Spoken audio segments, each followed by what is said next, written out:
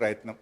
ఇందులో పేజ్ 24లో కూడా ప్రభుత్వం చెల్లించని మరియు ప్రభుత్వం హామీ లేని రుణాలు 59,414 కోట్ల రూపాయలని మీరే రాశారు స్పష్టంగా.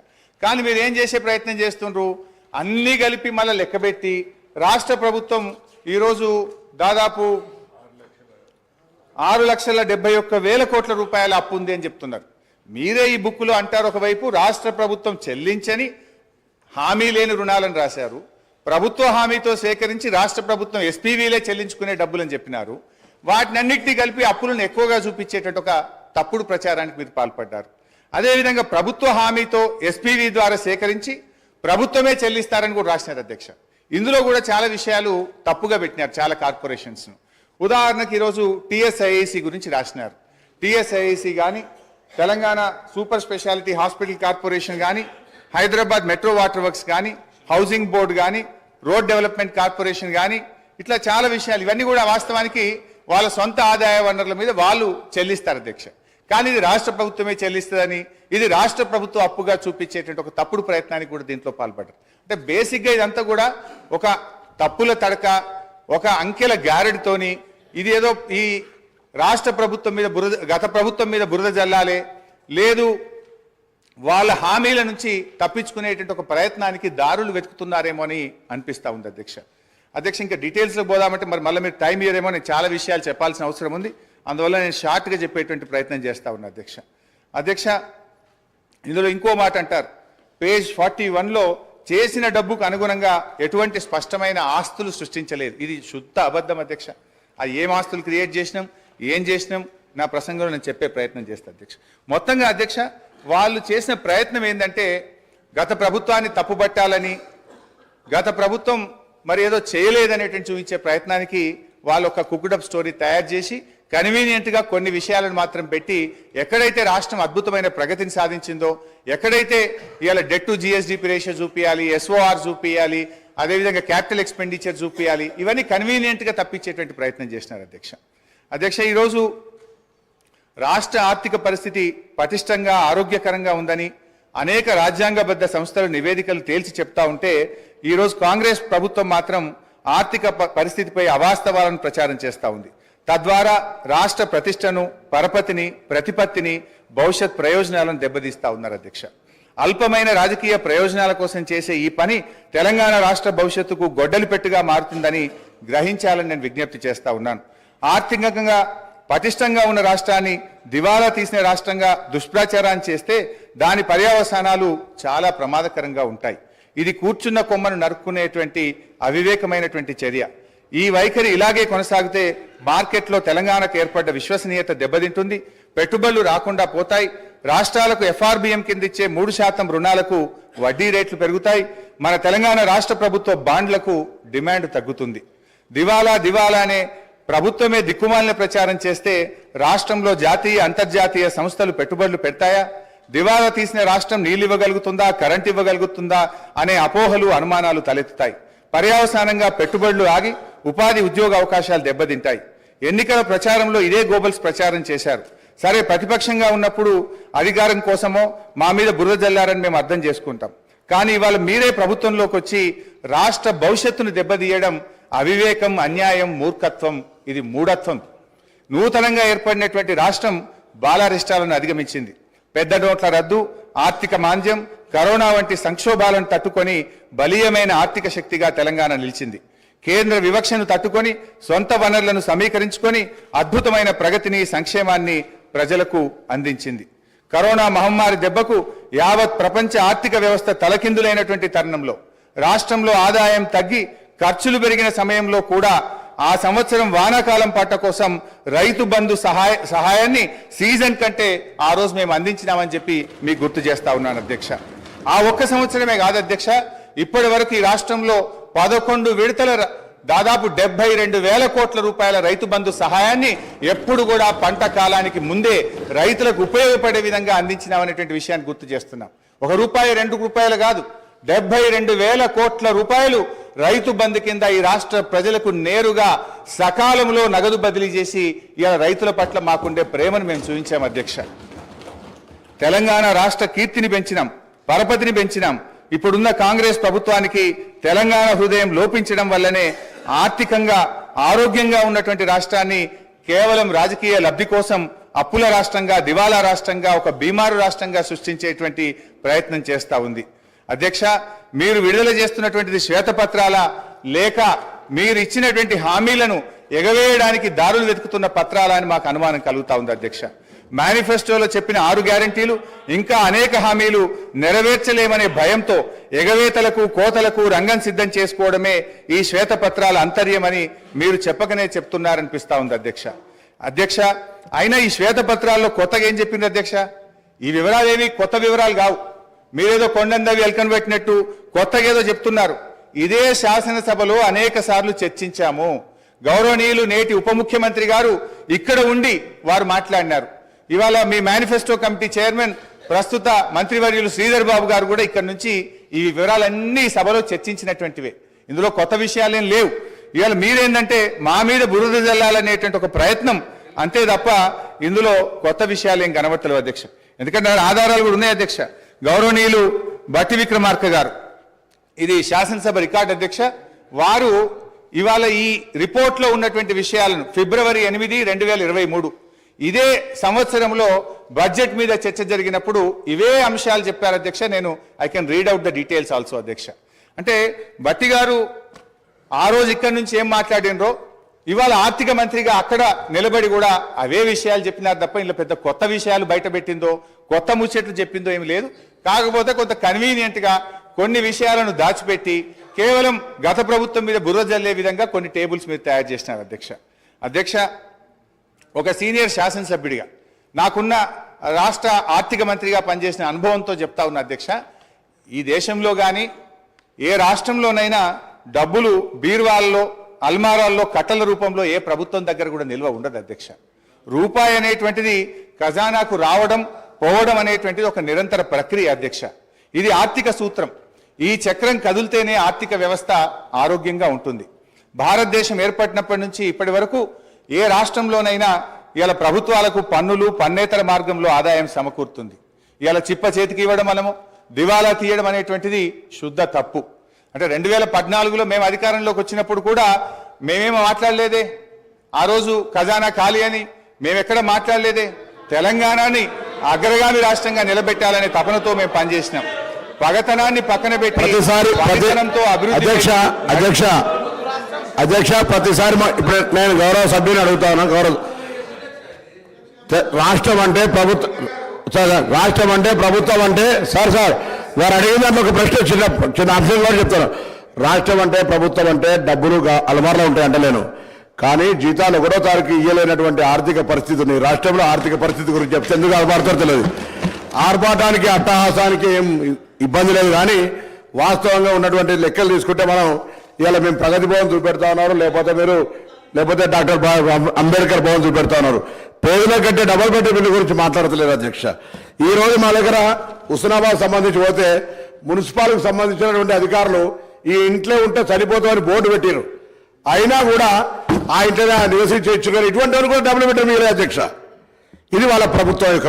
అంతేకాదు ఇవాళ దాని లెక్క చెప్తా ఉన్నారు. ఇవాళ 1,25,000 నేను బలహీన వర్గాల శాఖకు సంబంధించిన మంత్రిని ఇవాళ అధికారికంగా లెక్కతో చెప్తా ఉన్నా. 1,25,000 గురుకులంలో ఉన్నటువంటి చదువులకు ఇస్తానున్నారు. 55,000 రూపాయల దారిలో ఇచ్చేటువంటి బడ్జెట్తో పాటుగా 55,000 రూపాయల బడ్జెట్, 55 రూపాయలు ప్రతి విద్యార్థి కూడా వచ్చేటువంటి పరిస్థితులు చెప్పేది మాత్రం 1,20,000. ఆర్భాటం పేరు ఎన్ని రోజులు నడుపుతారు అధ్యక్ష? ప్రచారానికి సంబంధించిన దాని మీద నడుపుకుంటూ అవుతుంటే గ్లోబల్ ప్రచారం చేసి మేము బాగున్నాం, బంగారు తెలంగాణ బాగున్నాం అంటే అందరూ బాగున్నాడు చెప్తాను. నేను నాకు సంబంధించిన అంశం చెప్తా. మీరెందుకు సార్ నేను చెప్తారా? నేను పార్టీ మినిస్టర్ గారు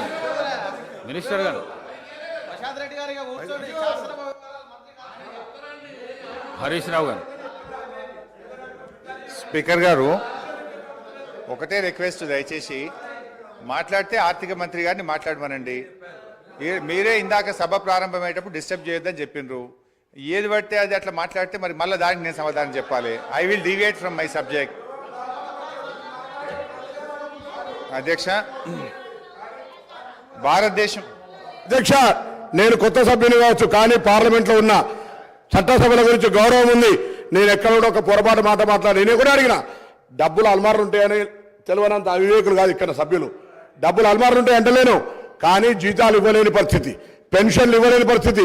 ఇటువంటి పరిస్థితి ఉంటే రిటైర్ ఉద్యోగులు పెన్షన్ల కొరకు చుట్టూ తిరిగేటువంటి పరిస్థితి, ఇవాళ ఇన్స్టాల్మెంట్ల మీద ఇచ్చేటువంటి పరిస్థితి. మీరు ఒక ఇల్లు నేను చెప్తే నేను ఎక్కడో చెప్తలేరు, నా ఉస్మానాబాద్ నియోజకవర్గంలో జరిగిన సంఘటన మీ దృష్టికి తీసుకొస్తాను అధ్యక్ష. ఇది తమరికి పంపిస్తాను, చూడరు.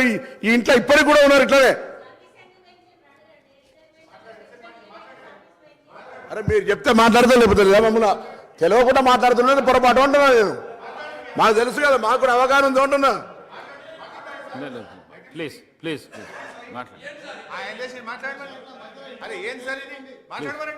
ప్లీజ్ మాట్లాడండి హరీష్ రావు, ప్లీజ్ మాట్లాడండి. ఇది పద్ధతి కాదు అధ్యక్ష. మీరు కూడా అట్లా ఇట్లా మీరు ఇంటరప్ట్ చేయడం ఇది సభకు మంచిది కాదు అధ్యక్ష. అధ్యక్ష, ప్రజాస్వామ్యం దేవాలయంగా భావించే పవిత్రమైనటువంటి ఈ శాసనసభ వేదికగా రాష్ట్ర ఆర్థిక పరిస్థితి పటిష్టంగా ఉందని, బీఆర్ఎస్ ప్రభుత్వ హయాంలో ఆర్థిక నిర్వహణ సమర్థవంతంగా జరిగిందని నిరూపించే వాస్తవాలతో కూడిన స్థూల ఆర్థిక వివరాలు మీ ద్వారా ఈ సభ ముందు ఉంచే ప్రయత్నం చేస్తాం అధ్యక్ష. అధ్యక్ష, ఈ వివరాలు కూడా ఎక్కడి నుంచో నేను చెప్తలేను. నిన్నగాక మొన్న కొత్తగా పదవీ బాధ్యతలు చేపట్టినటువంటి మన రాష్ట్ర ఆర్థిక మంత్రివర్యులు ఉప ముఖ్యమంత్రి గారు విడుదల చేసిన నివేదికల నుంచే చెప్తున్నా. ఇదేమి నేను సొంతగా చెప్తున్నది లేదు. This is your own report, this is your own book released by finance minister గారు. అధ్యక్ష, 2013-14 ఆర్థిక సంవత్సరానికి ఉమ్మడి ఆంధ్రప్రదేశ్లో ఆ రోజు 1,61,348 కోట్ల బడ్జెట్ పెడితే అధ్యక్ష, తెలంగాణ ఏర్పాటు కాగానే 2014-15 ఆర్థిక సంవత్సరానికి 10 జిల్లాల తెలంగాణ కోసం 1,637 కోట్ల రూపాయల బడ్జెట్ పెట్టినాం అధ్యక్ష. అదే 2023-24 సంవత్సరానికి 2,90,296 కోట్ల రూపాయల బడ్జెట్ ప్రవేశపెట్టాం. అంటే 9 ఏళ్ల మా ప్రభుత్వ హయాంలో దాదాపు 3 రెట్లు బడ్జెట్ పెరిగిందనేటువంటి విషయాన్ని మీ ద్వారా సభ దృష్టికి తెస్తా ఉన్నాను అధ్యక్ష. అదేవిధంగా జిఎస్డిపి, జీడిపి అధ్యక్ష, తెలంగాణ ఏర్పడే నాటికి రాష్ట్ర ఆర్థిక పరిస్థితి దయనీయంగా ఉండేది. రాష్ట్ర ఏర్పాటుకు ముందు 2 ఏళ్లలో జిఎస్డిపి వార్షిక వృద్ధి రేటు 12% మాత్రమే. ఇది జాతీయ వృద్ధి రేటు అయినటువంటి 13.4% కంటే తక్కువ. రాష్ట్రం ఆవిర్భవించిన తర్వాత మా ప్రభుత్వం అనుసరించిన పటిష్టమైన ఆర్థిక విధానాల వల్ల జిఎస్డిపి క్రమేణా పెరుగుతూ వచ్చింది. 2013-14లో జిఎస్డిపి 4,51,580 కోట్లు, వృద్ధి శాతం 12.4%. 2022-23లో మన రాష్ట్ర జిఎస్డిపి 13,13,391 కోట్లు, వృద్ధి శాతం 16.3గా నమోదైంది. గత 9 ఏళ్లలో తెలంగాణ రాష్ట్ర జిఎస్డిపి 150.6% వృద్ధి రేటును సాధించింది. 4 కోట్ల ప్రజానికం కలిగిన తెలంగాణ చిన్న రాష్ట్రమైన ఆర్థికంగా మిన్న రాష్ట్రంగా నిలిచింది. దేశంలో ఎక్కువ జిఎస్డిపి కలిగిన 8వ రాష్ట్రంగా నిలిచింది. ఇదే సమయానికి దేశ జీడిపి 1,12,33,522 కోట్ల నుంచి 2,72,40,712 కోట్లకు పెరిగింది. అంటే 118% వృద్ధి రేటుకు పరిమితమైంది. 9 ఏళ్ల దేశ జీడిపి 118% వృద్ధి రేటు సాధిస్తే మన రాష్ట్ర జీడిపి మాత్రం 159.6% వృద్ధి రేటును సాధించింది. అంటే 41.6% అధిక వృద్ధి రేటును తెలంగాణ నమోదు చేసి మన మెరుగైనటువంటి ప్రగతిని ఇవాళ నమోదు చేసింది అధ్యక్ష. ఇది ఎక్కడా వాళ్ళ నివేదికలో కనబడదు అధ్యక్ష. దేశ జనాభాలో 2.9% ఉన్న తెలంగాణ దేశ జీడిపికి 4.9% వాటా కాంట్రిబ్యూట్ చేయడం మన రాష్ట్ర ఆర్థిక పటిష్టతకు ఇది తిరుగులేని నిదర్శనం. దేశ ఆర్థిక వ్యవస్థకు ఎక్కువ కాంట్రిబ్యూట్ చేస్తున్న టాప్ 5 రాష్ట్రాల్లో తెలంగాణ ఒకటి. దయచేసి ఈ కీర్తి మసకబారేటట్లు ప్రచారం చేయకండి, అది విజ్ఞత కాదు. ఏ రాష్ట్ర ముఖ్యమంత్రి అయినా తన రాష్ట్ర కీర్తిని ఉన్నదానికంటే పెంచుకోవాలే కానీ ఉన్నదానికంటే తగ్గించుకోవడం ఇది మంచిది కాదు అని చెప్పి మీ ద్వారా తెలియజేస్తా ఉన్నాను అధ్యక్ష. అధ్యక్ష, తలసరి ఆదాయం రాష్ట్ర అభివృద్ధిని సూచించే ప్రజల సూచిక తలసరి ఆదాయం.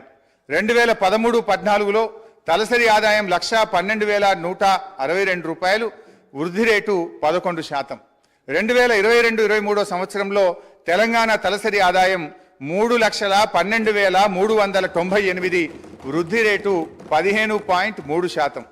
దేశ తలసరి ఆదాయం 1,72,276 రూపాయల కంటే తెలంగాణ తలసరి ఆదాయం 1,40,122 రూపాయలు ఎక్కువ, అంటే దాదాపు డబుల్ అధ్యక్ష. చిన్న రాష్ట్రాలు సిక్కిం, ఢిల్లీ మినహా తలసరి ఆదాయంలో తెలంగాణ దేశంలో నంబర్ 1 స్థానంలో ఉంది. ఇది శ్వేతపత్రాలతోనో రాతపత్రాలతోనో చెరిపేయలేనటువంటి సత్యం, ఇది నిజం. కానీ ఇది ఎక్కడ మీ శ్వేతపత్రంలో కనబడదు. రాష్ట్రం యొక్క ప్రతిష్టను తగ్గించే ప్రయత్నం చేసింది తప్ప రాష్ట్రం సాధించిన విజయాలను శ్వేతపత్రంలో జాగ్రత్తగా దాచిపెట్టినారు అధ్యక్ష. 2014లో 10వ స్థానంలో ఉన్న తెలంగాణ ఇప్పుడు మొదటి స్థానానికి ఎగబాకింది అధ్యక్ష. స్వంత పన్నుల రాబడి అధ్యక్ష, నిన్నగాక మొన్న మరి ఆర్బీఐ విడుదల చేసిన తాజా report A state finances A study of budgets మొన్ననే ఈ మధ్యనే రిలీజ్ అయింది. కావాలంటే మీ ద్వారా గౌరవ మంత్రి గారికి కూడా పంపిస్తాను అధ్యక్ష. ఇవాళ సొంత పన్నుల రాబడి నుండి ఇవాళ 84.2% రెవెన్యూ ఎక్స్పెండిచర్ చేస్తున్నటువంటి రాష్ట్రాల్లో ఇవాళ దేశంలోనే ద్వితీయ స్థానంలో నిలిచిన అధ్యక్ష.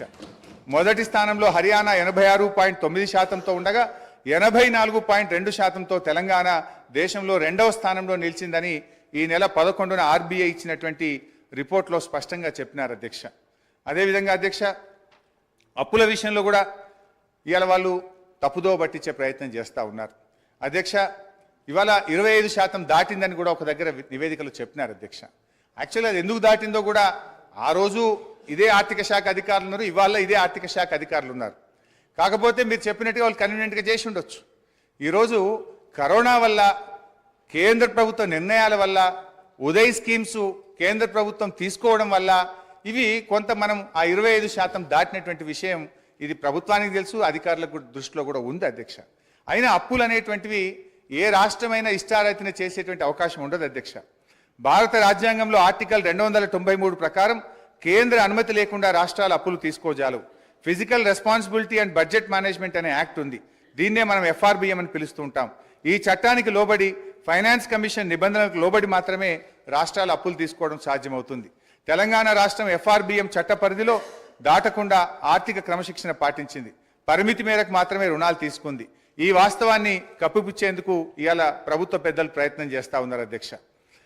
ఇంకా నిజంగా మేము అప్పులు తీసుకోవాలని అనుకుంటే ఆ రోజు ఎలక్ట్రిసిటీ రిఫార్మ్స్ విషయంలో కేంద్ర ప్రభుత్వం 0.5% మీకు అదనంగా 5 ఏళ్ల పాటు FRBMలో మీకు వెసులుబాటు కల్పిస్తాం, మీరు తీసుకోండి అని చెప్తున్నారు అధ్యక్ష. నిజంగా మాకు అప్పులే తీసుకోవడం అవసరం అనుకుంటే, రాష్ట్ర ప్రయోజనాల కంటే అప్పులు ముఖ్యమని మేము అనుకునుంటే మాకు మరో 35,000 కోట్ల రూపాయలు ఇవాళ అదనంగా వచ్చేది. ఇదే శాసనసభలో అక్కడి నుంచి గౌరవనీయులు ఆనాటి ముఖ్యమంత్రి KCR గారు ఒక మాట చెప్పినారు అధ్యక్ష. ఈ 0.5 FRBM తీసుకోవాలంటే కేంద్ర ప్రభుత్వం పెట్టిన షరతులు ఏంది అధ్యక్ష? బోరు బావుల దగ్గర మీటర్లు పెట్టి రైతుల ఇంటికాడికి బిల్లు పంపించాలని చెప్పి కేంద్ర ప్రభుత్వం షరతు పెడితే ఆనాడు KCR గారు ఇదే నిండు సభలో సభానాయకుడిగా ఆయన చెప్పిన మాటలు మీ ద్వారా కొత్త సభ్యులు ఉన్నారు గుర్తు చేస్తా ఉన్నాను అధ్యక్ష. ఆ రోజు ఏమన్నారంటే ముఖ్యమంత్రి గారు, నా గొంతులో ప్రాణముండంగా రైతుల బోరు బావుల దగ్గర మీటర్లు పెట్టముగాక పెట్టమని చెప్పింది మా నాయకుడు KCR గారు అధ్యక్ష.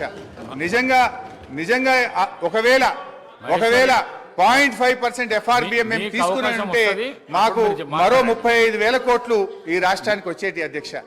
ఈ విషయాన్ని స్వయంగా నిర్మలా సీతారామన్ గారు ఢిల్లీకి వచ్చినప్పుడు చెప్పింది కదా. నిన్నగాక మొన్న ఎన్నికల ప్రచారంలో నిర్మలా సీతారామన్ గారు ఏం చెప్పారు? ఎస్, మిగతా రాష్ట్రాలు బోరుబావుల దగ్గర మీటర్లు పెట్టమన్నారు కనుక వాళ్ళకి డబ్బులు ఇచ్చినాం, తెలంగాణ మీటర్లు పెట్టలేదు కనుక తెలంగాణ రాష్ట్రానికి డబ్బులు ఇవ్వలేదని చెప్పి గౌరవనీయులు నిర్మలా సీతారామన్ గారే స్పష్టంగా చెప్పారు అధ్యక్ష. అయితే నేను ఈ సందర్భంగా గౌరవ సభా నాయకుడికి, ఆర్థిక మంత్రి గారికి కూడా ఒక విజ్ఞప్తి చేయాలనుకుంటున్నా అధ్యక్ష. ఎందుకంటే కాంగ్రెస్ పాలిత రాష్ట్రాలు కూడా ఈ 0.5 సార్ నాకు ఇంకొక 45 నిమిషాలు కావాలి సార్. సో అధ్యక్ష 0.5 అరే ఇది చాలా ఒక నిమిషం సార్, ఇది చాలా ముఖ్యమైనటువంటి సబ్జెక్టు. ప్రభుత్వానికి మనకు సూచనలు గౌరవ హరీశ్వరరావు గారు మీకు 30 నిమిషాల టైం కేటాయించబడింది. 30 నిమిషాలు ఇవ్వకండి, ఆయన తీయకండి, ఎందుకు సరిగా 30 మాట్లాడడం కూర్చుంటాం. 30 నిమిషాల లోపల మీరు మాట్లాడొద్దు అంటే కూర్చుంటాం సార్, మరి వాళ్ళని మాట్లాడుకోండి, బయట పోయి మాట్లాడుకుంటాం. If you don't want to give us the mic, మొన్న కూడా మీరు మైక్ కట్ చేసిండ్రు, ప్రొటెస్ట్ కూడా అవకాశం ఇవ్వలేదు, మా గొంతు నొక్కుతాం, మీకు మైక్ ఇవ్వమంటే కూర్చుంటాం సార్.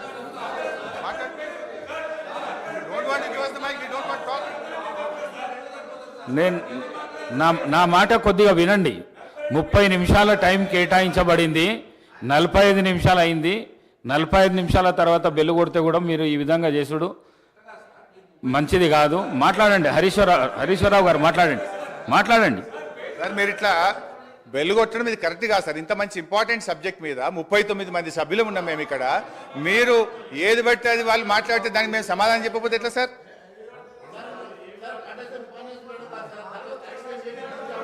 సో అధ్యక్ష, మేము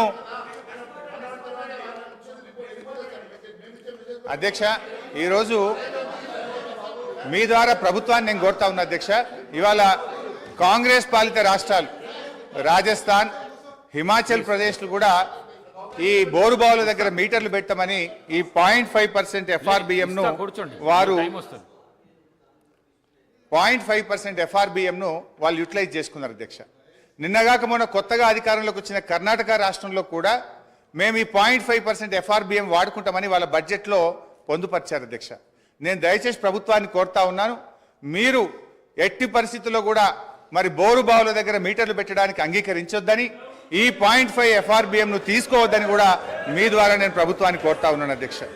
ఎందుకంటే అధ్యక్ష, ఆనాడు కేసీఆర్ గారు ఆలోచించింది ఒకటే, 35,000 కోట్లు ముఖ్యమా, 70 లక్షల మంది రాష్ట్ర రైతుల ప్రయోజనాలు ముఖ్యమా అని ఆలోచించినాం అధ్యక్ష. 35,000 కోట్ల రూపాయలు వాళ్ళు ఇచ్చే అదనపు అప్పు కంటే మంత్రి గారు అధ్యక్ష సీనియర్ శాసనసభ్యులు హరీష్ రావు గారు మాట్లాడడం ఇది అవాస్తవము. రైతులకి వ్యవసాయపు కరెంటుకి బిల్లు కట్టమని ఏ చట్టము ఏ కేంద్ర ప్రభుత్వం రికమెండ్ చేయలేదు. నేనెందుకు ఇంటర్వ్యూ అవుతానంటే, గతంలో మీ ముఖ్యమంత్రి ఆ విషయంలో అబద్ధాలు మాట్లాడిండు, ఈ రోజు మీరు అబద్ధాలు మాట్లాడుతున్నారు. బిల్లు కట్టమని చెప్పలేదు. నేను ఆ పార్లమెంట్ కమిటీ సభ్యుణ్ణి ఆ విషయం పదే పదే మీరు ప్రస్తావించడం దయచేసి అవాస్తవాలు శాసనసభలో ప్రస్తావించొద్దు.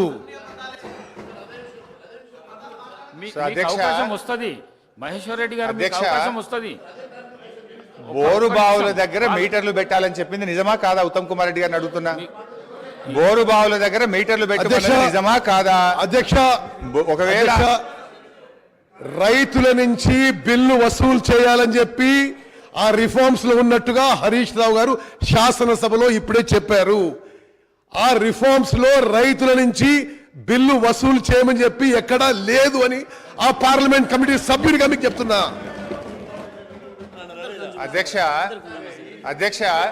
నేను స్పష్టంగా ఉత్తమ్ కుమార్ రెడ్డి గారిని అడుగుతున్నా, బోరు బావుల దగ్గర మీటర్లు పెట్టాలి, ఎంత కరెంటు కాల్చినరో లెక్క తేల్చాలని ఆ రిపోర్ట్ లో ఉందా లేదా అది చెప్పండి. అధ్యక్ష, నేను చాలా స్పష్టంగా చెప్తున్నా, ఉచిత వ్యవసాయానికి ఉచిత విద్యుత్తులో వాళ్ళు ఏమన్నారు, రైతులు బిల్లు కట్టాలని చెప్పి రిఫార్మ్స్ లో ఉందని, ఆ రిఫార్మ్స్ లో రైతులు బిల్లు కట్టాలి లేదు అని నేను ఆ పార్లమెంట్ కమిటీ సభ్యులు మీకు చెప్తున్నా.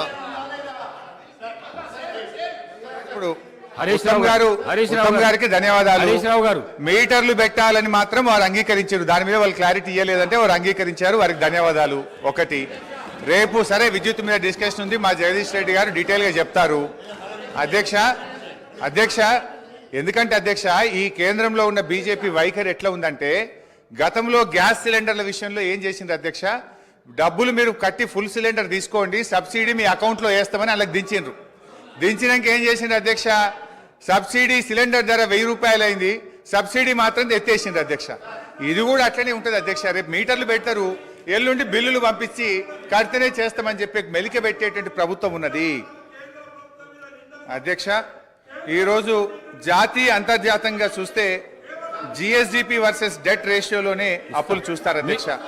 ఇందాకనే నేను చెప్పినట్టు ఆర్బీఐ స్టేట్ ఫైనాన్షియల్ బడ్జెట్ ప్రకారంగా అప్పులు తక్కువగా తీసుకున్న రాష్ట్రాల్లో తెలంగాణ దేశంలో 22 రాష్ట్రాలు తెలంగాణ కంటే ఎక్కువగా ఉన్నాయి.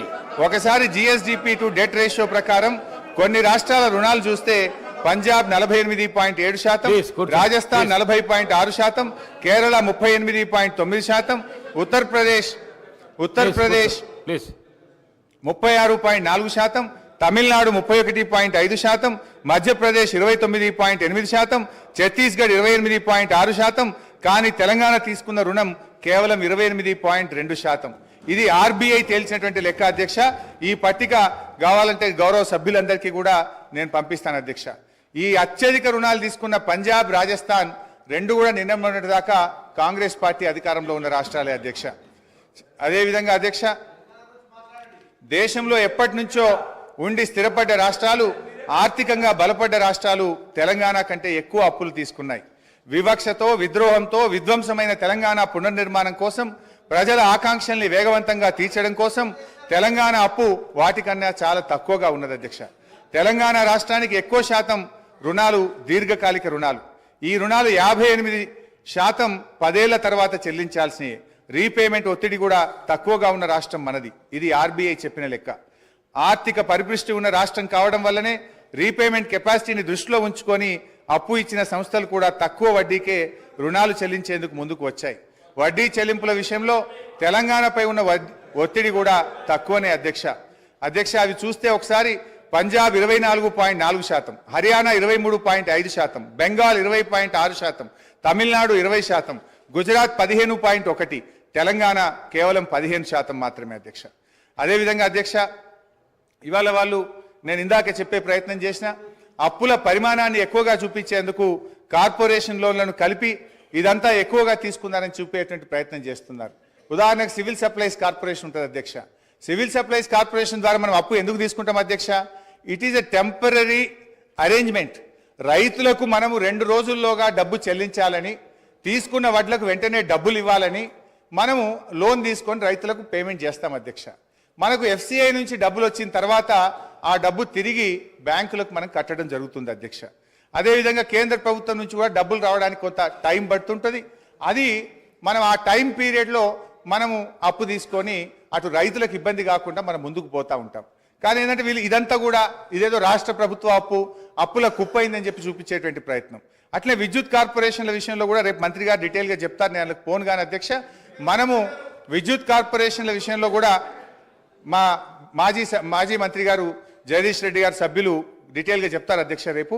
అయితే అధ్యక్ష, విద్యుత్ సంస్థలు కూడా వాళ్ళు ఎంతసేపు అప్పుల గురించి చెప్తున్నారు తప్ప ఆస్తుల కల్పన గురించి చెప్తలేదు. అది నేను నెక్స్ట్ లాస్ట్లో in my conclusion I will tell sir.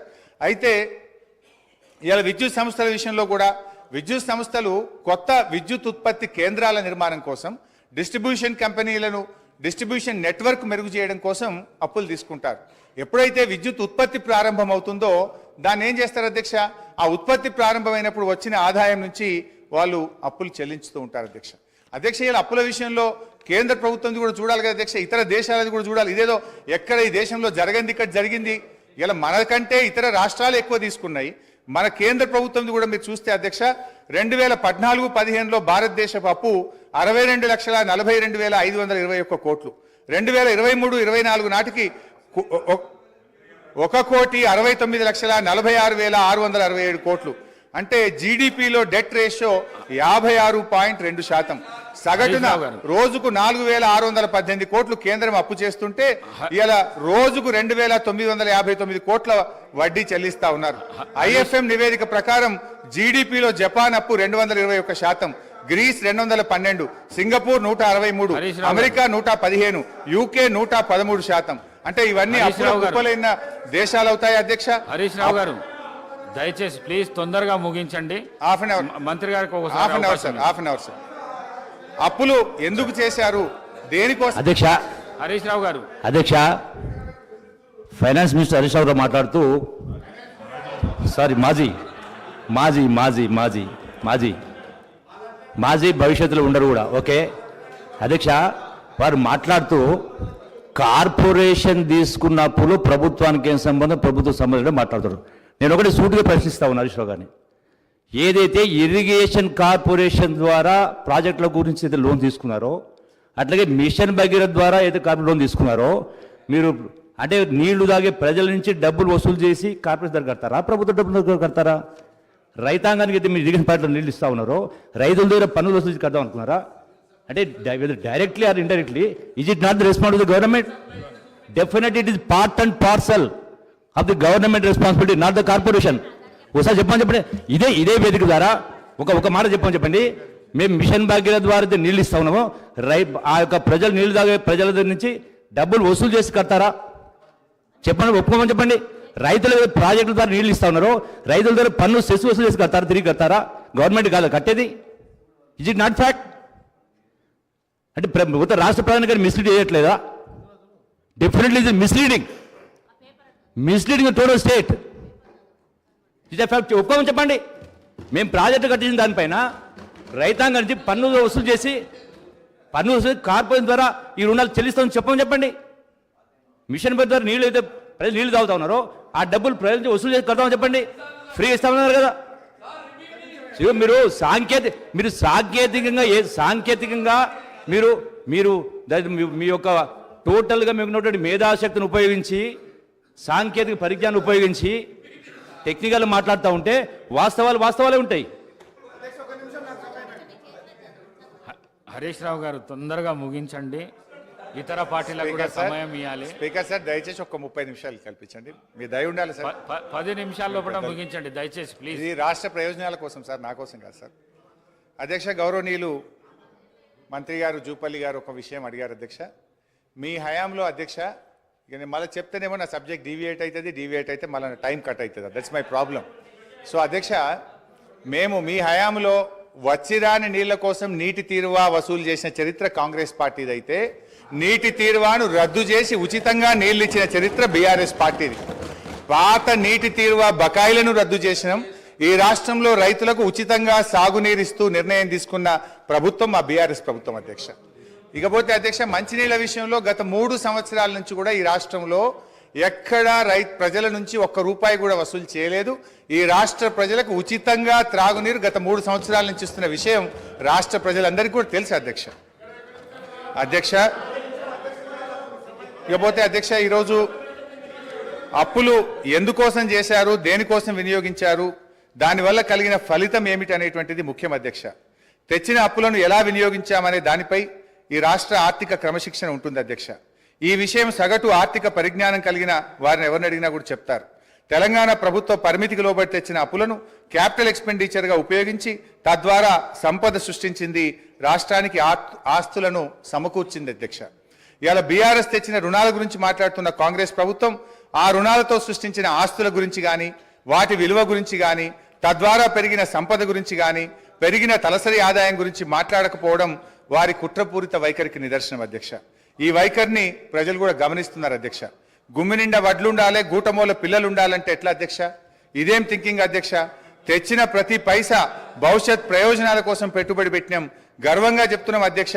అత్యధిక క్యాపిటల్ ఎక్స్పెండిచర్ను ఖర్చు చేసి సామాజిక ఆస్తులను ఇవాళ ఈ రాష్ట్రం కోసం బీఆర్ఎస్ పార్టీ ప్రభుత్వం సమకూర్చింది అధ్యక్ష.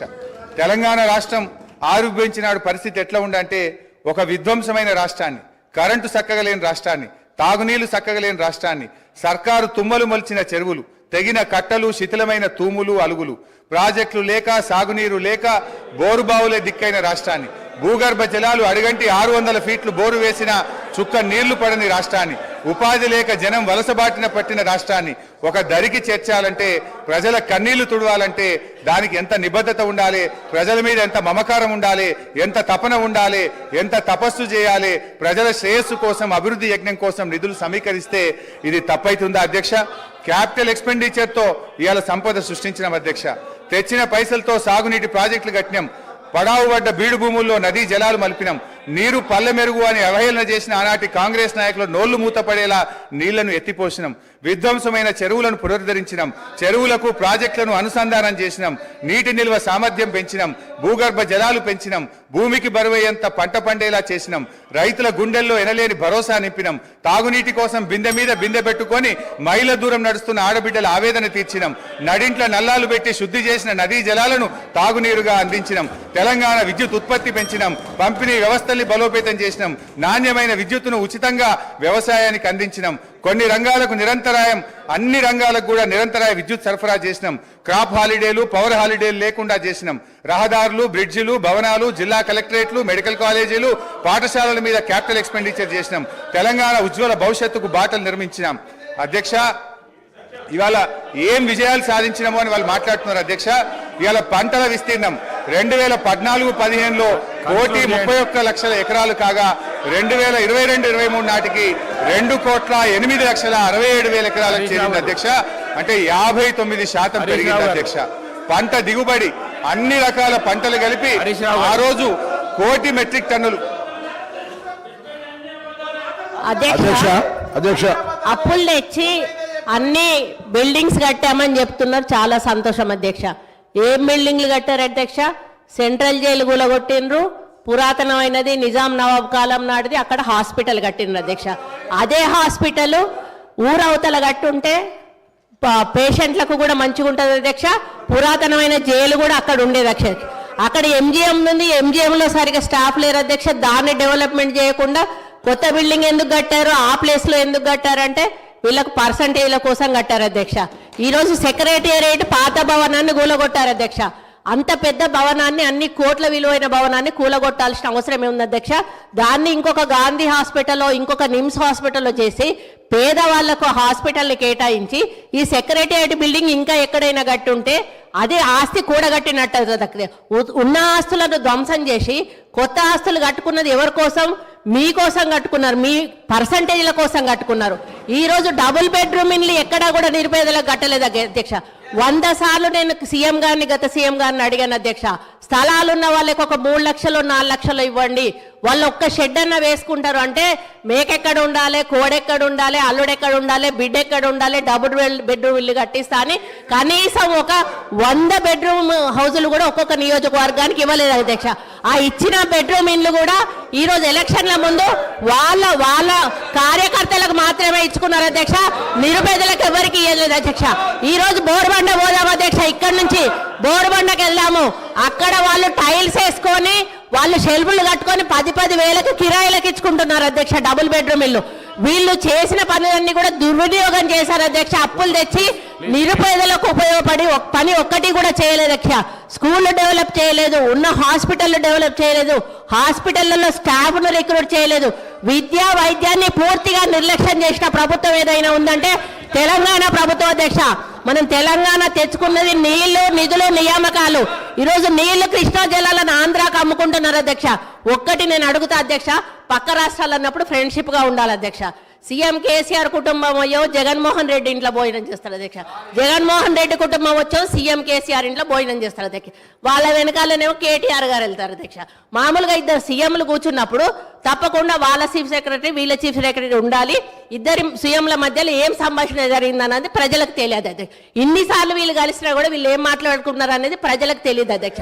మళ్ళీ వచ్చినాక ఆంధ్ర మీద బయట తిడతారు అధ్యక్ష, లోపల మాత్రం భోజనాలు చేసుకుంటారు. కేటీఆర్ గారు ఏం మాట్లాడుకున్నారంటే వాళ్ళు ఏదో అభివృద్ధి గురించి మాట్లాడుకుంటున్నారు, నాకు సంబంధం లేదని వచ్చి ఈయన ప్రెస్ ముందట చెప్తాడు అధ్యక్ష. ఈ రోజు సెంట్రల్లో నీటి వనరుల గురించి మీటింగ్ పెట్టినప్పుడు ఎంతమంది ఇక్కడ నుంచి పోయారు, ఎవరెవరు పోయారు, ఎప్పుడు సీఎం పోయారు, అది ఒకసారి చెప్పమన్నాను అధ్యక్ష. ఈరోజు కేంద్రాన్ని ఎందుకు బద్నాం చేస్తున్నారు అధ్యక్ష? ఈ రోజు మోడీ గారితో మీరు సత్సంబంధాలు ఎందుకు పెట్టుకోలేదు? ఈ రోజు యాదాద్రి విషయంలో చిన్నజీయర్ స్వామిని ఎంకరేజ్ చేశారు. ఈ రోజు ఆయన ఎక్కడో ఒకటి కట్టుకుంటే అక్కడ మోడీని పిలిచిండని ఈ రోజు మోడీని పక్కకు పెట్టేసి మోడీతో సంబంధాలు లేకుండా సెంట్రల్ ఫండ్స్ తెచ్చుకోకుండా ఈ రోజు కేంద్రం ఇవ్వడం లేదని బద్నాం చేయడం తప్ప అధ్యక్ష.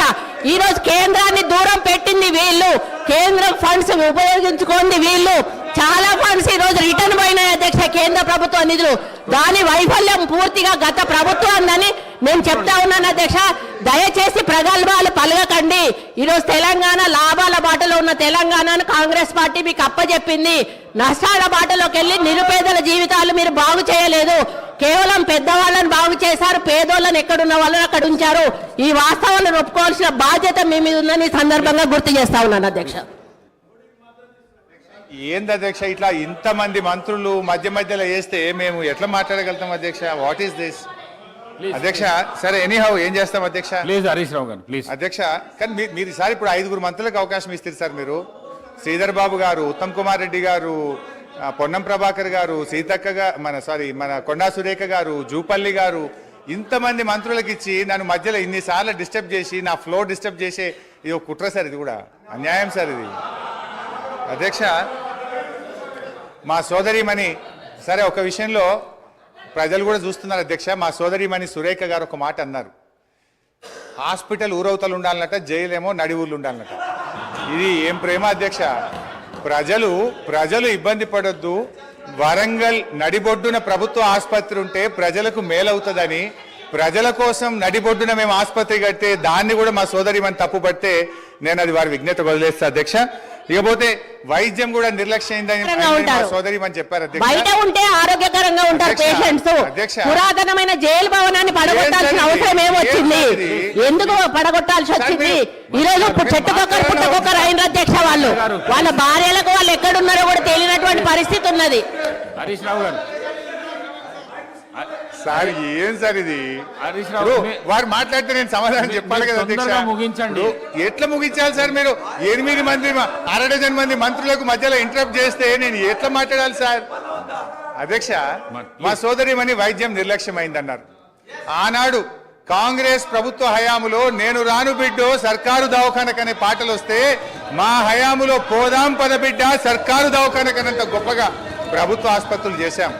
ఆ రోజు ప్రభుత్వ ఆసుపత్రుల్లో డెలివరీలు 30% అయితే ఈ రోజు 78% ప్రభుత్వ ఆసుపత్రుల్లో డెలివరీలు జరుగుతూ ఉన్నాయి. ఇది మా ప్రభుత్వ పనితీరు నిదర్శనం. సో నేను మాటకు చెప్పగలుగుతాను కానీ I don't want to deviate.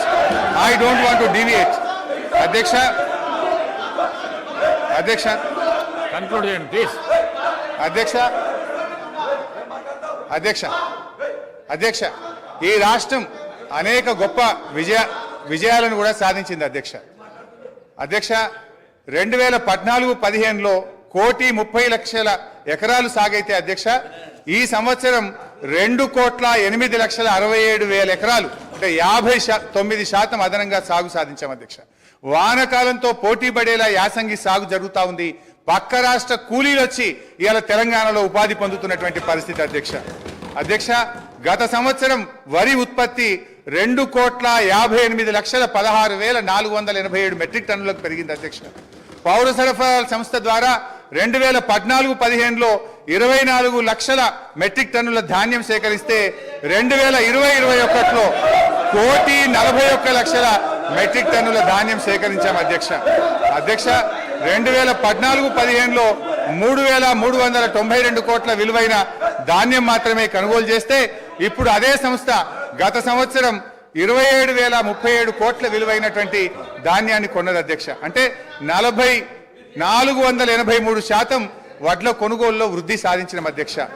9 ఏళ్లలో రైతుల నుంచి 1,34,768 కోట్ల విలువైన ధాన్యాన్ని కొనుగోలు చేసిన అధ్యక్ష. ఇది నిజం కాదా అధ్యక్ష? అన్ని రకాల పంటలు కలిపి మేము అధికారంలోకి వచ్చినాడు కోటి మెట్రిక్ టన్నుల పంట దిగుబడి వస్తే ఇవాళ 4 రెట్ల అధ్యక్ష 4 కోట్ల మెట్రిక్ టన్నుల పంట దిగుబడి వచ్చింది అధ్యక్ష. ఇరిగేషన్ లో దాదాపు వాళ్ళ విజ్ఞత లేకపోతే వాళ్ళకు వదిలేద్దాం. మీరు కొద్దిగా నిశ్శబ్దంగా పీపుల్ ఆర్ అబ్జర్వింగ్. వాళ్ళ విజ్ఞతకు వదిలేద్దాం. స్పీకర్ గారు సభానాయకుడు చూసుకుంటారు. ఎల్ఏ మినిస్టర్ గారు కంట్రోల్ చేసుకోవాలి అధ్యక్ష. నిజాలు చెప్తుంటే వినే ఓపిక లేకపోతే ఎట్లా అధ్యక్ష? వాళ్ళకు మీరు కన్క్లూడ్ చేయండి ప్లీజ్ అధ్యక్ష. 15 నిమిషాలు అధ్యక్ష. 15 minutes అధ్యక్ష. ఇరిగేషన్ లో దాదాపు అధ్యక్ష 200 TMCల కొత్త రిజర్వాయర్ల సామర్థ్యాన్ని ఇలా మేము రాష్ట్రంలో ఏర్పాటు చేసినాం అధ్యక్ష. 200 TMCలు అంటే TMCల రిజర్వాయర్లు కొత్తగా ఈ రాష్ట్రంలో రావాలంటే దానికి డబ్బు ఖర్చు కాదా అధ్యక్ష? ఒక కాళేశ్వరం కానీ, పాలమూరు ఎత్తిపోతల పథకం కానీ, మిడ్మానేర్ కానీ, గౌరవెల్లి కానీ, కల్వకుర్తి, నెట్టంపాడు, భీమా, తుమ్మిళ్ళ ఈ పెండింగ్ ప్రాజెక్టులను పూర్తి చేయడం దాదాపు 200 TMCల కొత్త రిజర్వాయర్ల సామర్థ్యం తెచ్చిన అధ్యక్ష. అదేవిధంగా విద్యుత్ స్థాపిత సామర్థ్యం 7,778 మెగావాట్ల నుంచి 18,567 మెగావాట్లకు పెంచిన అధ్యక్ష. కొత్తగా 33 జిల్లా కలెక్టరేట్లను 1,649 కోట్ల రూపాయలతో చేపట్టి 25 కలెక్టరేట్లు పూర్తి చేసిన అధ్యక్ష. రోడ్ల అధ్యక్ష కొత్తగా 8,218 కిలోమీటర్ల డబుల్ లైన్ రోడ్లు, 321 కిలోమీటర్ల 4 లైన్ రోడ్లు, 39 కిలోమీటర్ల 6 లైన్ రోడ్లు, 382 బ్రిడ్జిలు పూర్తి చేసి ఈ రాష్ట్రానికి ఆస్తిని క్రియేట్ చేసిన అధ్యక్ష. గురుకులాల అధ్యక్ష ఆ రోజు కాంగ్రెస్ పాలనలో 293 గురుకులాలుంటే 1,022 గురుకులాలకు పెంచిన అధ్యక్ష. అంగరంగ వైభవంగా 1,200 కోట్లతో యాదాద్రి దేవాలయం కట్టినాం. ఈ రాష్ట్రంలో దేవాలయాల అభివృద్ధికి 2,800 కోట్లు ఖర్చు పెట్టాం. ఐటీ ఉత్పత్తులు 57,000 కోట్ల నుంచి 2,41,000 కోట్లకు 4 రెట్లు పెంచినాం అధ్యక్ష. ఐటీ ఉద్యోగాలు 3,23,000 నుంచి 9 లక్షలకు దాదాపు 3 రెట్లు ఐటీ ఉద్యోగాలు పెంచాం అధ్యక్ష. మెడికల్ హెల్త్ డిపార్ట్మెంట్ లో నీతి ఆయోగ్ ఆ రోజు 11వ ర్యాంక్ ఇస్తే ఇవాళ 3వ ర్యాంక్ వచ్చింది అధ్యక్ష. మాతృ మరణాలు 92 నుంచి 43కు తగ్గించాం. శిశు మరణాలు 39 నుంచి 21కి తగ్గించాం. ఐసీయూలు 5 నుంచి 80కి పెంచాం. డయాలసిస్ సెంటర్లు 3 నుంచి 82కి పెంచాం. 500 బస్తీ దవాఖానాలు పెట్టాం. ఇలా బ్రహ్మాండంగా వరంగల్ హెల్త్ సిటీ టిమ్స్ ఆసుపత్రులు కట్టాం. మిషన్ భగీరథ ప్రతి ఇంటికి స్వచ్ఛమైన శుద్ధి చేసిన త్రాగునీరు అందించి ఫ్లోరైడ్ రహితంగా ఈ రాష్ట్రాన్ని మార్చాం. వర్షాకాలంలో అంటురోగాలు లేకుండా ప్రజల జీవన ప్రమాణాలు పెంచాం. మిషన్ కాకతీయ ద్వారా చెరువులు బాగా చేసి ఇవాళ నీటి సామర్థ్యాన్ని పెంచాం. ఆయకట్టును పెంచాం. పోలీస్ కమాండ్ కంట్రోల్ ను మన జిల్లాల్లో పోలీస్ కేంద్రాలు కట్టాం. గ్రౌండ్ వాటర్ టేబుల్ ఈ రోజు 56% గ్రౌండ్ వాటర్ టేబుల్ పెరిగింది. ఇవాళ గ్రౌండ్ వాటర్ దేశంలోని అత్యధికంగా పెరిగినటువంటి రాష్ట్రం ఇవాళ తెలంగాణ రాష్ట్రం అధ్యక్ష.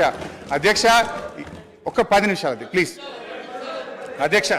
ఇవాళ వెలకట్టలేని సామాజిక మార్పులు అధ్యక్ష. మిషన్ భగీరథలో ఫ్లోరోసిస్ ఇవాళ మటుమాయమైంది.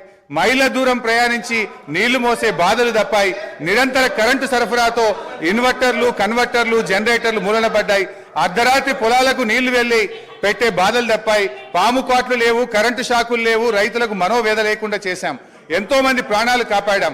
వీటన్నిటికి విలువ ఎలా కట్టాం అధ్యక్ష? నీళ్లు, కరెంటు సమస్యలు లేకపోవడంతో, రైతు బంధుతో, అన్నదాతకు భరోసా ఇచ్చే చర్యలు తీసుకోవడంతో రైతుల జీవితాల్లో ఇప్పుడిప్పుడే వెలుగు వస్తా ఉంది. ఇలా భూముల విలువ కూడా ఎంత పెరిగింది అధ్యక్ష? ఇక్కడ ఉండే ఎమ్మెల్యేలకు కూడా చాలా మందికి భూములు ఉన్నాయి. 2014కు ముందు ₹1,00,000, ₹2,00,000 ధర లేని భూములు ఇలా పెద్ద ఎత్తున పెరిగింది అధ్యక్ష. జస్ట్ ఐ విల్ కంక్లూడ్ అధ్యక్ష.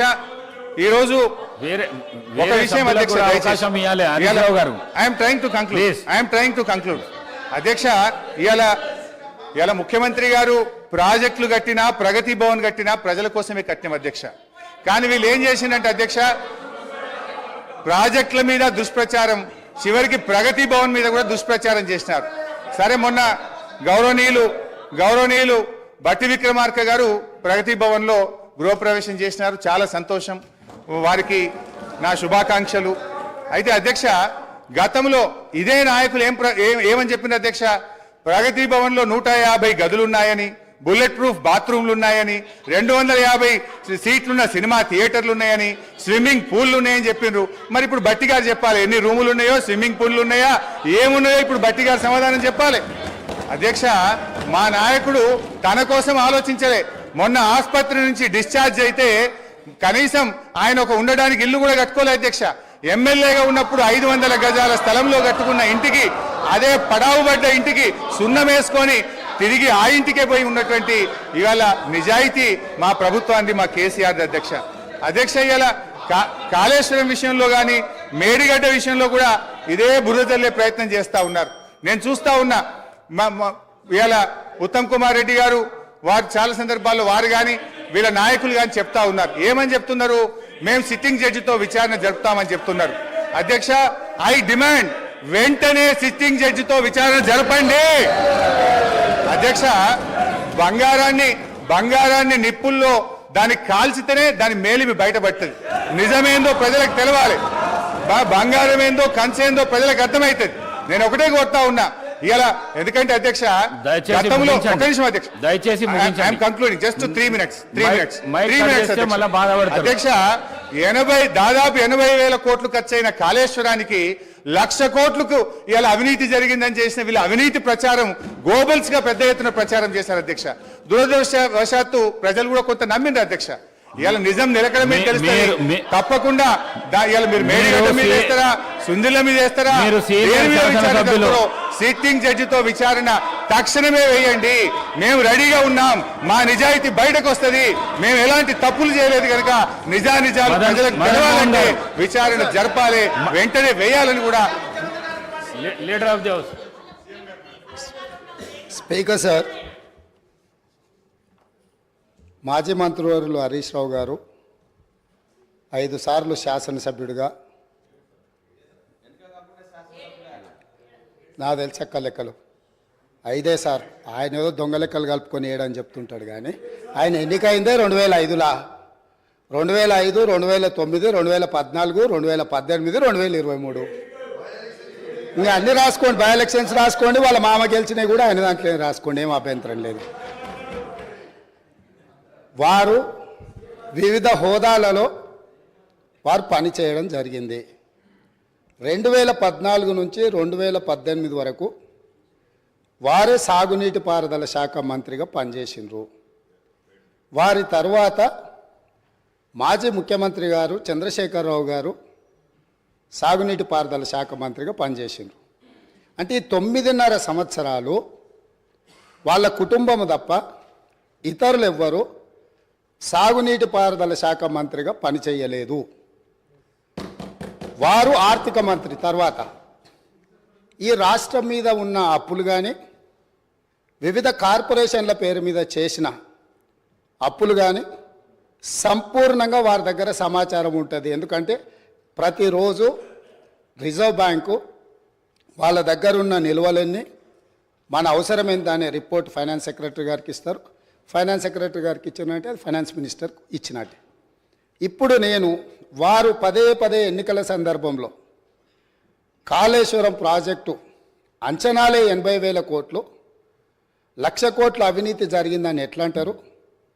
వీళ్ళు లీడర్లు కాదు, వీళ్ళు రీడర్లు, రాసిచ్చింది మాత్రమే చదువుతారని చెప్పి ప్రజల్ని మభ్యపెట్టడానికి శాయశక్తుల్లో వాళ్ళ కుటుంబం అంతా ప్రయత్నం చేసిండ్రు. సరే, మేమేం చెప్పినాం, వాళ్ళు ఏం చెప్పినారు, ప్రజలు అనేది పక్కన పెడితే వాస్తవాలు అనేటివి కొన్ని ఉంటాయి. ఆర్థిక శాఖ ఉన్నది. ఈరోజు ఆర్థిక శాఖకు మొన్నటి వరకు పనిచేసిన మంత్రి గారు పేజీ నెంబర్ 21 వారు చూసుకోవాలి తమరి ద్వారా, మిగతా సభ్యులు కూడా. ఇప్పుడు ప్రభుత్వం ఇచ్చిన నివేదిక ఏదైతే ఉందో పేజీ నెంబర్ 21లో ప్రభుత్వ హామీతో ఎస్పీవీల ద్వారా సేకరించబడి ప్రభుత్వమే చెల్లింపులు చేయబడతాయి అని చెప్పిన దాంట్లో మొట్టమొదటి Kaleshwaram irrigation project corporation limited sanctioned loan 97,000 కోట్ల 449 97,449 కోట్ల రూపాయలు రుణం మంజూరైంది. ఇందులో లోను విడుదలయ్యింది 79,287 కోట్ల రూపాయలు. నేనిప్పుడు తమరి ద్వారా ఆర్థిక మంత్రి గారిని సూటిగా ప్రశ్నించదలుచుకున్నా. మాజీ వాళ్ళు అనుకోవాలి, ఆ భ్రమలలోనే ఉంటే బయటికి పోతారు. అయితే ఈరోజు అధికారిక లెక్కలు ఇవి కార్పొరేషన్ ద్వారా లోన్లు చేయబడిన అప్పు 97,449 కోట్లు. ఇవి కాకుండా కాళేశ్వరం ప్రాజెక్టుకు రాష్ట్ర ప్రభుత్వం ఖర్చు పెట్టింది. వాటి వివరాలను కూడా తీసుకొని మేము ఇస్తాము. ఈరోజు వారు సభను మళ్ళీ మీ ముందు తప్పుదో పట్టిస్తున్నారు. కాబట్టి సభలో సంపూర్ణమైన సమాచారంతో అనుభవంతో ఆ సభ్యులు మాట్లాడితే మాకు ఎలాంటి అభ్యంతరం లేదు. కానీ సభ ద్వారా తెలంగాణ రాష్ట్ర ప్రజలని తప్పుదోవ పట్టించి కాళేశ్వరం అద్భుతం అని చెప్పుకునే ప్రయత్నం ఏదైతే చేస్తుండ్రో, ఈ సభ ఇచ్చిన అవకాశాన్ని దుర్వినియోగం చేయడం అనేది ఇది దుర్మార్గమైన చర్య. కాళేశ్వరం ప్రాజెక్టు పూర్తి అంచనాలు నేను ఆర్థిక శాఖకు ఆదేశాలు ఇచ్చిన. రేపు మా సాగునీటి పారుదల శాఖ మంత్రి గారు మాట్లాడేటప్పుడు టోటల్గా వేసిన అంచనా ఎంత, అందులో కార్పొరేషన్ పేరు మీద మంజూరైన లోన్లు ఎంత, మంజూరైన లోన్ల నుంచి ఇప్పటి వరకు వినియోగించుకున్న నిధులెన్ని, అదేవిధంగా రాష్ట్ర ప్రభుత్వం తన బడ్జెట్ నుంచి ఖర్చు పెట్టిన నిధులెన్ని, వీటన్నిటిని వివరాలను మళ్ళీ అక్కడ చెప్తాం. కాబట్టి ఇప్పుడు నేనేం చెప్పదలుచుకున్నా అంటే, వారు మాట్లాడుతున్నది లోపభూయిష్టమైన అబద్ధము. కాళేశ్వరం ప్రాజెక్టు యొక్క అంచనాలు 80,000 కోట్లు కాదు, లోన్లే 97,449 కోట్ల రూపాయలు ఆల్రెడీ లోన్లు మంజూరు తెచ్చుకున్నారు. రాష్ట్ర ప్రభుత్వం ఖర్చు పెట్టింది. మొత్తానికి వీళ్ళు వేసి అంచనా లెక్కలేస్తే అది ఎక్కడికో వెళ్తుంది. అదొకటి అధ్యక్ష. రెండవది, ఇంతకుముందు మంత్రులు జూపల్లి కృష్ణారావు గారు మాట్లాడబోతుంటే పాపం వారిని దబాయించే ప్రయత్నం చేస్తున్నారు. నేను 2 విషయాలు ఇక్కడ చెప్పదలుచుకున్నా. ఆర్థిక మంత్రి గారే కాళేశ్వరం మీద పెట్టిన నివేదికలో, రాష్ట్ర ప్రభుత్వం ఇచ్చిన నివేదికలో వీళ్ళు చెప్పింది కాళేశ్వరం ప్రాజెక్టు కట్టడం ద్వారా ఆ నీళ్లు రైతులకు అమ్ముతాము, ఆ నీళ్లు ఇండస్ట్రీస్కి అమ్ముకుంటాము, ఇట్లా ఈ ప్రాజెక్టు ద్వారా నీళ్ళన్నీ పైసలకే అమ్ముతాం, ఉచితంగా ఎవరికి ఇయ్యము, వ్యవసాయంతో సహా. ఏం చూపించిండ్రు? ఒక్క సంవత్సరానికి ఆదాయం 5,199 కోట్ల రూపాయల ఆదాయం వస్తుంది. కాళేశ్వరం ప్రాజెక్టు కట్టి వ్యవసాయానికి నీళ్ళు అమ్ముతాం, పరిశ్రమలకు నీళ్ళు అమ్ముతాం, తాగడానికి నీళ్ళు అమ్ముతాం, మొత్తం వ్యాపారమే చేస్తాం. మా ప్రభుత్వం ఉన్నదే వ్యాపారం చేయడానికి. మా ప్రభుత్వం సేవ చేయదు, మా ప్రభుత్వం ప్రజలకు సహాయం చేయదు, వ్యాపారం చేస్తాము. ఆ వ్యాపారం ద్వారా 5,199 కోట్ల రూపాయల ఆదాయం వస్తుందని చూపించి వీళ్ళు ఈ అప్పులు చేసింది. ఈ సంతకాలు పెట్టింది ఎవరు? ఈరోజు అక్కడ కూర్చొని మాట్లాడుతున్న మాజీ ఆర్థిక మంత్రి గారు. ఇది మొదటి విషయం. రెండవది మిషన్ భగీరథ. మిషన్ భగీరథ మీద కూడా ఈరోజు మేము ఇంటింటికి నల్లాలు ఇచ్చినాం. అసలు మీరు పుట్టినప్పుడు ఇటు ఉన్నోళ్ళని అందరిని అడుగుతున్నా, వారిని కూడా అడుగుతున్నా. 2014 కంటే ముందు మన మంచినీళ్ళు తాగలేదా అధ్యక్ష? మన గ్రామాలలో నల్లాలు లేవా? మన గ్రామాలలో నీళ్ళ ట్యాంకులు లేవా? వీరు వచ్చినాకనే శివుడి తల మీద ఉన్న గంగను భూమి మీదకి తెచ్చి, భూమి మీద ఉన్న గంగను కాళేశ్వరంలోకి పారించి, కాళేశ్వరం ఉన్న గోదావరి జలాలను మన ఇంట్లల్లో నల్ల ద్వారా ఇచ్చి మన జీవితాలు ధన్యమైనట్టు, అదేదో వీళ్ళు అద్భుతం చేసినట్టు, అదేదో ఉచితంగా ఇస్తున్నట్టు, ఈ ఉచితంగా ఇవ్వడం ద్వారా తెలంగాణనే దేశానికి నెంబర్ 1గా ఆదర్శంగా ఉన్నట్టు ఈ సభలో నించొని, బయట రాజకీయ ఉపన్యాసాలు ఏమి ఇచ్చుకున్నా మనకేం అభ్యంతరం లేదు అధ్యక్ష, కానీ సభను మిస్లీడ్ చేసే విధంగా శాసనసభ వ్యవహారాల శాఖ మంత్రిగా గతంలో పనిచేసి ఆ అనుభవాన్నంతా ఉపయోగించి సత్యదూరమైన వార్తల్ని ఇక్కడ చెప్పడానికి ప్రయత్నం చేస్తున్నాడు. అందుకే మిషన్ భగీరథ మీద కూడా నేను చెప్పదలుచుకున్నా అధ్యక్ష.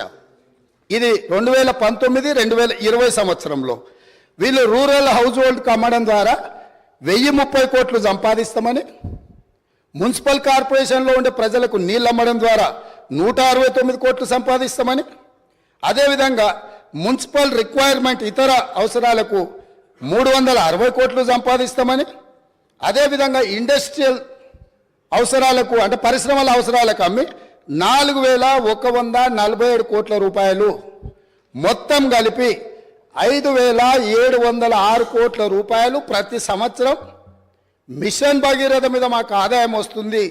మేము ఈ ఆదాయం ద్వారా మీకు అప్పులు తిరిగి చెల్లిస్తామని చెప్పి ఈరోజు బ్యాంకులను మభ్యపెట్టి తప్పుడు నివేదికలు ఇచ్చి లోన్లు తెచ్చిండ్రా? మాజీ ఆర్థిక మంత్రి గారు చెప్పాలి. లేదు, నిజంగానే ప్రజల దగ్గర వసూళ్లు చేసి తాగునీళ్లను సాగునీళ్లను వ్యాపారంగా మార్చి, వ్యాపార ఆట వస్తువుగా నీళ్లను మార్చి ప్రజల సెంటిమెంటును, తెలంగాణ ఉద్యమంలో వాళ్ళ పార్టీ చెప్పింది నీళ్లు నిధులు నియామకాలు, నీళ్లే మొదటి సింహభాగం వాళ్ళ ఉద్యమం, వాళ్ళ నాడు వాళ్ళ పార్టీ చెప్పుకున్నది.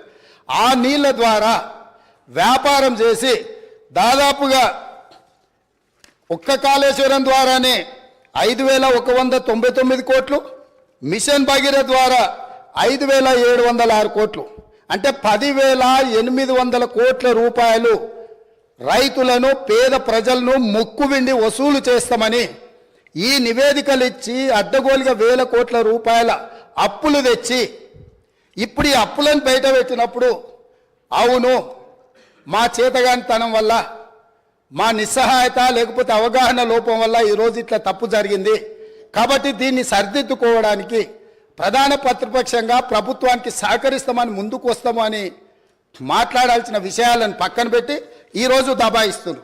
ఇంకొకటి అధ్యక్ష, ఇంతకుముందే వారు మాట్లాడుతూ తెలంగాణ టీఎస్ఐఐసి ద్వారా ఏవైతే లోన్లు ఉన్నాయో వాళ్ళే కట్టుకుంటారు, మాకేం సంబంధం లేదు అని, అసలు మేము కట్టాల్సిన పనే లేదని మాజీ ఆర్థిక మంత్రి గారు ఇదే సభలో అక్కడి నుంచోని చెప్పింది. వారు ప్రవేశపెట్టిన నివేదిక అధ్యక్ష, ఇది నేను ఎక్కడి నుంచి తీసుకురాలే, 31 జనవరి 2023 టీఎస్ఐఐసి హడ్కో లోన్లకు వీటన్నిటికీ మేము గ్యారంటీ ఇచ్చి మేము కడతామని చెప్పి వాళ్ళు ఇచ్చిన నివేదిక. అంటే ఈరోజు ఏ కార్పొరేషన్ల ద్వారా లోన్లు తెచ్చినా పర్టికులర్గా వారు టీఎస్ఐఐసికి సంబంధించిన నిధులు మేము చెల్లించాల్సిన అవసరం లేదు, ప్రభుత్వానికి సంబంధం లేదు, వాళ్ళే చెల్లిస్తారు ఏదైతే చెప్పిండో వారు సత్యదూరమైన అంశాలను ఇక్కడ ప్రస్తావించారు. కాబట్టి ఈరోజు వారిచ్చిన నివేదికనే ఇతరులు ఎవరో ప్రవేశపెట్టిండ్రు, వారికి సంబంధం లేదు, వారు చూడలేదు, వారికి అవగాహన లేదు అని అంటే మనకెవరికి అభ్యంతరం లేదు. కానీ వారిచ్చిన నివేదికనే తప్పుదోవ పట్టించి ఈరోజు వారు లేదు లేదు నేను మాట్లాడిందంతా గతంలో చెప్పింది ఒక రకము, ఇప్పుడు చెప్తున్నది ఇంకొక రకం అని చెప్పి వారు మాట్లాడే ప్రయత్నం చేస్తారు. అదేవిధంగా వారు చాలా అద్భుతమైన బడ్జెట్ను ప్రవేశపెట్టినాం, మా అద్భుతమంతా చూసి దేశమంతా మమ్మల్ని ఏమంటారు మమ్మల్ని అనుకరించాలి, అంత అద్భుతమని 2015-16 క్యాగ్ నివేదిక ఏమన్నది అధ్యక్ష? వారి దగ్గర వారు ఆర్థిక మంత్రిగా పనిచేసిన వారి దగ్గర వివరాలు లేవా? దాంట్లో ఏం చెప్పిండ్రు? వీళ్ళు క్యాగ్ నివేదిక ప్రకారం ఆఫ్ బడ్జెట్ అంటే బడ్జెట్లో రాని అప్పులను తీసుకొచ్చి ఆదాయంగా చూపించి మొత్తం బ్యాంకులను ప్రభుత్వ వ్యవస్థలను తప్పుబట్టిండ్రు అని చెప్పి క్యాగ్ నివేదిక స్పష్టంగా ఈ రాష్ట్ర ప్రభుత్వాన్ని తప్పుబట్టింది. ఈ ప్రభుత్వం ఉద్దేశపూర్వకంగా ఆర్థిక సంస్థలన్నిటిని కూడా తప్పుదోవ పట్టించి అత్యధిక వడ్డీతో రుణాలు తీసుకొచ్చి ఈ రాష్ట్రాన్ని అప్పుల కూపంగా తయారు చేసిందని క్యాగ్ నివేదిక 2015-16లో ఇచ్చిన లేఖ అధ్యక్ష ఇది. అదేవిధంగా బడ్జెట్ తయారీలోనే లోపాలు ఉన్నాయని 2018-19లో అసలు మీరు తయారు చేస్తున్న బడ్జెట్లోనే లోపభూయిష్టంగా ఉన్నది, మీ విధానాన్ని మార్చుకోండి, మీ విధానాన్ని మార్చుకోవడం ద్వారా రాష్ట్రానికి మేలు జరుగుతుందని చెప్పి స్పష్టంగా క్యాగ్ మొట్టకాయలు వేసింది ఆనాటి ప్రభుత్వాన్ని. ఇన్ని రకాల వాస్తవాలు ఉన్నా వారికి ఉన్న అనుభవాన్ని అంతా కూడా వినియోగించి అబద్ధాలు చెప్పి ఈ సభను ఈ రాష్ట్ర ప్రజల్ని తప్పుదోవ పట్టించాలనే ప్రయత్నం చేస్తుండ్రో ఇది శాసనసభ వ్యవహారాలు నిర్వహించే మా శ్రీధర్ బాబు గారికి సూచన చేస్తున్నా. సభను తప్పుదోవ పట్టించే విధంగా సభ్యులు ఎవరైనా మాట్లాడితే ఆధారాలు లేని వివరాలను అన్నిటిగా ఆధారాలుగా ఉన్నట్టుగా చిత్రీకరించి సభలో తప్పుడు సమాచారాన్ని ఒకవేళ ప్రవేశపెడితే శాసనసభ వ్యవహారాలలో ఏ రకమైన చర్యలు తీసుకోవాలనో వాటిని ఒక్కసారి పరిశీలించాల్సిందిగా తమరి ద్వారా వారికి నేను విజ్ఞప్తి చేస్తున్నా అధ్యక్ష. మదన్ మోహన్ గారు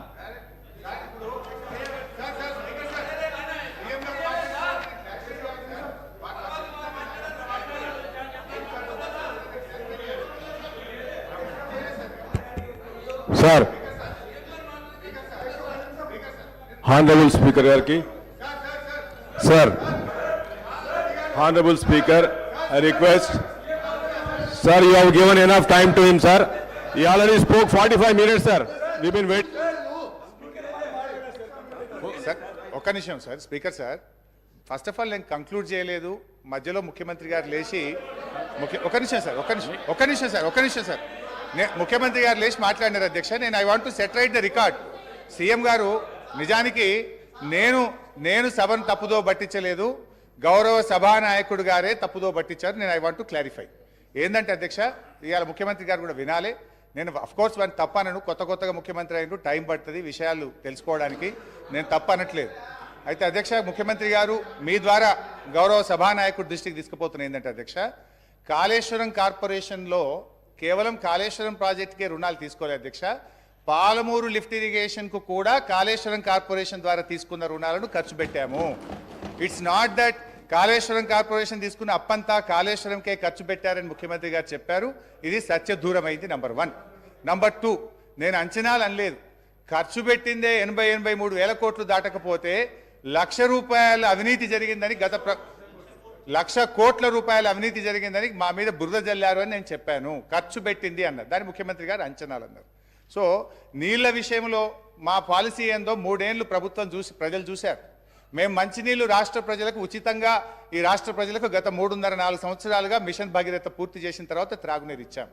గత ప్రభుత్వం నీటి తీరువ నాగార్జున సాగర్ ప్రాజెక్ట్ కింద ఎస్ఆర్ఎస్పి కింద నీటి తీరువ వసూలు చేస్తే మేము ₹1 కూడా తీసుకోకుండా ఉచితంగా సాగునీళ్ళు అందించిన మా విధానం రాష్ట్ర ప్రజలకు తెలుసు అధ్యక్ష. ఇకపోతే టీఎస్ఏఐసి విషయంలో ముఖ్యమంత్రి గారు అన్నారు ఇవాళ రాష్ట్ర ప్రభుత్వమే కడుతుంది. ఎస్ అధ్యక్ష, టెంపరీగా మనం కట్టినా ఇప్పుడు ఉదాహరణకు మేము ఏం చేసినాం, ఆ డబ్బులు నిమ్స్కులో ల్యాండ్ ఎక్విజిషన్కు, ఫార్మాసిటీలో ల్యాండ్ ఎక్విజిషన్కు ఆ డబ్బులు ఖర్చు పెట్టినాం. ఒకసారి ఇండస్ట్రియలిస్టులకు ఫార్మాసిటీలో భూమిని కేటాయించిన, నిమ్స్లో ఇండస్ట్రియలకు భూమి కేటాయించిన తర్వాత డబ్బులు వస్తాయి టీఎస్ఏఐసికి, then they will give it back to the government.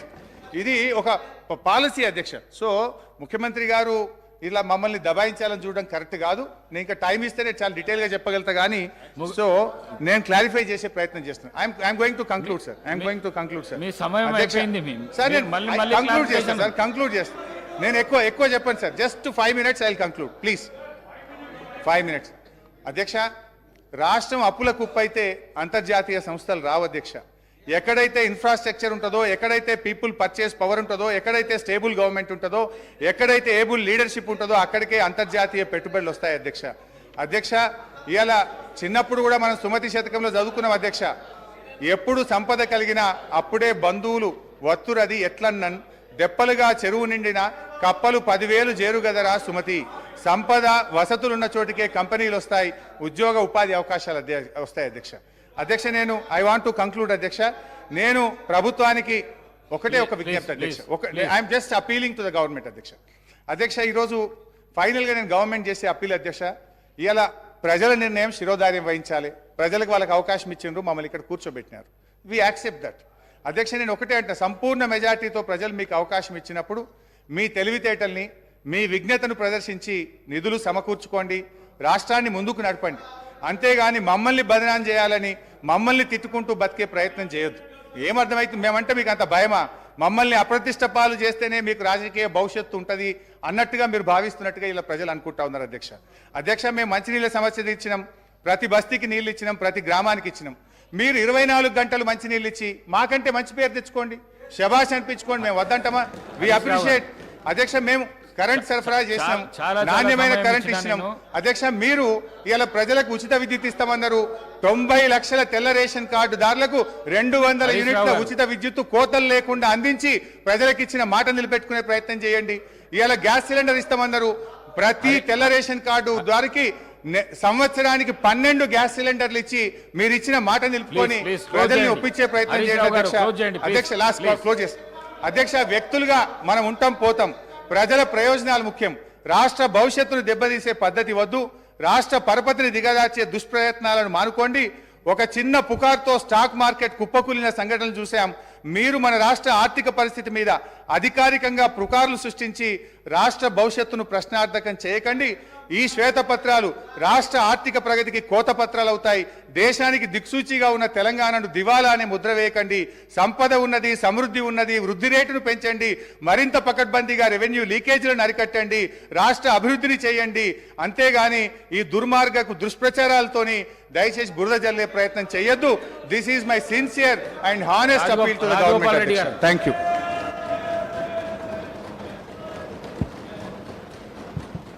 అధ్యక్ష.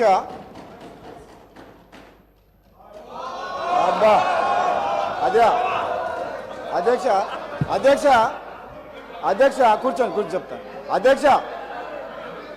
మన హరీష్ రావు గారికి గంట సమయం ఇచ్చినా కానీ హరీష్ రావు గారికి గంట సమయం ఇచ్చినా కానీ సమయం సరిపోలేదని అంటున్నారు అధ్యక్ష. సార్ కూర్చో సార్. హరీష్ రావు గారు హరీష్ రావు గారికి గంట సమయం ఇచ్చినా ఆయన తృప్తిగా లేరు అధ్యక్ష. ఎందుకంటే వాళ్లకు మన ఊర్లలో ఏమంటారు అధ్యక్ష, మేనమామ సాలు వచ్చిందంట అధ్యక్ష. అంటే ఆయనకు మాటలు చెప్పడంలా, అబద్ధాలను నిజం మాట్లాడలా. ఆ కేసీఆర్ గారు ట్రైనింగ్ మాత్రం కేసీఆర్ కుటుంబ సభ్యులకు మేనల్లునికి మాత్రం చాలా పోలికలు వచ్చినాయి అధ్యక్ష. ఇంత సమయం ఇచ్చిన తర్వాత కూడా మరి గవర్నమెంట్ని ఇట్లా మాట్లాడడం అంటే ఏంటి అధ్యక్ష ఇదంతా? అధ్యక్ష నేను ఎందుకు చెప్తున్నా అంటే మన వ్యక్తిగతంగా నా పేరు తీసుకుంటే అధ్యక్ష, వ్యక్తిగతంగా నన్ను ఏమన్నాడు, నేను ప్రసంగానికి అడ్డు తగులితే ఏమన్నాడు, నువ్వు ఎంత మొత్తుకున్నా నీకు మంత్రి పదవి రాదు అని అన్నాడు. అధ్యక్ష సభా సాక్షిగా మైక్లో ఏమన్నాడు, నేను అడ్డుకుంటుంటే నువ్వు లేచి నిలబడితే మంత్రి పదవి రాదు కూర్చో అన్నాడు అధ్యక్ష నన్ను అన్నాడు. నేనేమంటున్నా, నువ్వెన్నేళ్ళు కష్టపడ్డ తర్వాతే కష్టపడ్డ హరీష్ రావు గారు కేసీఆర్ తర్వాత కేటీఆర్ అవుతారు, కానీ నీకు మోసం జరుగుతుంది, కానీ వాళ్ళు ఏం చేయరు నీకు. నువ్వు మాత్రం ఎంత కష్టపడ్డా నిన్ను వాళ్ళు నీకు తండ్రి కొడుకులు వాడుకుంటారు తప్పితే నీకు అక్కడ న్యాయం జరగదు. అధ్యక్ష ఒక్క నిమిషం అధ్యక్ష నాకు కంప్లీట్ అయిపోతుంది ఒక్క నిమిషం. నన్ను ఒక మాట అధ్యక్ష, నాకు క్లారిఫికేషన్ ఇస్తున్నా. నాకు మంత్రి పదవి రావాలన్నా వద్దా మా ముఖ్యమంత్రి గారు మా అధిష్టానం నిర్ణయం తీసుకుంటుంది. నిన్ను మాత్రం తండ్రి కొడుకులు వాడుకున్నంత అన్నట్టు మాక్సిమం వాడుకుంటారు అధ్యక్ష. నేను చెప్తాను అధ్యక్ష. ఇంకొక మదన్ మోహన్ గారు. సార్, హానరబుల్ స్పీకర్ గారికి sir, first time sir, please honourable speaker గారికి I want to thank you to my leader Sonia ji, Mallikarjun Kharge ji and CM గారికి, మా క్యాబినెట్ మినిస్టర్ సీనియర్స్ అందరికీ I want to say thank you. Sir, I want to start Sir, please stop them. Please stop them. Sir, ఈరోజు BRS పార్టీకి ఇంకా మత్తు దిగలేదు sir. ఆయన he has forgotten, Mr. Harish Rav has forgotten that he has lost. He is not anymore finance minister in BRS party. Today, the mandate has been given to the Congress party. Honourable CM గారు is a leadership. వాళ్ళకి ఇంకా అర్థం కావట్లేదు sir.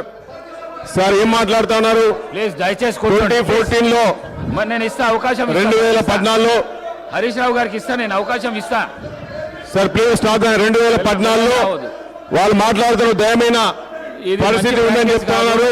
ఇది మంచి practice కాదు, వెళ్ళకు రావద్దు. నేను అవకాశం ఇస్తా హరీష్ రావు గారికి. 45 మినిట్స్ ఇస్తా, 45 మినిట్స్ చేసుకో. అవకాశం ఇస్తా హరీష్ రావు గారికి, అవకాశం ఇస్తా. రావద్దు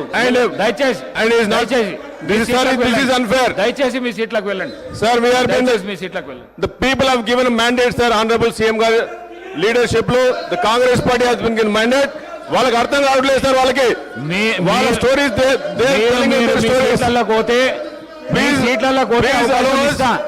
మీరు మీ అవకాశం ఇస్తా. ప్లీజ్ దయచేసి పోండి.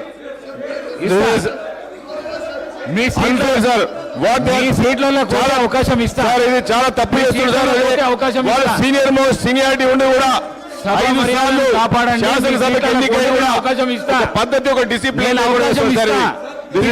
వెళ్ళండి సార్. మాట్లాడి సార్, కొత్త వచ్చిన నేను అవకాశం ఇస్తా. మీ రైట్. దయచేసి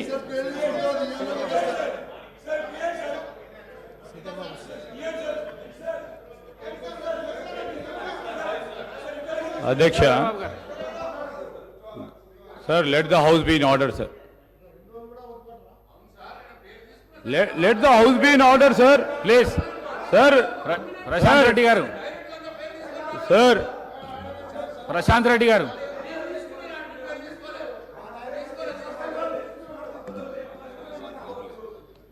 సార్, అనేక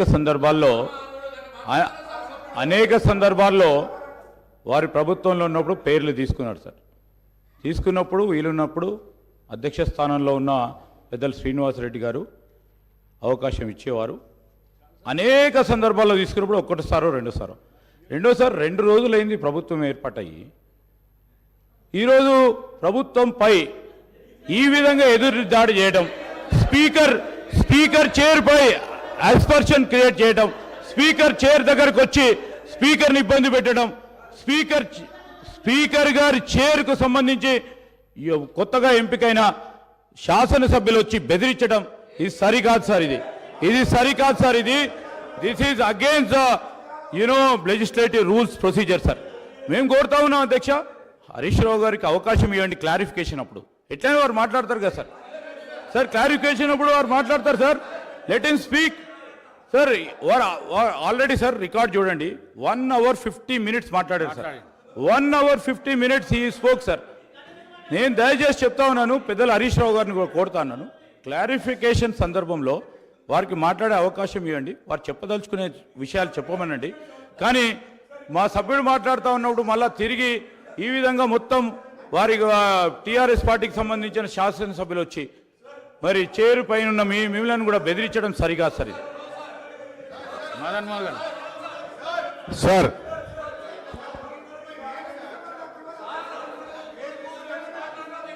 సార్ ఆనరబుల్ స్పీకర్ గారికి దయచేసి ఒక్కసారి సార్ ఈరోజు బీఆర్ఎస్ పార్టీ ఒక్క నిమిషం హరీష్ రావు గారు మాట్లాడండి. స్పీకర్ సార్ ఒకటే మాట సార్. కానీ హరీష్ రావు గారు మీరు చాలా సీనియర్ శాసనసభ్యులు, కొత్తగా గెలిచిన వాళ్ళు వెల్లోకి పంపించడం ఇది మంచి పద్ధతి కాదు. ఇది సభా సాంప్రదాయాలను మా దిక్కు చూడకపోతే దయచేసి ఈ విధంగా మాత్రం చేయకండి. మాట్లాడండి సార్. ఒక్క నిమిషం సార్. సార్ ఇప్పుడు ఎలియా మినిస్టర్ గారు కూడా చెప్పాలి. నేను మాట్లాడినప్పుడు 8 మంది మంత్రులు అధ్యక్ష, మేము 10 ఏళ్ళు కూర్చున్నాం అక్కడ, ఒకరోజు కాదు 2 రోజులు కాదు.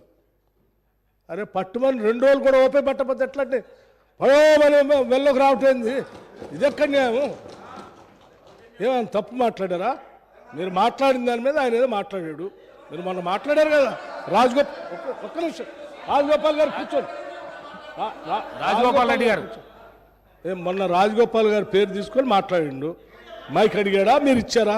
ఇవ్వలేదు కదా మొన్న ఉన్నాడు, ఇవ్వలేదు కదా మొన్న మైక్, ఇవ్వలేదు ఆయనకి, మొన్న ఇవ్వలేదు మైక్ ఆయనకి.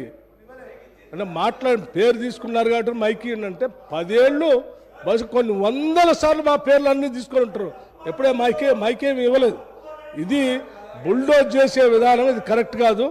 పట్టుమని 2 రోజులు కూడా మీకు ఓపిక లేకుండా వెళ్ళలోకి వచ్చి సభాపతి గారిని బెదిరిస్తూ అడ్డగోలుగా మాట్లాడేది ఇది పద్ధతి కాదు సార్. మీరు దయచేసి వీఆర్ నాట్ హీల్డింగ్. ఈ ప్రెజర్స్కి, ఈ ప్రెజర్ టాక్టిక్స్కి మేమేమో హీల్డ్ కావటానికి సిద్ధంగా లేవు. గౌరవ సభ్యులు మాట్లాడేది ఉంది, మాట్లాడించండి. వాళ్ళు ఏమైనా సమాధానం చెప్పాలంటే క్లారిఫికేషన్లో చెప్పాలి. No no no let us not yield, sir.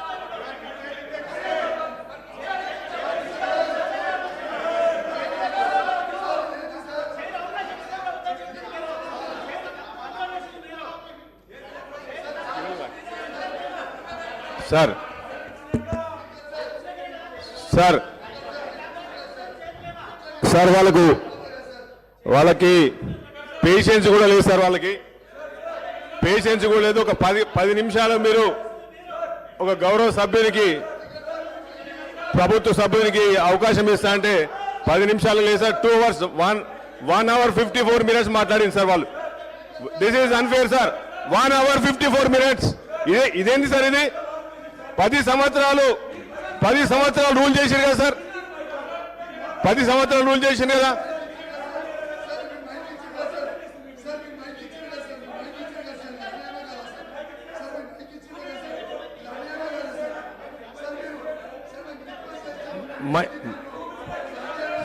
Sir ఈరోజు హరీష్ రావు గారు మాట్లాడుతూ శ్రీధర్ బాబు గారు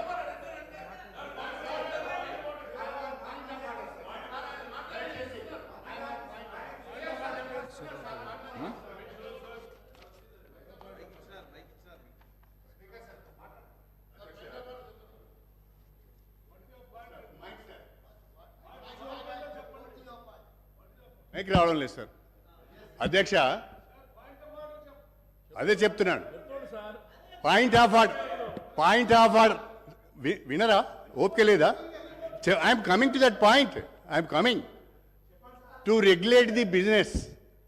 speaker has every right to regulate the business. That is my point of order. నేనేమంటా సార్ అంటే, లెజిస్లేటివ్ అఫేర్స్ మినిస్టర్ గారు మాట్లాడుతూ వారు చాలా స్పష్టంగా ఒక సజెషన్ ఇచ్చారు, హరీష్ రావు గారికి టైం ఇవ్వమని. And you are kind enough, మీరు హరీష్ రావు గారికి టైం ఇచ్చారు. మళ్ళీ డిప్యూటీ సీఎం గారు లేచి మిమ్మల్ని డిక్టేట్ చేస్తూ మీరు టైం ఇవ్వద్దు అని అంటే ఇది ఎక్కడ సభా సాంప్రదాయం సార్? లెజిస్లేటివ్ అఫేర్స్ మినిస్టర్ ఒకటి మాట్లాడతాడు. మీరు దయచేసి సభని మిస్గైడ్ చేస్తా ఉన్నారు. నేనేం డిక్టేట్ చేయాలా, నేనేం చెప్తున్నంటే no sir, that's not correct.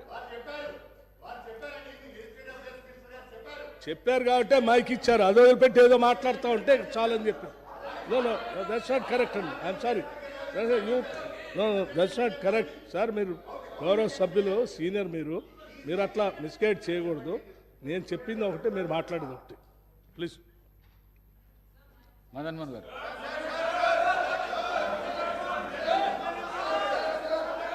ఇదేంటి సార్, ఇదేంటి sir?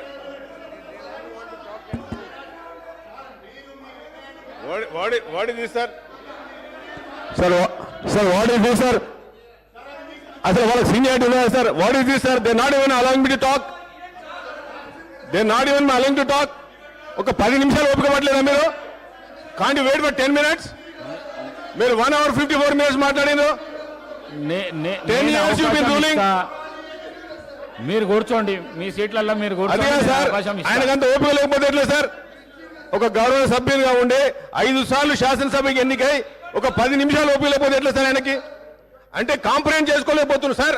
They are not able to digest. They have lost election. They want rule for ever. It will never happen. You will stay for ever. ఆ position అక్కడే ఉంటారు sir. మీరు public చూస్తున్నారు sir, ప్రజలు చూస్తున్నారు. People are watching. They are watching the house. Public చూస్తున్నారు sir. ఇది ఎంత అన్యాయం అంటే, ఒక గౌరవ సభ్యునికి, తొలిసారి ఎన్నికైన గౌరవ సభ్యునికి, ప్రభుత్వంలో ఉన్న సభ్యునికి 5 నిమిషాలు కూడా మాట్లాడలేకపోతున్నారు సార్. సార్ ఈరోజు కాంట్రడిక్టరీ స్టేట్మెంట్ ఇస్తున్నారు. హరీష్ రావు గారు కూర్చోండి, దయచేసి కూర్చోండి. మీరు కూర్చోండి, కూర్చోండి మీరు. అరే కూర్చో 5 నిమిషాలు కూర్చో. 5 నిమిషాలు లేకపోతే మీరేం ప్రభుత్వంలో వచ్చారు? మదన్ మోహన్ గారు, మీరు ఒక 5 minutes ప్లీజ్. సార్ ఈరోజు 2014లో ఈరోజు తెలంగాణ వచ్చినప్పుడు ఇంత రిఫార్మ్ వాళ్ళు ఏమన్నారు సార్? ధనిక రాష్ట్రమని వాళ్ళ మాజీ సీఎం గారు చెప్పడం జరిగింది. ఇదే కాంట్రడిక్టరీ స్టేట్మెంట్ ఈరోజు హరీష్ రావు గారు సభలో ఏం చెప్తున్నారు? దయనీయ పరిస్థితుల్లో ఆ రోజు తెలంగాణ వచ్చిందని చెప్తున్నారు. మరి ఈ రోజు ఆ రోజు 64 కోట్ల 64 crores అవకాశం ఇస్తా. రెవెన్యూ మీరు ఈ విధంగా చేస్తే అవకాశం. రెవెన్యూ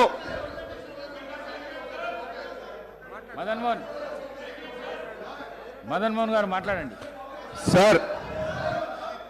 వాళ్ళకి సార్ వాళ్ళు ఎట్లా అందరు ఐఎమ్ వెరీ సర్ప్రైజ్ సార్. అవకాశం ఇస్తా. I'm astonished, I'm surprise sir. 10 years ఎట్లా రూల్ చేశారు సార్? అప్పుల కుప్పం చేసి పడేసారు. 10 నిమిషాలు ఓపిక లేదు సార్ వాళ్ళకి. 10 నిమిషాలు they can't even wait for. ఒక గౌరవ సభ్యునిగా ఫస్ట్ టైం ఎన్నికై ఈ ప్రజాస్వామ్యం. ఒక్క నిమిషం మదన్ మోహన్ గారు, ఒక్క నిమిషం సార్. ఇప్పుడు మీరు దయతలిసి నాకు మైక్ ఇచ్చారు అధ్యక్ష. అటు నుంచి దబాయించగానే కట్ చేస్తే ఎట్లా అధ్యక్ష? ఎవరు దబాయించలేదు హరీష్ రావు గారు. మీరు ఇచ్చి కట్ చేస్తారు కదా సార్. ఎవరు దబాయించలేదు. 1 minute సార్. ఇప్పుడు మీరు గౌరవనీయులు రాజగోపాల్ రెడ్డి గారికి మైక్ ఇచ్చారు. నేను ఆయన పేరు తీసుకోలేదు, సందర్భం లేకుండా మీరు ఆయనకు మైక్ ఇచ్చారు అధ్యక్ష. సరే అధ్యక్ష, ఆయనకు మైక్ ఇచ్చినప్పుడు he took my name, he made derogatory comments. మరి దాన్ని క్లారిఫై చేసుకోవాలి కదా అధ్యక్ష. మీరు మా దిక్కు కూడా చూడకుండా మైక్ అయిపోతే అన్యాయం అవుతుంది అధ్యక్ష. అధ్యక్ష, ఇలా గౌరవనీయులు రాజగోపాల్ రెడ్డి గారు నా పేరు తీసుకొని నా మీద కామెంట్ చేశారు. నేను ఒక విషయం చెప్పదలుచుకున్న రాజగోపాల్ రెడ్డి గారికి, ఆ పార్టీకి. మీ పార్టీ లాగా 50 కోట్ల రూపాయలు ఇచ్చి పిసిసి అధ్యక్ష పదవి కొనుక్కునే కర్మ మాకు అక్కర్లేదు. ఇది ఎవరు చెప్పిండ్రు? స్వయంగా కోమటి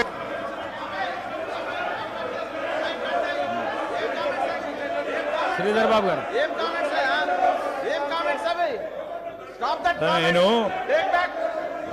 Sir, he has to take back his word, sir. Sir, he has to take back his word, sir. Sir, he has to take back his word, sir. Hey, Srinivas. Hey, Srinu.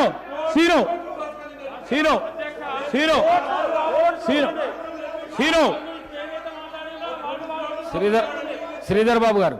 Sir. Sir.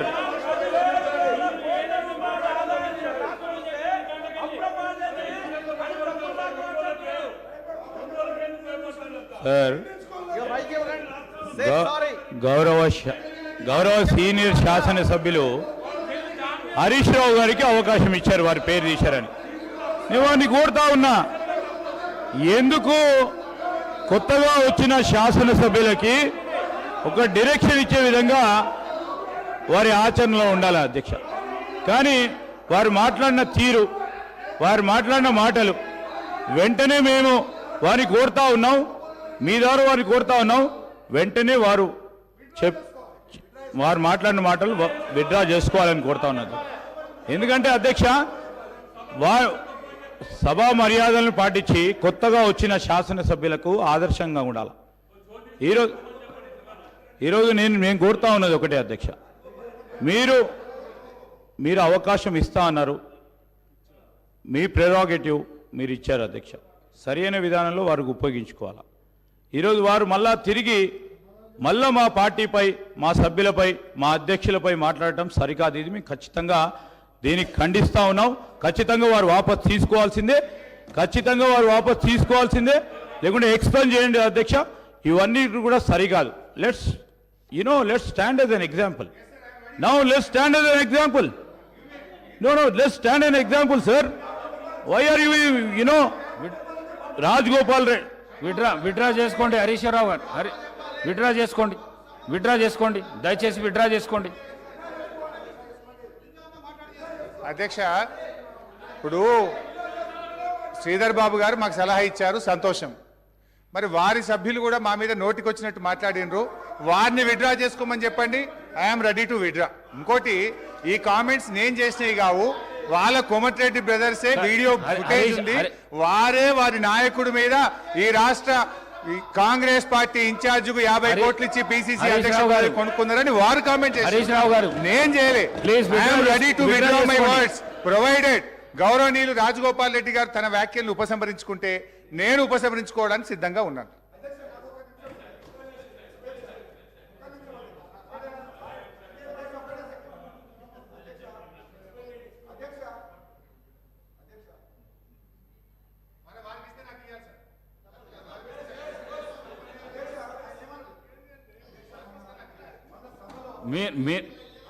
మీకు ఇచ్చిన సమయం 1.5 hours ఇచ్చిన దాని లోపల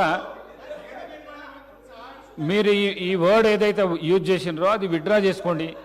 శాసనసభకు మంచి పరిణామం అది.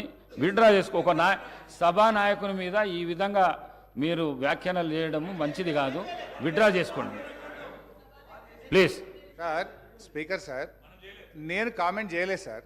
సభా నాయకుడు నువ్వు పేరు చెప్పలేదు, ఏం చెప్పలేదు. ఒకటి అయితే. రెండోది అధ్యక్ష, కామెంట్స్ ఎప్పుడు వచ్చినాయి అధ్యక్ష? వారి వైపు నుంచి ఇష్టారీతిగా మా మీద కామెంట్ చేసినప్పుడు తప్పనిసరి పరిస్థితుల్లో వారు చేసిన వ్యాఖ్యలు, బయట చేసిన వ్యాఖ్యలు నేను గుర్తు చేసిన తప్ప ఇది నేను సొంత కామెంట్స్ కాదు, నేను నా నోట్ల నుంచి చెప్పింది కాదు.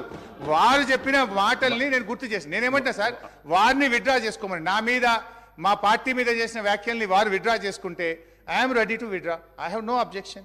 నాకు కూడా ఈ సభ హుందాగా నడవాలని కోరుకుంటున్నా అధ్యక్ష. హరీష్ రావు గారు, నేను ఇంకా చాలా విషయాలు చెప్పాల్సి ఉండే, కానీ హరీష్ రావు గారు రాజగోపాల్ రెడ్డి గారు మీ మీద ఏమన్నా అభియోగం చేస్తే మీరు వారి మీద చేయండి, కానీ దాన్ని తీసుకొని వారన్నదే చెప్పిన సార్. రాజగోపాల్ రెడ్డి గారు బయట ఏం మాట్లాడిండో అది గుర్తు చేసిన. రాజగోపాల్ రెడ్డి గారు చెప్పిన తప్ప నేను సొంతగా చెప్పలేదు, నేను కొత్త ఆరోపణలు చేయలేదు. బయట మాట్లాడిన మాటలు హౌస్ లో మాట్లాడడానికి ప్రయత్నం చేయకండి. మీరు విత్డ్రా చేసుకోండి. ఈ ప్రాక్టీస్ మంచి ప్రాక్టీస్. వారు విత్డ్రా చేసుకుంటే ఒక పని చేయండి సార్, వారు విత్డ్రా చేసుకుంటారు కదా, ఇద్దరి కూడా మీరు ఎక్స్పెల్ చేయండి. I have no objection. ఇద్దరి మీరు ఎక్స్పెల్ చేయండి. You take a call, you take a decision. అధ్యక్ష, మా పార్టీ మీద అయినట్లు చేయకూడదు కదా అధ్యక్ష. ఇప్పుడు మా నాయకుడి ఇష్టం, మా పార్టీ ఏంది, ఒక మాట మీద ఉంటాం. మా నాయకుడు ఏం చెప్తే అది గీత దాటకుండా ఉండేటువంటి పార్టీ మాది. వాళ్ళలాగా మేము సీల్డ్ కవర్లు, వాళ్ళలాగా హరీష్ రావు గారు చేసిన వ్యాఖ్యలను తొలగించండి. మదన్ మోహన్ గారు మాట్లాడండి. కూర్చో సార్. ఆనరబుల్ స్పీకర్ గారికి,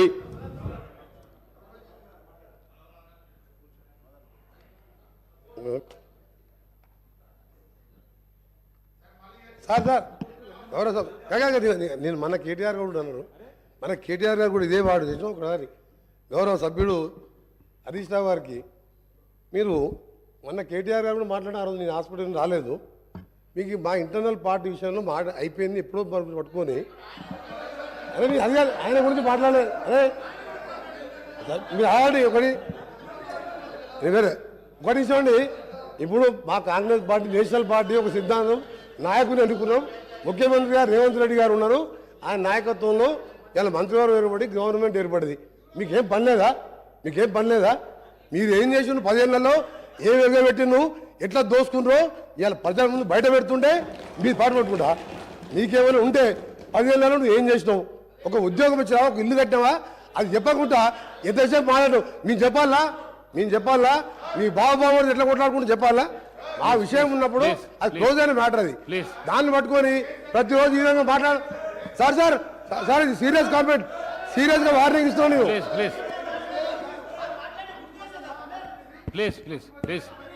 ప్లీజ్ కూర్చోండి. ఆనరబుల్ స్పీకర్ గారికి, మంత్రి గారు కూర్చోండి.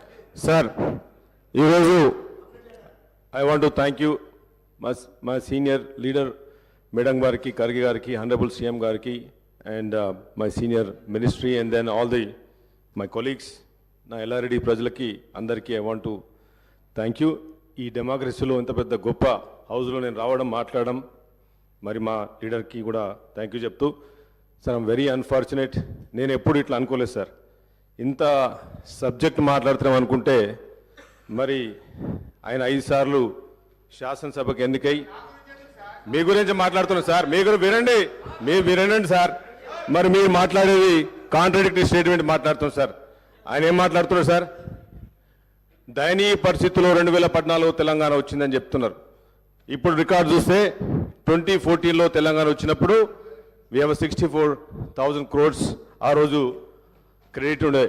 మరి ఈరోజు sir today we have 2023 almost multifolded. ఈరోజు సుమారు 4 లక్షల కోట్ల అప్పులు తీసుకొచ్చి ఈరోజు అప్పుల కుప్పగా మార్చిండ్రు. వాళ్ళు ఏం మాట్లాడుతున్నారు సార్? ఈరోజు ప్రభుత్వానికి, తెలంగాణ రాష్ట్రానికి పరపతి పోతుందని చెప్తున్నారు. అంటే ఈరోజు హానరబుల్ సీఎం గారు, మరి మా ఫైనాన్స్ మినిస్టర్ గారు, they are finding the needs of the Telangana today. Need of the hour ఈరోజు సిచ్యువేషన్ సార్. వైట్ పేపర్ అనేది need of the hour. I'm also coming from the corporate background. నేను కూడా సీఈఓగా పనిచేసింది sir. ఈరోజు ప్రజలకి మనం ఏం చెప్పాలి సార్? ఈరోజు బ్యాలెన్స్ షీట్ ఏందో చెప్పాలి, ఎక్కడ స్టార్ట్ అయినామో చెప్పాలి. ఒక్కసారి ఫైనాన్స్ మినిస్టర్ మాట్లాడితే తను ఏమంటున్నాడు? జిఎస్పి నంబర్స్ అనేది అబద్ధాలు ఆడవు సార్. నంబర్స్ వోంట్ లై. మీరు బ్యాలెన్స్ షీట్ను ఎన్ని విధాలుగా చేసినా వచ్చేది నెగటివిటీ. మీకు నేను ఒకటే అడుగుతున్నాను సార్ స్పీకర్ గారు, ఈరోజు తెలంగాణలో ఎంప్లాయీస్కి 1వ తారీఖు నాడు శాలరీ ఎన్నిసార్లు ఇచ్చిందని అడుగుతున్నాను sir. That is the only indication of the performance of the previous government. That is only indication performance of the government sir.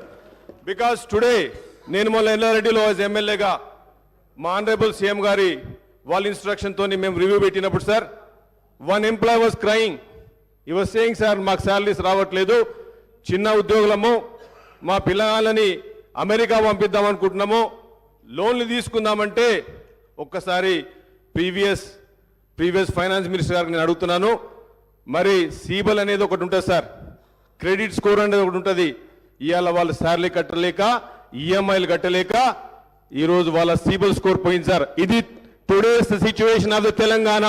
They talking about the best Telangana, మేము #1 తెలంగాణ, మోడల్ తెలంగాణగా మాట్లాడుతున్నారు కదా sir. This is the situation sir. ఉండడానికి ఇల్లు కావాలి, తాగడానికి నీళ్లు కావాలి, తినడానికి 3 తిండి కావాలి సార్.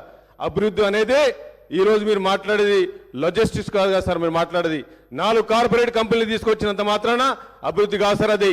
ఇలా మీరు రండి, ఎల్లారెడ్డి నియోజకవర్గం రండి సార్, తినడానికి తిండి లేదు, ఉండడానికి ఇల్లు లేదు. ఇట్లాంటి పరిస్థితి. They were talking about Mission Bhagiratha. How many loans they have taken sir? ఈరోజు మాట్లాడుతున్నారు, మా జూపల్లి కృష్ణ గారు మాట్లాడారు. He made a very good point sir. When you are in a responsible position, when you are in government, మీరు గవర్నమెంట్లో ఉన్నప్పుడు మీకు కార్పొరేషన్లు కూడా మీ responsibility. How can you detach? మీరేమంటారు? కార్పొరేషన్లు మాది కాదంటున్నారు. ఈరోజు సార్ మరి మనం బ్యాక్ వెళ్తే మీరు 2014 చూస్తే ఈ శ్వేతపత్రం తప్పంటున్నారు సార్. తప్పుల నడక అని చెప్తున్నారు కదా సార్. మరి ఈ శ్వేతపత్రాన్ని ఇదే ప్రీవియస్ రెవెన్యూ మినిస్టర్ గారు అదే ఐఏఎస్ ఆఫీస్తో చేసినారు. ఈరోజు ఏమంటారంటే వాళ్ళే తప్పు చెప్పినట్టు చెప్తున్నారు సార్. మీరు లుక్ చూస్తే total revenue receipts, trends in your revenue receipt flow, there are state tax returns, share of central taxes, non-tax revenue, sir. ఇప్పుడు మీరు ఒక ట్రెండ్ చూస్తే, గ్రాఫ్ చూస్తే ఫ్రమ్ 2014 నుంచి sir, if you look at today budget year 2023 తీసుకుంటే 15.3% as per this book.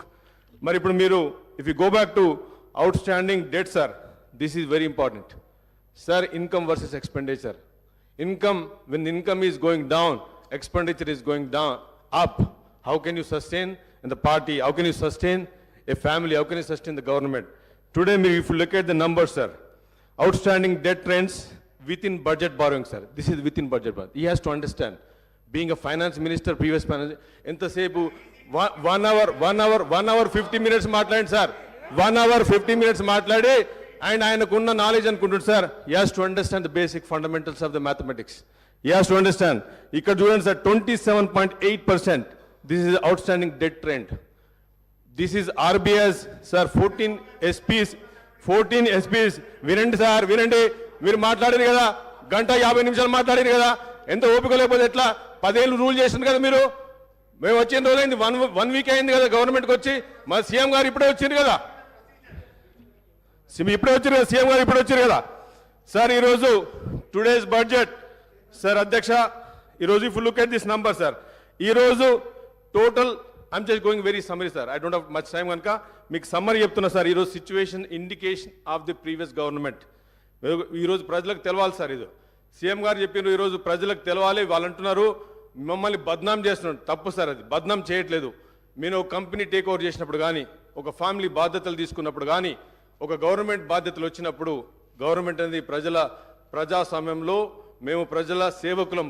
ప్రజల రాజ్యాలు మీలాగా రాజ్యాలు కాదు సార్. అందుకే ప్రజాసేవకు ఉన్నప్పుడు మేము ముందు వైట్ పేపర్ పెట్టి ఇది వీఆర్ స్టార్టింగ్ ఫ్రమ్ ఇయర్ వీళ్ళు చేసింది సార్. ఇప్పుడు లుక్ ఎట్ సుమారు 40 కోట్ల అదర్ పెండింగ్ బిల్స్ ఉన్నాయి సార్. ఈరోజు ఎక్స్పెండిచర్ శాలరీ పెన్షన్స్ మీరు చూసుకుంటే సార్, ఇప్పుడు ఆర్బీఐ అనేది ఏదైతే మన బ్యాంకర్స్ నుంచి వచ్చిందో మీకు ways and means of advance sir, ఇది WMA. దీన్ని ఓవర్ డ్రాఫ్ట్ కిందకి వెళ్ళిపోయినాం సార్. ఈరోజు తెలంగాణ వెంట ఓవర్ డ్రాఫ్ట్. మీరు వెరీ ఇంపార్టెంట్ పాయింట్ సార్. ఇది WMA ఎప్పుడైతే ఓవర్ డ్రాఫ్ట్ పోయిందో అది నెగటివిటీ పోయినట్టు సార్. అది ఎవరైనా ఫైనాన్స్ మినిస్టర్ కానీ ఎవరు కానీ WMA నెగటివ్లో ఉన్నప్పుడు sir, it's dangerous for corporation company, dangerous for the government. If you look at sir, ఈరోజు మన ఏం సార్, ఎడ్యుకేషన్ సార్. ఈరోజు నేను ఒక టీచర్ ఉపాధ్యాయ కొడుకుగా ఈరోజు నేను చదువుకునేప్పటికే నేను ఈరోజు మీ ముందు ఈ ప్రజాస్వామ్యంలో మీ ముందు ఉండి మాట్లాడగలిగే శక్తి ఉంది సార్. మా నాన్నేదో పెద్ద ధనవంతుడు కాదు సార్, ఎడ్యుకేషన్ వల్లనే. ఈరోజు ఈ మాజీ ముఖ్యమంత్రి గారు ఏం చేసింది సార్, మీరు ఎడ్యుకేషన్ అయితే 29 రాష్ట్రాల్లో మన స్పెండింగ్ ఎంత sir, 7.6%. Totally collapse. Education system is totally collapsed, devastated sir. It was devastation. It is, I can find a better English book ledanu unte, it is a totally failure sir. 7.6% manam spend chesinam sir. Enduku? Because we are already into deficit budget. We don't have money. 5,000 schools have gone sir. If you look at it sir, health sir, next point is health. మనం బతకాలంటే health కావాలి. ఆ రోజు రాజశేఖర రెడ్డి గారు health గురించి Congress party చేసింది. ఈరోజు హెల్త్లో కూడా మీరు ఎంత సార్, మీరు పెట్టే పర్సెంటేజు 6.2. ఈ పర్సెంటేజ్ హెల్త్ పెడుతుంది సార్. లాస్ట్ 57 ఇయర్స్లో ఇంత లోయెస్ట్ స్పెండింగ్ ఎడ్యుకేషన్ మీద జరగలేదు సార్. వీళ్ళు మాట్లాడతారు ఆంధ్ర పాలకులు సార్, తెలంగాణ వచ్చినప్పుడే ఎప్పుడైతే బీఆర్ఎస్ పార్టీ కానీ మాజీ పార్టీ కానీ వాళ్ళు నేర్పించింది సార్, హౌ ఫాస్ట్ ఎంత తొందర అప్పులు చేయడం అనే మోడల్ నేర్పించిపోయింది సార్ వాళ్ళు మాకు. ఎంత తొందర అప్పులు నేర్పించమని. ఎందుకంటే తక్కువ జనాభాలో అత్యధిక వనరున్న తెలంగాణ ప్రాంతం, తక్కువ జనాభాతోని సహజ వనరు ఉండి మినరల్స్ నుంచి మొదలు పెడితే అత్యంత ప్రకృతిలో భగవంతుడు ఇచ్చిన దానికి ఒక గిఫ్ట్ తెలంగాణకు సార్. తెలంగాణ హైదరాబాద్ ఆల్రెడీ 2014 కంటే ముందే ఇన్ఫ్రాస్ట్రక్చర్ లేడౌన్ అయింది సార్. ఈరోజు మాట్లాడుతున్నారు మిషన్ భగీరథ నుంచి మాట్లాడుతున్నారు సార్. నా ఎల్లారెడ్డి, నేను ఒక పూర్ కాన్స్టిట్యున్సీ నుంచి వస్తున్నాను సార్. ఎల్లారెడ్డిలో తాగడానికి మిషన్ భగీరథ నీళ్ళు లేవు. మిషన్ భగీరథ కొన్ని thousands of crores, subject to correction my numbers, thousands of crores they have taken credit. ఈరోజు ఏ సామాన్యుడు బాగుపడ్డాడు సార్? ఇండికేషన్ చేస్తే మీరు మాట్లాడుతున్నారు. If I go in to detail into numbers, మరి ఆ రోజు సార్ ఇప్పుడు ధనిక రాష్ట్రం అని చెప్తుంది సార్. ధనిక రాష్ట్రం ఎప్పుడు అంటాం sir? When there is no BPL లేనప్పుడు, బిలో ప్రావర్టీ లైన్ లేనప్పుడు మనం ధనిక రాష్ట్రాన్ని మాట్లాడతాం సార్. ఎప్పుడు చూసినా వాళ్ళ ప్రీవియస్ మంత్రి గారు, మా ముఖ్యమంత్రి గారు 2 కాంట్రాక్టరీ స్టేట్మెంట్ సార్. ఆ రోజు సభలో హౌస్లో it is on record that previous chief minister said that we are surplus, మేము ధనిక రాష్ట్రం అని చెప్పారు. తెలంగాణ అనేది దేశంలోనే వీఆర్ నంబర్ 1 చెప్పింది సార్. ఈరోజు మీకు బీపీఎల్ కింద చూస్తే హౌ మెనీ బీపీఎల్ 1,15,00,000 కుటుంబాలు తెలంగాణ రాష్ట్రంలో ఉన్నాయి సార్. దాంట్లో 75 లక్షల మంది ఈరోజు రేషన్ కార్డుతో ఉన్నారు సార్. అంటే వాట్ డస్ మీన్? 75 లక్షల మంది ఈరోజు రేషన్ కార్డు కింద ఉండి ఈరోజు కొత్త రేషన్ కార్డు లేకుండా గత 4 ఇయర్స్ నుంచి ఈ ప్రభుత్వంలో నష్టాలు పడుతుంది సార్. బీపీఎల్లో మీకు మొత్తానికి మోడల్లో if you look at sir, మళ్ళా మన మాజీ ఫైనాన్స్ మినిస్టర్ మాట్లాడుతూ మీకు డెట్ రేషియో అని మాట్లాడింది సార్. డెట్ రేషియో చూస్తే ఈరోజు ఆల్మోస్ట్ 10 టైమ్స్ సార్. ఇప్పుడు మీకు చూస్తే మీకు ఆన్ గోయింగ్ వర్క్స్లో కూడా తీసుకున్నా కానీ, లేకపోతే burden of the state sir, ఇంట్రెస్ట్లు మీకు 2014-2015 చూస్తే 6,954 నుంచి 6,000 కోట్ల 9 నుంచి ఈరోజు 32,000 sir. This is the position of the government today. మీరు 6 గ్యారంటీలు ఈరోజు మా ముఖ్యమంత్రి గారు కాంగ్రెస్ పార్టీ 6 గ్యారంటీలు తీసుకొచ్చింది పేద ప్రజల గురించి సార్. ఈ 6 గ్యారంటీలో జరిగిన 1 వీక్లోనే 2 డేస్లోనే 2 గ్యారంటీలు ముఖ్యమంత్రి గారి చేతుల మీద రావడం జరిగింది. ఈ 6 గ్యారంటీలు కూడా సార్ ఇంత డెఫిసిట్లో మీరు అంటున్నారు ఈ తప్పుల తడక, ఈ ఫైనాన్స్ వైట్ పేపర్ అనేది టోటల్ ఫేక్ అని చెప్పి వాళ్ళు మాట్లాడుతూ స్పీచ్లో మాట్లాడుతున్నప్పుడు, మరి సార్ ఈ వైట్ పేపర్స్ నుంచే 6 గ్యారంటీలను, మిగతా 4 గ్యారంటీలు కూడా పేద ప్రజలకు చేయాలనే ఉద్దేశంతోనే ఈరోజు ఈ శ్వేతపత్రం రిలీజ్ అయింది. ఆ 2 గ్యారంటీ పథకాలు కూడా తొందరనే చేస్తాం. మీకు ఓపిక ఉంటే మీరే అన్నారు, నేను ఒక మీడియాలో చదివిన, మా లీడర్ చెప్పిండు ఒక 3 నెలలు వేచి చూద్దాం, ప్రభుత్వాన్ని వేచి చూద్దామన్నారు. మీకు 3 రోజులు కూడా పేషెన్స్ లేదు, 3 రోజులు కూడా లేదు. 5 సార్లు మీరు ఎన్నికైన వాళ్ళు కూర్చుండి ఒక 15 నిమిషాలు మాట్లాడడానికి ఈ ప్రజాస్వామ్యంలో డెమోక్రసీలో everybody has the right sir. అంటే మీరు మాట్లాడితే మాట్లాడు, వేరే వాళ్ళు మాట్లాడద్దు. మీరు మాట్లాడితే మేము తెలంగాణ ద్రోహులం, మీరు మాట్లాడితే మాత్రం మీరు తెలంగాణ ప్రోస్, మేము యాంటీ తెలంగాణ. ఈరోజు సార్ ధనిక రాష్ట్రం అని చెప్పి ఒక మిత్ క్రియేట్ చేసింది సార్. ఇదంతా టోటల్ మిత్. ఈరోజు ధనిక రాష్ట్రం కాదు సార్, ఇది వాళ్ళ కుటుంబం. ఎవరైతే ధనిక రాష్ట్రం వజ్రాలు వచ్చినాయి సార్, మా కుటుంబంలో రాలేదు. సామాన్యుడిగా మిగిలిపోయింది sir. This is a very unbalance situation, very pathetic situation of Telangana today. 4 బిల్డింగులు చూసి, ఫైనాన్షియల్ డిస్ట్రిక్ట్ చూసి తెలంగాణ నంబర్ 1 అని చెప్పుకుంటే మాత్రం it is absolutely ruthless, it's absolutely wrong sir. ఎందుకంటే సామాన్యుడు ఈరోజు నీళ్లు తాగలేకపోతున్నాడు, రోడ్లు లేవు, ఉండడానికి ఇల్లు లేవు సార్. ఈరోజు మీరు మాట్లాడుతుంటే పర్ క్యాపిటా మాట్లాడుతుంది sir. What is GST sir, what is GDP, ఇవన్నీ నంబర్ సార్ పేపర్ మీద. ఇలా సామాన్యునికి రియల్ జీడిపి రానప్పుడు, పర్ క్యాపిటా అన్నప్పుడు మాట్లాడుతున్నాం, తెలంగాణ నంబర్ 1 మాట్లాడుతున్నాం. ఇవాళ గ్రామాల్లో ఇవాళ సర్పంచులు ఆత్మహత్య చేసుకుని చచ్చిపోయింది సార్. ఇది వాస్తవం కాదా? Is it on record? Sarpanch ఒక ఫైనాన్షియల్ స్ట్రగుల్తోని, ఫైనాన్షియల్ డిఫికల్ట్తోని ఒక మనిషి చచ్చిపోతున్నాడు అంటే ఆ రోజు పంచాయతీల బిల్లులు లేకుండా, ఈరోజు మీరు టర్న్ చేసిన ఇరిగేషన్ ప్రాజెక్టులు కానీ, ఇవన్నీ డిపార్ట్మెంట్లు కానీ డెఫిసిట్లో ఉండి మీకు ఈరోజు ఫైనాన్సెస్ నుంచి ఇంట్రెస్ట్ రేట్స్, ప్రిన్సిపల్స్ అన్ని బర్డెన్ అయిపోయింది సార్. ఈరోజు ఈ పొజిషన్లో కాంగ్రెస్ పార్టీ తీసుకోవడం, హానరబుల్ సీఎం గారు ఈరోజు తీసుకోవడం, మరి ఈ పార్టీ మేము వచ్చింది ప్రజల గురించి. 10 సంవత్సరాలు మేము వెయిట్ చేసినాం సార్. 10 సంవత్సరాలు వెయిట్ చేసిన తర్వాత కూడా మమ్మల్ని పెసులుబాటు లేనియకుండా, హౌస్లో కానీ మేము చెప్పలేకుండా సార్, ఈరోజు ఈ సభను ప్రజలు వినాలి సార్, ప్రజలు చూడాలి, ప్రజలకు అర్థం కావాలి. నథింగ్ ఈజ్ రాంగ్ సార్, తప్పేం లేదు. ఏ గవర్నమెంట్ మీద ఫాల్స్ అలిగేషన్ చెప్పినప్పుడు ఎవ్రీ రైట్ మాకుంది సార్ ప్రజెంటేషన్ ఇచ్చి. ఈరోజు మీరు అనుకుంటున్నారు కార్పొరేట్స్ కంపెనీస్ రావు, వాళ్ళ స్పీచ్లో మాట్లాడుతున్నారు, మీరు తప్పుడు చేస్తున్నారు, కావాలని అలిగేషన్ చేస్తున్నారు, మమ్మల్ని పక్క పెట్టడానికి ట్రై చేస్తున్నారు. మీకు చాలా ఇబ్బంది, చాలా కార్పొరేట్స్ కంపెనీస్ రావు, ఐటీ ఎక్స్పోర్ట్స్ రావు. సార్ 2014లో I'm also coming from IT background. I have done IT sir, 25 years of IT experience. 54,000 crores నుంచి ఈరోజు మీరు అంటున్నారు 2.5 crores, 2.5 lakhs crores ఎక్స్పోర్ట్స్ అంటున్నారు sir. It is like overall expansion sir.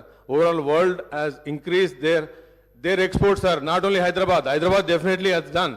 But మీరు చెప్పేది 2.5 lakhs crores అనేది ఈరోజు పేదవాడికి అంతలేదు సార్.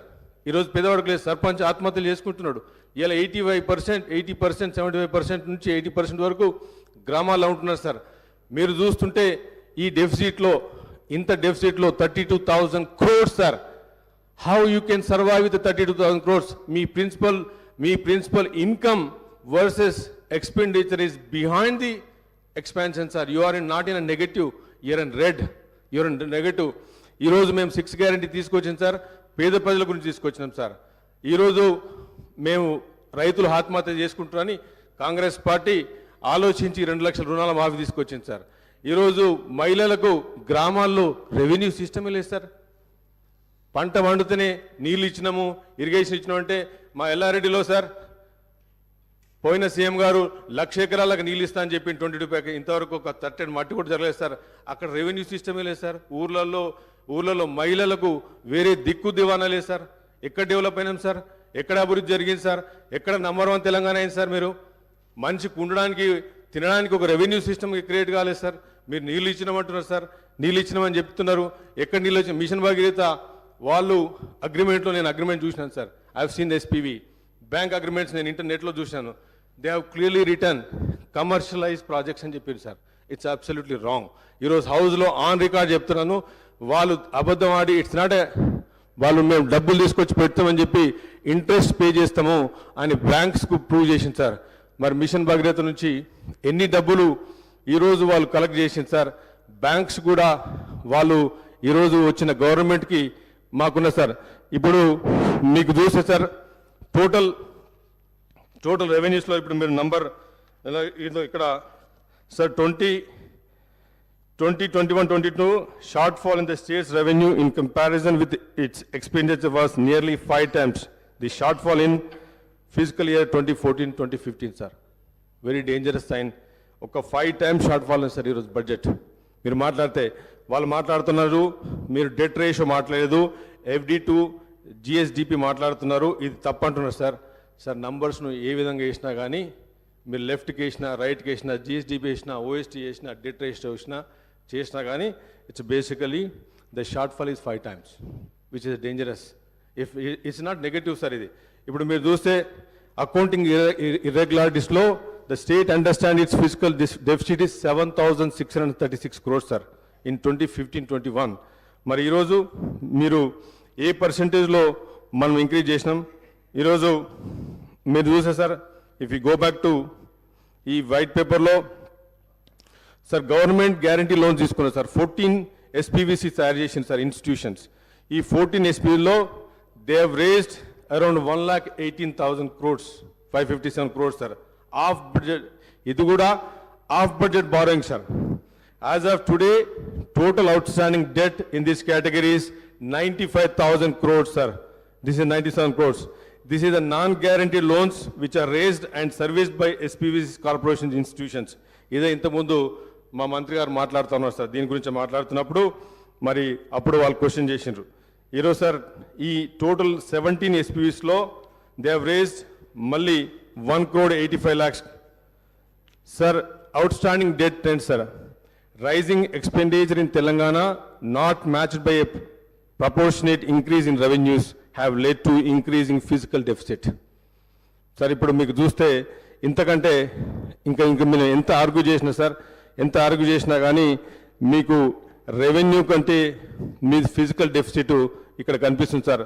ఈరోజు మాట్లాడుతూ ఉంటే మరి sir debt to GSDP ratio state was one of the lowest in the country. ఎప్పుడు సార్? 2015లో మన రేషియో సార్ 15.7%. టుడే మీ ఇప్పటికే 27%కి వెళ్ళిపోయింది సార్. సో ఇది టుడేస్ ది సిచ్యువేషన్. అండ్ ఈరోజు మరి కాంగ్రెస్ పార్టీ ఆనరబుల్ సీఎం గారి ఆధ్వర్యంలో మరి మినిస్టర్ గారు మరి ప్రతి డిపార్ట్మెంట్లో కూడా ఏం జరుగుతుంది ఏం జరిగింది అనేది కూడా మేము దీన్ని ఒక శ్వేతపత్రంగా పెట్టి మరి రాబోయే ఈ 3 నెలల్లో కూడా మరి సమ్మరిగా మరి పేద ప్రజలకి ఇంకోటి సార్ ఈరోజు unemployment how many time sir ఎన్నిసార్లు నోటిఫికేషన్ వచ్చింది, నోటిఫికేషన్ పోయింది సార్, ఎన్నిసార్లు కోర్టులో పోయి స్టే తెచ్చుకున్నారు, వాళ్ళ పిల్లల జీవితాల మీద స్టే ఇచ్చారు సార్. వీళ్ళు 10 సంవత్సరాల పిల్లల జీవితాల మీద స్టే ఇచ్చింది సార్. ఏది ఈరోజు కాంగ్రెస్ పార్టీ ఈ స్టేను రిలీజ్ చేయబోతున్నారు సార్. అన్ఎంప్లాయ్మెంట్ రిలీజ్ చేయబోతున్నాం. We're going to release the unemployment. The Congress party is going to release the stay sir. 16 question papers leak అయిపోయినాయి సార్. ఈరోజు తెలంగాణ ఎందుకు వచ్చిందిరా బాబు అన్న పొజిషన్కి వచ్చింది సార్. ఈరోజు పరిస్థితి గ్రామాల్లో మేము ఎందుకు తెచ్చుకున్నాం, నిధులు అని చెప్పిండ్రు, నియామకాలు అని చెప్పిండ్రు. మరి నిధులు ఎక్కడ పోయినాయి, నియామకాలు ఎక్కడ పోయినాయి, నీళ్ళు ఎక్కడ పోయినాయి? ఎప్పుడు మాట్లాడితే సస్యశాలం అని చెప్తున్నారు సార్. మరి పిల్లల ఉద్యోగాలు ఎక్కడైనా సార్. ఈరోజు ఇదే హరీష్ రావు గారిని, కేటీఆర్ గారిని నేను అడుగుతున్నాను, నాతో మీరు ఉస్మాన్ యూనివర్సిటీకి వస్తారా అని అడుగుతున్నాను. మేము కాంగ్రెస్ పార్టీ అందరం తీసుకెళ్తాం సార్, మేమందరం తీసుకెళ్తాం సార్. సార్ ఈరోజు మరి మాట్లాడుతుంటే సార్ మనం అప్పుడు మాట్లాడిన ఏవైతే 6 గ్యారంటీస్ ఉన్నాయి సార్, తప్పకుండా 6 గ్యారంటీస్లో మేము తీసుకున్నది ఇప్పుడు మళ్ళీ హెల్త్ గురించి మాట్లాడితే ప్రైమరీ హెల్త్ సెంటర్స్ గురించి నా కాన్స్టిట్యున్సీలో అయితే ఇట్స్ కంప్లీట్లీ డిస్ఫంక్షన్ సార్. అక్కడ స్టాఫ్ లేదు, నర్సెస్ లేరు. మరి నాకైతే తెలియదు sir. I'm the new MLA, I will just joint the house. నాకైతే తెలుసు సార్. పిహెచ్సి సార్ మరి ఇంతకుముందు మాజీ మంత్రి గారు మాట్లాడుతూ ఉన్నారు.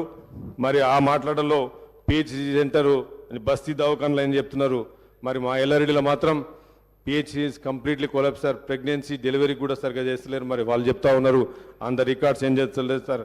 తప్పకుండా రాబోయే మేము ఒకటే కోరుకుతున్నాం సార్. కాంగ్రెస్ పార్టీ వచ్చింది, మాకు సమయం ఇవ్వండి. మరి మా ఆనరబుల్ సీఎం గారు, ఆనరబుల్ గారు క్యాబినెట్ మాట్లాడుతూ ఉన్నది. మేము తప్పకుండా చేస్తామని చెప్పి ఇంత సమయం ఇచ్చినందుకు సార్, తప్పకుండా నాకు ఇంత టైం ఇచ్చినందుకు కూడా మరి అందరు కూడా, హౌస్ కూడా, స్పీకర్ గారు కూడా ధన్యవాదాలు చెప్తూ ముగిస్తున్నాను సార్. ఎల్ఐటి మహేశ్వర్ రెడ్డి గారు.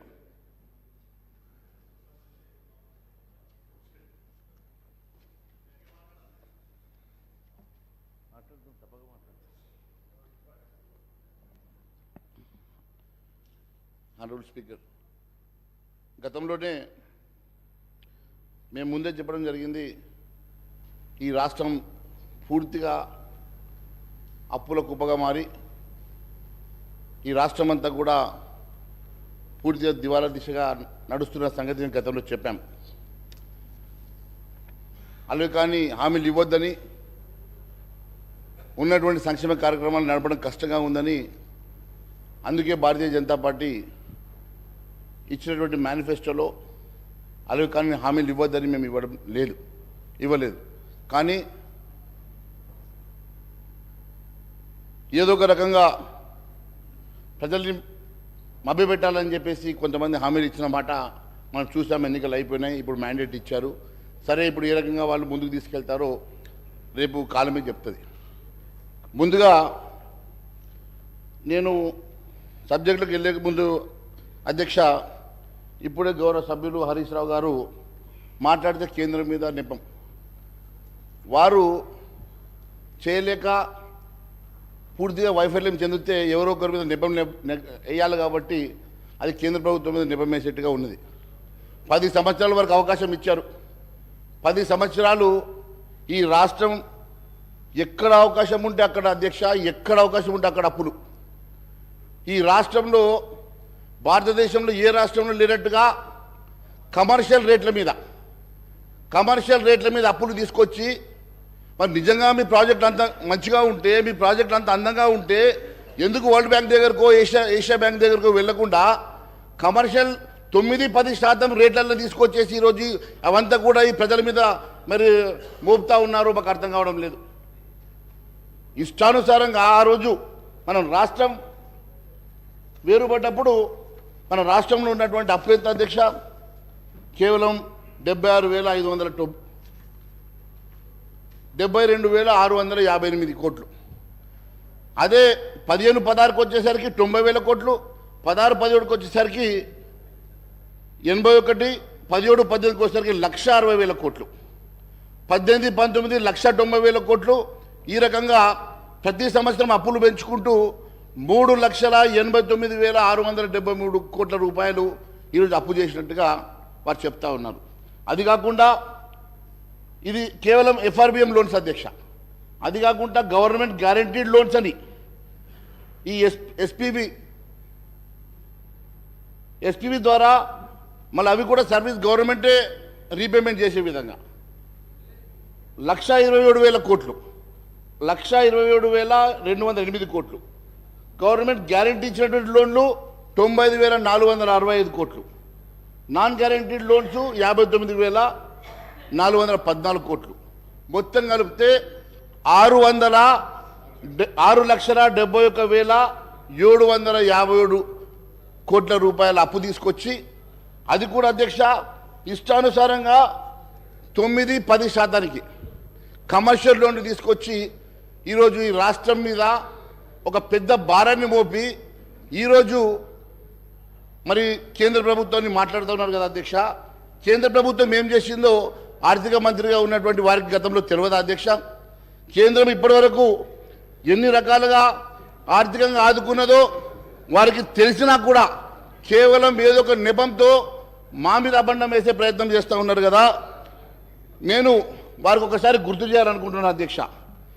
కేంద్ర రాష్ట్ర అభివృద్ధి కోసం అందించినటువంటి సహకారాన్ని అధ్యక్ష పన్నుల వాటా పంపిణీలో తెలంగాణకు కేంద్రం అందించింది 1,78,000 కోట్ల అధ్యక్ష. అదే మాదిరిగా రాష్ట్ర అభివృద్ధి ప్రజా సంక్షేమం కోసం నిధులు ఇచ్చింది 4,99,000 కోట్ల అధ్యక్ష. వివిధ వర్గాల ద్వారా ప్రజలకు అందించినటువంటి వ్యక్తిగత రుణాల అధ్యక్ష 9,80,904 కోట్ల అధ్యక్ష. ఎంపీ లాడ్స్ ద్వారా తెలంగాణ ఎంపీలకు కేటాయించిన నిధుల అధ్యక్ష 983 కోట్ల అధ్యక్ష. 2014 రాష్ట్ర పునర్వ్యవస్థీకరణ చట్టం ప్రకారం అందించినటువంటి సాయం అధ్యక్ష 2,250 కోట్ల అధ్యక్ష. రామగుండంలో కొత్త పవర్ ప్లాంట్ నిర్మాణం కోసం అందించిన సాయం అధ్యక్ష 10,998 కోట్ల అధ్యక్ష. మన రాష్ట్రంలో ప్రధానమైనటువంటి వ్యవసాయ రంగం కోసం కేంద్రం ఇచ్చినటువంటి నిధుల అధ్యక్ష 1,58,000 కోట్ల అధ్యక్ష. 11 సాగునీటి ప్రాజెక్టుల కోసం 2,302 కోట్లు ఇచ్చింది అధ్యక్ష. రైతులకు ఇప్పటిదాకా ఎరువుల సబ్సిడీ కింద 33,000 కోట్ల రూపాయల అందించింది అధ్యక్ష. అదే మాదిరిగా మోడీ గారి ప్రభుత్వం ప్రతి యూరియా బస్తాకు 2,236 రూపాయల చొప్పున, DAP బస్తాకు 2,422 చొప్పున సబ్సిడీ కూడా ఇస్తుంది అధ్యక్ష. ప్రతి రైతుకు ఏటా ఒక పంట పండించడానికి ఒక ఎకరానికి అవసరమైనటువంటి బస్తాకి సబ్సిడీ రూపంలో 9,316 రూపాయలు. ఒక ఏడాదిలో ఒక రైతు 2 పంటలు పండిస్తే ఆ లెక్కన 18,632 రూపాయలు కిసాన్ సమ్మాన్ యోజన నగదు బదిలీ కింద 6,000 రూపాయలు. ఈ రకంగా ఆర్థిక సాయం మొత్తం కలిపితే అధ్యక్ష ఒక్కొక్క రైతుకు ఒక ఎకరానికి 24,632 రూపాయలు అందిస్తుంది అధ్యక్ష. ఈ రకంగా రాష్ట్రంలో 39,50,000 మంది రైతులు లబ్ధి పొందిన సంగతి నేను తెలియజేస్తా ఉన్నా అధ్యక్ష. అలాగే వరి సేకరణ కేంద్రం గతంలో కన్నా 6 రేట్లు పెంచి 1,24,000 కోట్లు ఖర్చు పెట్టి 2014 నుంచి జాతీయ సహకార అభివృద్ధి సంస్థ ద్వారా తెలంగాణకు 23,948 కోట్లు పంపిణీ చేసింది అధ్యక్ష. బీఆర్ఎస్ ప్రభుత్వం గొప్పగా ప్రచారం చేసుకునే గొర్రెల పథకం కూడా అధ్యక్ష అప్పట్లో దానికి కావాల్సినటువంటి 4,533 కోట్లు కూడా కేంద్రం నుంచి వచ్చిన సంగతి వారికి నేను గుర్తు చేస్తా ఉన్నాను అధ్యక్ష. లోనే కదా చెప్తా ఉన్నాను అధ్యక్ష, లోనే చెప్తా ఉన్నాను, అన్ని చెప్తా ఉన్నాను, లోన్ చెప్తా ఉన్నాను, మీకు ఇచ్చిన సహకారం చెప్తా ఉన్నాను, మీకు ఇచ్చిన నిధులు చెప్తా ఉన్నాను, అన్ని చెప్తా ఉన్నాం. ఆత్మనిర్భర్ భారత్ భాగంగా రామగుండంలో 5,338 కోట్లతో రామగుండం ఎరువుల కర్మాగారాన్ని పునరుద్ధరించింది కూడా కేంద్ర ప్రభుత్వం అధ్యక్ష. కరోనా మహమ్మారి నుంచి తెలంగాణ ప్రజలను కాపాడడానికి 7.8 కోట్ల కరోనా టీకా డోసులు కూడా ఉచితంగా ఇవ్వడం కోసం 1800 కోట్లు కేంద్ర సాయం చేసిన సంగతి గుర్తు చేస్తున్నాను అధ్యక్ష. రాష్ట్రానికి ఆక్సిజన్ ప్లాంట్లు కేంద్రం ముందే మంజూరు చేసి రాష్ట్ర ప్రభుత్వం నిర్లక్ష్యం వ్యవహరిస్తే ఆ రోజు కేంద్రం శ్రద్ధ తీసుకొని గాంధీ తదితర ఆసుపత్రుల్లో యుద్ధ ప్రతిపాదిక మీద 50కి పైగా ప్లాంట్లు ఏర్పాటు చేసిన మాటను గుర్తు చేస్తా ఉన్నాను అధ్యక్ష. కేంద్ర ఆయుష్మాన్ భారత్ పేరుతో ఒక్క కుటుంబానికి 5 లక్షల దాకా వైద్య సేవల కోసం అందిస్తోంది. ఈ పథకం కింద రాష్ట్రంలో ఇప్పటికే 5.88 లక్షల మంది దాదాపు 2342 కోట్ల విలువైన వైద్య సాయాన్ని కూడా అందజేసిన సంగతి. ఈ రకంగా అధ్యక్ష ఇన్ని రకాలుగా సాయ పొంది కూడా వారికి ఏమీ తోయక కేంద్రం మీద ఏదో ఒక రకంగా మరి అపవాద చేసే ప్రయత్నం చేస్తూ ఉన్నారు అధ్యక్ష. కేంద్రం ఎప్పుడు కూడా తెలంగాణ మీద ప్రేమతోటి తెలంగాణ మీద అభిమానంతో ఎప్పుడు కూడా అభివృద్ధి చేయాలని చెప్పి అత్యధిక నిధులు ఇచ్చే సంగతి కూడా నేను గుర్తు చేస్తా ఉన్నాను అధ్యక్ష. ఎన్ని రకాలుగా నిధులు ఇచ్చినా, ఎన్ని రకాలుగా వారికి లోన్ల కోసం అవకాశాలు ఇచ్చిన, పర్మిషన్స్ ఇచ్చినా కూడా ఎప్పుడు కూడా వాటిని ప్రాపర్గా యూటిలైజ్ చేయలేక, ప్రాపర్గా వాళ్ళు ఇన్వెస్ట్ చేయలేక ఈరోజు ఏదో ఒక రకంగా కేంద్రాన్ని నిందించేటువంటి ప్రయత్నం చేస్తున్నందుకు నేను వారికి ఇవన్నీ చెప్పాల్సి వస్తుంది అధ్యక్ష. ఇంకా ఇలాంటి ఎన్నో సంక్షేమ కార్యక్రమాలు అధ్యక్ష చదువుతూ పోతే స్వచ్ఛ భారత్ కానీ, నిరుపేదలకు పిఎం గరీబీ కళ్యాణ్ కింద ఇచ్చేటువంటి 18.52 లక్షల కోట్ల ఆహార సబ్సిడీ కానీ, ఈ రకంగా కొన్ని లక్షల కోట్ల రూపాయలు కేంద్ర ప్రభుత్వం సహకారం చేసినప్పటికీ కూడా వారు మర్చిపోవడం అనేది చాలా బాధాకరంగా ఉంది అధ్యక్ష. ఎక్కడ తక్కువ చేయలేదు, అన్నీ ఇచ్చినారు. మీకు ఇంకా కావాలంటే ఇప్పిస్తాం, డోంట్ వరీ. మీకు కావాలంటే చెప్పండి, ఎన్ని కావాలంటే ఇప్పిస్తాం మేము. రైల్వే వ్యాగన్ ఫ్యాక్టరీ కోసం మీకు తెలుసు, దానికోసం కూడా దాదాపు 3000 మందికి ఉపాధి కలిగే విధంగా మరి అక్కడ మన రాష్ట్రంలో ఏర్పాటు చేసుకున్న సంగతి కానీ, ఈ రకంగా గ్రామీణ అభివృద్ధి భాగంగా 12,769 గ్రామ పంచాయతీలకు 14 ఆర్థిక సంఘం సిఫార్సు ప్రకారం 5,380 కోట్లు కానీ, ఈ రకంగా వేల కోట్లు, లక్షల కోట్ల రూపాయలు ఈ ప్రభుత్వానికి మరి కేంద్రం సాయం చేసిన సంగతి నేను గుర్తు చేస్తూ, ఇంకా చాలా ఉంది అధ్యక్ష. కానీ నాకు ఇచ్చిన సమయంలో మరి ఇవన్నీ చదవడం కన్నా నేను ముఖ్యంగా వారు చెప్పినటువంటి పవర్ దాని మీద నేను చెప్పాలనుకుంటున్నాను అధ్యక్ష. ఇప్పుడే గౌరవ సభ్యులు హరీష్ రావు గారు మాట్లాడుతూ ఇందాక మీటర్లు పెట్టాలని చెప్పి కేంద్ర ప్రభుత్వం చెప్పిందని. ఇంత శుద్ధ అబద్ధం అధ్యక్ష, ఇంత అబద్ధం ఒక సీనియర్ లెజిస్లేటరు, 5 సార్లు గెలిచిన లెజిస్లేటర్ ఈ రకంగా అబద్ధాలు చెప్పడం, సభలో అబద్ధాలు చెప్పడం ఎంతవరకు సమంజసం అధ్యక్ష? ఈ రకంగా కేంద్రం ఎక్కడన్నా మీటర్లు పెట్టమని అంటే దాన్ని ఒకసారి చూపించమనండి అధ్యక్ష. ఎక్కడన్నా అలాంటి నోట్ ఇచ్చినా, జీవో ఇచ్చినా, సర్క్యులేషన్ ఇచ్చినా కూడా ఒకసారి చూపించమనండి అధ్యక్ష. కేవలం బూటక మాటలు, అబద్ధ మాటలతోటి ఇంతకాలం 10 సంవత్సరాలు పబ్బం గడిపినటువంటి వీళ్ళు మళ్ళీ ఈరోజు హౌజును కూడా మిస్లీడ్ చేయడం చాలా బాధాకరంగా ఉంది అధ్యక్ష. సెప్టెంబర్ 15వ తారీఖు రోజు కేంద్ర మంత్రివర్యులు ఆర్కే సింగ్ గారు హైదరాబాద్లో ప్రెస్ మీట్ పెట్టారు అధ్యక్ష. దాంట్లో కిషన్ రెడ్డి గారితో నేను కూడా ప్రెస్ మీట్లో పార్టిసిపేట్ చేశాను అధ్యక్ష. ఆ రోజు ఇచ్చినటువంటి ప్రెస్ మీట్లో వారు చెప్పిన మాట చెప్తా ఉన్నాను అధ్యక్ష. కేంద్ర ప్రభుత్వం రైతుల వ్యవసాయ మోటార్లు, మీటర్లు పెడుతుందని చెప్పి దుష్ప్రచారం చేస్తూ ఉన్నారు. విద్యుత్తును ప్రైవేట్ పరం చేస్తున్నదని చెప్పి బీఆర్ఎస్ ప్రభుత్వం దుష్ప్రచారం చేస్తూ ఉన్నది. కానీ ఆర్పి సింగ్ గారు చెప్పిన మాట, రాష్ట్రానికి అన్ని విధాలుగా సహకరిస్తున్నాం, చాలా విషయాల్లో ఈ ప్రభుత్వం అబద్ధాలు, ఆరోపణలు చేస్తూ ఉన్నది. పవర్ ప్రాజెక్టులో మేము ఇన్ని కోట్ల రూపాయలు లోన్లు ఇచ్చాం, ఇన్ని లక్షల కోట్ల లోన్లు ఇచ్చాం. అంతేకాకుండా ఈ రకంగా మా మీద అబద్ధం చెప్తా ఉన్నది. మేము ఎక్కడ కూడా మీటర్లు పెట్టమని చెప్పి ఎక్కడ కూడా ఆదేశాలు ఇవ్వలేదు, అలాంటి లెటర్ కానీ సర్క్యులర్స్ కానీ పంపలేదు. బీజేపీ అధికారంలోకి వస్తే వ్యవసాయ మోటార్లకు మీటర్లు పెడతారు అని చెప్పి ఏదైతే వీళ్ళు అబద్ధం ప్రచారం చేస్తూ ఉన్నారో అది శుద్ధ అబద్ధం అని చెప్పేసి ఆ రోజు వారు చెప్పడం జరిగింది. అంతేకాదు అధ్యక్ష, తెలంగాణ రూరల్ ఎలక్ట్రిఫికేషన్ కార్పొరేషన్ ద్వారా గత తెలంగాణ ప్రభుత్వానికి 1,57,000 కోట్ల రూపాయలు మంజూరు చేశాం. దాంట్లో కేవలం 19,700 కోట్ల మినహా దాదాపు 1,40,000 కోట్ల రూపాయలు ఆల్రెడీ వాళ్ళు వాడుకున్నారని చెప్పి సెప్టెంబర్ 15వ తారీఖు రోజు కేంద్ర మంత్రి గారు ఇచ్చినటువంటి నివేదిక అధ్యక్ష. మరి అంతేకాకుండా పవర్ ఫైనాన్స్ కార్పొరేషన్ ద్వారా 1,08,000 కోట్ల రూపాయలు రుణాలు మంజూరు చేశాం. దాంట్లో 91,000 కోట్ల రూపాయలు ఆల్రెడీ దాంట్లో వాడుకున్నారని చెప్పి, మరి ఇన్ని లక్షల కోట్ల రూపాయలు కేంద్ర ప్రభుత్వం ద్వారా సహాయ పొంది కూడా కేంద్ర ప్రభుత్వం మీద ఈ రకంగా నెపం పెట్టడం, కేంద్ర ప్రభుత్వం మీద అబద్ధాలు చెప్పడం, ఇది ఎంతవరకు మరి సమంజసమని చెప్పి అడుగుతా ఉన్నాను.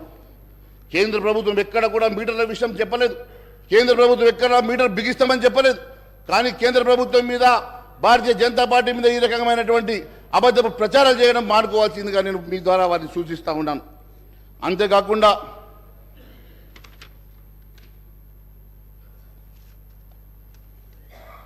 వారి మిత్రులు, వారి కేసీఆర్ గారి మిత్రులు ఇప్పుడు ఆంధ్రప్రదేశ్ రాష్ట్ర గౌరవ ముఖ్యమంత్రి జగన్మోహన్ రెడ్డి గారు మాత్రం అక్కడ మీటర్లు పెట్టుకున్నారు అధ్యక్ష. మీటర్లు పెట్టుకొని ఆ మీటర్లకు కూడా ఒక సంజాయిషి ఇచ్చుకున్నారు అధ్యక్ష. ఆయన ఇచ్చిన స్టేట్మెంట్ చెప్తా ఉన్నాను. వారికి జీవో ఇచ్చారు అధ్యక్ష. జీవో MS 22 తేదీ 1 సెప్టెంబర్ 2020 రోజు. ఆ ప్రభుత్వ ఉత్తర్వుల ప్రకారం చెప్తున్నాం అధ్యక్ష, అంటే మీటర్ల ఏర్పాటు రైతుకు ₹1 కూడా చెల్లించాల్సిన అవసరం లేదు. రైతులు ఎన్ని యూనిట్లు వినియోగిస్తారో దానికి అయ్యే ఖర్చు మొత్తం ప్రభుత్వమే భరిస్తుంది. రైతులు ప్రత్యేక ఖాతాల్లో డైరెక్ట్ బెనిఫిట్ ట్రాన్స్ఫర్ ద్వారా డైరెక్ట్ ఇది జమ అయిపోతాయి కాబట్టి డబ్బులు నేరుగా రైతుల ద్వారా డిస్కమ్లకు బదిలీ అవ్వడం వల్ల డిస్కమ్లు ప్రశ్నించే అధికారం ఉంటుంది. లీకేజీలు ఉండవు. దాంట్లో ఏదన్నా లీకేజీలు ఉన్నా అది మనము సేకరించవచ్చు అని చెప్పి వారు చెప్పినటువంటి బహుశా స్టేట్మెంట్ని వారు మా మీద పెట్టే ప్రయత్నం చేస్తూ ఉన్నారు. ఇది ఆంధ్రప్రదేశ్ రాష్ట్ర బిజినెస్ జీవో అధ్యక్ష. కానీ ఎక్కడ కూడా కేంద్ర ప్రభుత్వం కానీ భారతీయ జనతా పార్టీ కానీ ఎక్కడ కూడా చెప్పినటువంటి దాఖలాలు లేవు అధ్యక్ష. అంతేకాదు అధ్యక్ష, తెలంగాణ రాష్ట్రం ఈరోజు 6,71,757 కోట్ల రూపాయల అప్పు చేసి దాదాపుగా మనకొచ్చే రెవెన్యూలో 35% జీతాలకు శాలరీస్కి ఖర్చు అవుతా ఉంది అధ్యక్ష. రికరింగ్ ఎక్స్పెండిచర్ 34% రీపేమెంటు ఇంట్రెస్ట్లకు పోతుంది అధ్యక్ష. మరి 69% ఈ రకంగా ఖర్చు అవుతూ ఉంటే కేవలం మనకు మిగిలింది 31% అధ్యక్ష. మరి 31% రెవెన్యూ తోటి ఈ ప్రభుత్వం ఇవ్వాల్సినటువంటి సంక్షేమ కార్యక్రమం ఏ రకంగా ఇస్తుంది? ఎగ్జిస్టింగ్ ఉన్నటువంటి సంక్షేమ కార్యక్రమాలతో పాటు మీరు కొత్తగా ఇస్తామన్నటువంటి 6 గ్యారెంటీలు కూడా ఏ రకంగా ముందుకు తీసుకెళ్తారు అనేది పెద్ద ప్రశ్నార్థకంగా మారింది అధ్యక్ష. మరి ఏ రాష్ట్రంలోనైనా దాదాపు 69% మరి ఈ రకంగా ఖర్చు అయితే మనకు మిగిలే 31%లో మరి డెవలప్మెంట్ యాక్టివిటీస్ దాంట్లోనే, సంక్షేమ కార్యక్రమాలు వాటిలోనే ఈ రకంగా సంక్షేమ కార్యక్రమాలు డెవలప్మెంట్ యాక్టివిటీస్ 31% రెవెన్యూ తోటి ఏ రకంగా ముందుకు తీసుకెళ్తారో మరి గౌరవ ముఖ్యమంత్రి గారు కూడా చెప్పాల్సిందిగా మేము కోరుతా ఉన్నాం. 6 గ్యారెంటీ స్కీమ్లకు దాదాపు 70,000 ఖర్చు అయితే నిపుణులు చెప్తా ఉన్నారు. మరి 412 హామీల సంగతి మరి ఇంకా మర్చిపోయారు. రుణమాఫీ ఉన్నది, నిరుద్యోగ భృతి ఉన్నది. ఈ రకంగా ఇన్ని రకాలుగా ఖర్చులున్నా మన దగ్గర ఉన్నటువంటి రెవెన్యూ మాత్రం అయ్యగారి ఆదాయం అంట భార్య పసుపు కుంకుమ సరిపోయేటట్టు ఈరోజు మనకు ఉన్నటువంటి ఆర్థిక పరిస్థితి కేవలం మనకు వీటికే సరిపోని పక్షంలో కొత్తగా మీరు తీసుకొచ్చేటువంటి సంక్షేమ కార్యక్రమం ఏ రకంగా ముందుకు తీసుకెళ్తారు? కొత్తగా మీరు కేవలం అధికారం రావడం కోసమే మీరు ఈ రకమైన హామీలు ఇచ్చారా, లేక నిజంగా ఇది ఎప్పుడన్నా కూడా స్టడీ చేసి మన ఆర్థిక పరిస్థితులు స్టడీ చేసి ఎప్పుడన్నా మరి ఆలోచించి మరి చేశారా? ఒకసారి ప్రజలకు చెప్పాల్సిన అవసరం ఉంది అధ్యక్ష. కేవలం అధికారం రావాలని ఏదో ఒక రకంగా అధికారంలోకి వస్తే మేము కుర్చీలో కూర్చున్న తర్వాత ఆలోచిస్తామన్న ఆలోచనలతో మాత్రమే ప్రజల్ని మభ్యపెట్టడానికి మాత్రమే మరి మీరు ఇచ్చినటువంటి హామీలు కనబడతా ఉన్నాయి అధ్యక్ష. మరి ఈ రకంగా మన దగ్గర ఉన్నటువంటి వనరుల్లో 30% శాలరీలకు పోవడంతో పాటు ఇప్పటి వరకు ఇంకా 3 DL ఇవ్వలేదు అధ్యక్ష. ఈ ప్రభుత్వ ఉద్యోగులకు ఇంకా 3 DL పెండింగ్ ఉన్నాయి. కొత్తగా PRC కూడా ఇవ్వాల్సినటువంటి అవసరం ఉన్నది అధ్యక్ష. మరి కొత్తగా PRC వేసి కొత్తగా DL ఇస్తే మరి మీకు ఉన్నటువంటి రెవెన్యూలో మళ్ళీ కొంత శాతం కూడా తగ్గుతుంది అధ్యక్ష. మన 30% మనకు మిగులు బడ్జెట్ తోటి ఏ రకంగా మీరు ఈ సంక్షేమ కార్యక్రమాన్ని ముందుకు తీసుకెళ్తారు ప్రజలకు చెప్పాల్సినటువంటి అవసరం ఉంది అధ్యక్ష. అంతేకాదు అధ్యక్ష, ఈ 6,71,757 కోట్ల అప్పుతో పాటు పెండింగ్ బిల్స్ గురించి ఎక్కడ ప్రస్తావన లేదు అధ్యక్ష. పెండింగ్ బిల్స్ కాంట్రాక్టర్లకు కానీ వేరే ఏజెన్సీస్ కానీ ఎంత ఉందో కూడా దాంట్లో ఇంకా మెన్షన్ చేయలేదు అధ్యక్ష. అవి కూడా ఒక కుదిబండగానే మారబోతున్నాయి అధ్యక్ష. దాదాపు మరి 20,000 కోట్లను కొందరు అంటున్నారు, ఎంత ఉన్నాయో అది ఒకసారి మరి దాని మీద కూడా చర్చ చేస్తే బాగుంటుందని చెప్పి నేను అడుగుతా ఉన్నాను అధ్యక్ష. అంతేకాకుండా కాళేశ్వరం మీద గొప్పగా చెప్పారండి హరీష్ రావు గారు. కాళేశ్వరం మీద మేము ఒకటే అడుగుతా ఉన్నాం అధ్యక్ష. కాళేశ్వరం మీద మీరు తీసుకున్నటువంటి ఎస్పీవి ద్వారా తీసుకున్నటువంటి అప్పులు 9.69% వడ్డీ కమర్షియల్ వడ్డీకి తీసుకున్నారు. 9.69% కమర్షియల్ వడ్డీకి మీరు వడ్డీ తీసుకొని కాళేశ్వరం కడితే ఏ రెవెన్యూ దాంట్లో వస్తుంది కాబట్టి మీరు దాని నుంచి రీపేమెంట్ చేస్తారు. ఈ ఎస్పీవి అనేది ఒక బోగస్ ఎస్పీవా లేక నిజంగా ప్రభుత్వం దేనికోసం ఎస్పీవిని క్రియేట్ చేసింది? ఆ ఎస్పీవి క్రియేట్ చేస్తే మరి 9.69% తోటి వడ్డీతోటి కమర్షియల్ వడ్డీతోటి ఏ రకంగా మీరు రీపేమెంట్ చేయబోతున్నారో అవేమి చెప్పకుండా కేవలం బ్రహ్మాండంగా చేశాం. ఏం బ్రహ్మాండం చేశారు? బ్రహ్మాండంగా ఏం చేశారు? ఈ రాష్ట్రాన్ని కేవలం అప్పుల పాలు చేశారు. ఈ రాష్ట్రాన్ని పూర్తిగా ధ్వంసం చేశారు తప్ప ఈ రాష్ట్రానికి మీరు ఏం అభివృద్ధి పథంలో నడిపించారో చెప్పాల్సిన అవసరం ఉన్నది. కేవలం అంతేకాదు అధ్యక్ష, ఇంత గొప్ప ప్రాజెక్ట్ అయి ఉంటే నిజంగానే మరి కమర్షియల్ లోన్ పోవాల్సిన అవసరం లేకుండే కదా అధ్యక్ష. మరి వరల్డ్ బ్యాంక్ వెళ్ళి తీసుకురా వస్తుండే కదా. దానికంటూ ప్రాజెక్ట్ రిపోర్ట్ తయారు చేయరు. అప్పటికప్పుడు రాత్రి వాళ్ళకు ఆలోచన వస్తుందో కళ వస్తుందో తెల్లారికల్లా ప్రాజెక్ట్ ఒకటి కొత్త తయారు చేయాల్సిందే. ఇవన్నీ కాకుండా వాస్తవంగా ఒక ఆలోచనతో ప్రజలకు ఉపయోగపడేటువంటి కార్యక్రమాలు చేస్తే బాగుండేదని భావిస్తా ఉన్నాం అధ్యక్ష. అంతేకాకుండా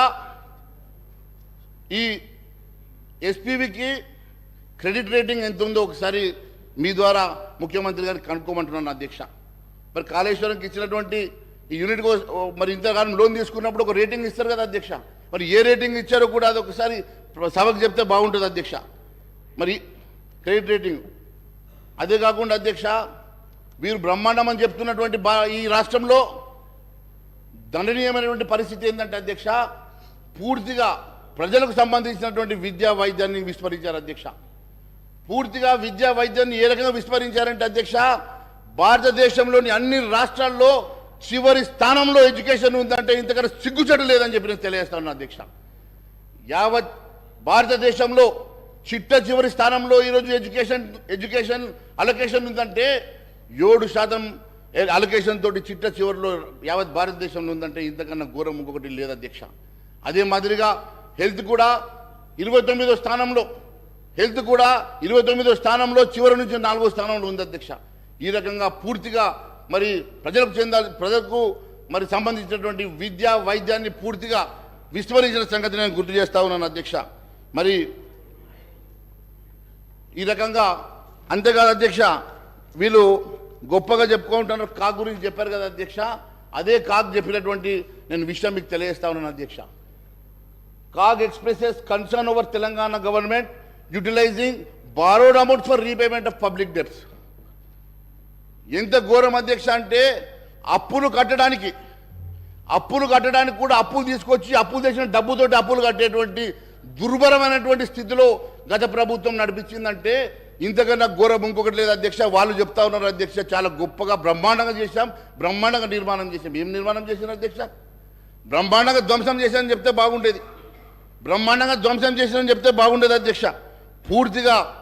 పూర్తిగా ఈ రాష్ట్రాన్ని అప్పుల పాలు చేసి ఒక పథకం ప్రకారం ఈ రాష్ట్రాన్ని అప్పుల పాలు చేసి వాళ్ళ కాంట్రాక్టర్ల జేబులు నింపుకున్నట్టు అవపడుతుంది అధ్యక్ష.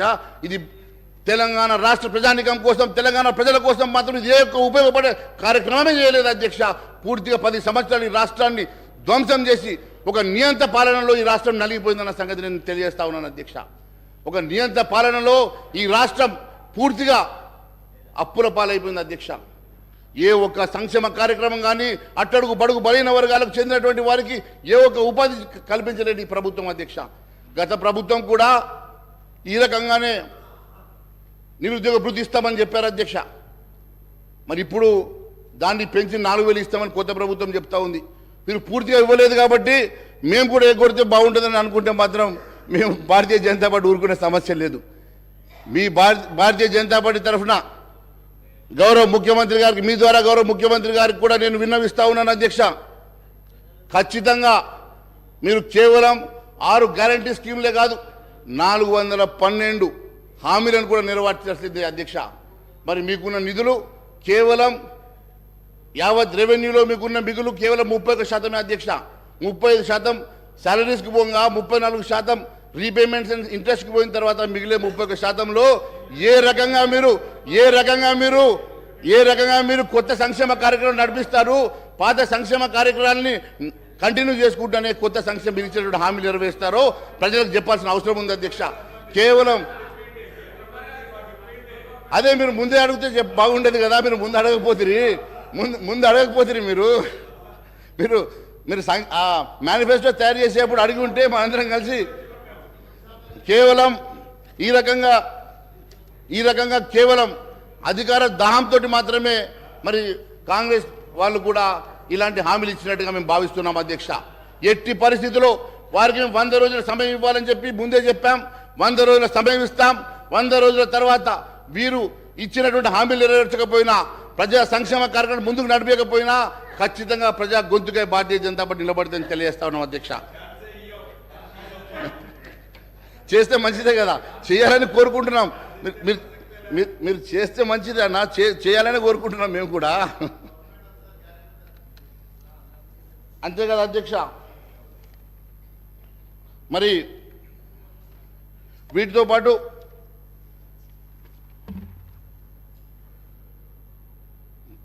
పాత పాలకుల వైఫల్యాలను ఎండగడుతూ ఎన్నికల్లో ప్రచారానికి వెళ్ళి అధికారానికి వచ్చినటువంటి ఈ ప్రభుత్వం మరి ఏ రకంగా ముందుకు వెళ్తుందో, ఏ రకంగా నిధులు సమకూర్చుకుంటుందో, ఏ రకంగా ఇవన్నీ సంక్షేమ కార్యక్రమాలు మరి తీసుకొని మరి ప్రజలకు అందిస్తుందో అన్న సంగతి ఇప్పటి వరకు వాళ్ళు చెప్పలేకపోయినారు అధ్యక్ష. వారికి కావాల్సిన నిధులు ఇప్పుడు వాళ్ళ చేతిలో ఉన్నది కేవలం స్వల్పంగా నిధులున్నాయి, కావాల్సింది బారెడు ఉంది. ఉన్నది మూరడు, కావాల్సింది బారెడు అన్నట్టు కేవలం వారి దగ్గర ఉన్నది తక్కువ నిధులు. వారి ఇవ్వాల్సినటువంటి సంక్షేమ కార్యక్రమం కానీ, ప్రజలకు ఇచ్చినటువంటి హామీలు కానీ మరి అవన్నీ నెరవేర్చాలంటే మరి ఏ రకంగా చేయగలుగుతారో మరి ప్రజలకు చెప్పాల్సిన అవసరం ఉంది, సభకు కూడా చెప్పాల్సిన అవసరం ఉంది అధ్యక్ష. ఎంతసేపు గతంలో చేసిన అప్పులు అని చెప్పి మనం చెప్తా ఉన్నాం అధ్యక్ష. మరి గతం చేసిన అప్పులు ఈ రకంగా ఇంత ఓపెన్గా మనం ఈరోజు సభ ద్వారా శ్వేతపత్రం ఇచ్చినాం కదా అధ్యక్ష. మరి కొత్త అప్పులు ఎట్లా పుడతాయి అధ్యక్ష? కొత్త అప్పుల కోసం రీపేమెంట్ షెడ్యూల్ ఎట్లా చూపిస్తాం అధ్యక్ష? మన దగ్గర రెవెన్యూ సర్ప్లస్ ఉంటేనే, రెవెన్యూ అనుకుంటేనే ఎదుటి వాళ్ళు మనకు నిధులు ఇస్తారు అధ్యక్ష, లోన్లు ఇస్తారు అధ్యక్ష. మరి మనమే పూర్తిగా అప్పుల్లో కూరుకుపోయి కట్టలేని పరిస్థితుల్లో, జీతాలు ఇవ్వలేని పరిస్థితుల్లో ఈ రాష్ట్రం ఉందని చెప్పినప్పుడు కొత్తగా నిధులు ఏ రకంగా సమకూర్చుకోగలుగుతారో కూడా చెప్పాల్సిన బాధ్యత ముఖ్యమంత్రి గారి మీద ఉంది అధ్యక్ష. మరి ఈ రకంగా మీరు మొత్తం శ్వేతపత్రం ఇచ్చేసి ఈ రాష్ట్ర ప్రజానీకానికే కాదు యావత్ దేశానికి మన ఆర్థిక పరిస్థితిని చూపించేసి ఈరోజు ఆర్థిక పరిస్థితి ఇంత ఘోరంగా ఉన్నదని చెప్పిన తర్వాత కొత్తగా మీరు ఏ రకంగా నిధులు సమకూర్చుకుంటారో కూడా ఒక పెద్ద ప్రశ్నార్థకంగా మారబోతుంది అధ్యక్ష. నేను ఒకటే తెలియజేస్తాను అధ్యక్ష, కేవలం అధికారం కోసమే మాట్లాడాం, అధికారం వచ్చాం, తర్వాత ఎట్లయితే చూసుకుందాం అన్నట్టుగా మీరు విరవిపోతే ప్రజలు గమనిస్తున్నారు అధ్యక్ష. ప్రజలు ఊరుకోపోయారు లేదు అధ్యక్ష. ప్రజలు ఖచ్చితంగా మీ వెంట పడతారు అధ్యక్ష. మీరు గ్రామంలో తిరగాల్సి ఉన్నది, గ్రామంలో తిరిగే రోజు మీకు అన్ని అర్థమైంది అధ్యక్ష. ఖచ్చితంగా తెలియజేస్తా ఉన్నాం.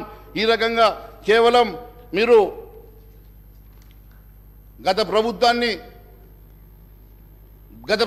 కార్నర్ చేయడానికో, ఆ పార్టీని కార్నర్ చేయడానికో చేసినటువంటి మరి ఈ చర్య వల్ల ఎంతవరకు లబ్ధి జరుగుతుందో నాకు తెలియదు, కానీ నష్టం మాత్రం చాలా పెద్ద నష్టం జరగబోతుంది అధ్యక్ష.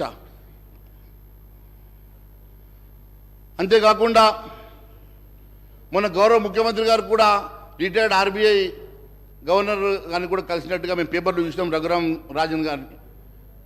రాజన్ గారు కూడా ఒక స్టేట్మెంట్ ఇచ్చారు అధ్యక్ష. ఇంకా ఇప్పుడున్నటువంటి పరిస్థితుల వల్ల ఇంకా అప్పులు చేస్తే మన రాష్ట్ర ఆర్థిక పరిస్థితి మరింత క్షీణించిపోతుందని చెప్పేసి వారు చెప్పారు అధ్యక్ష.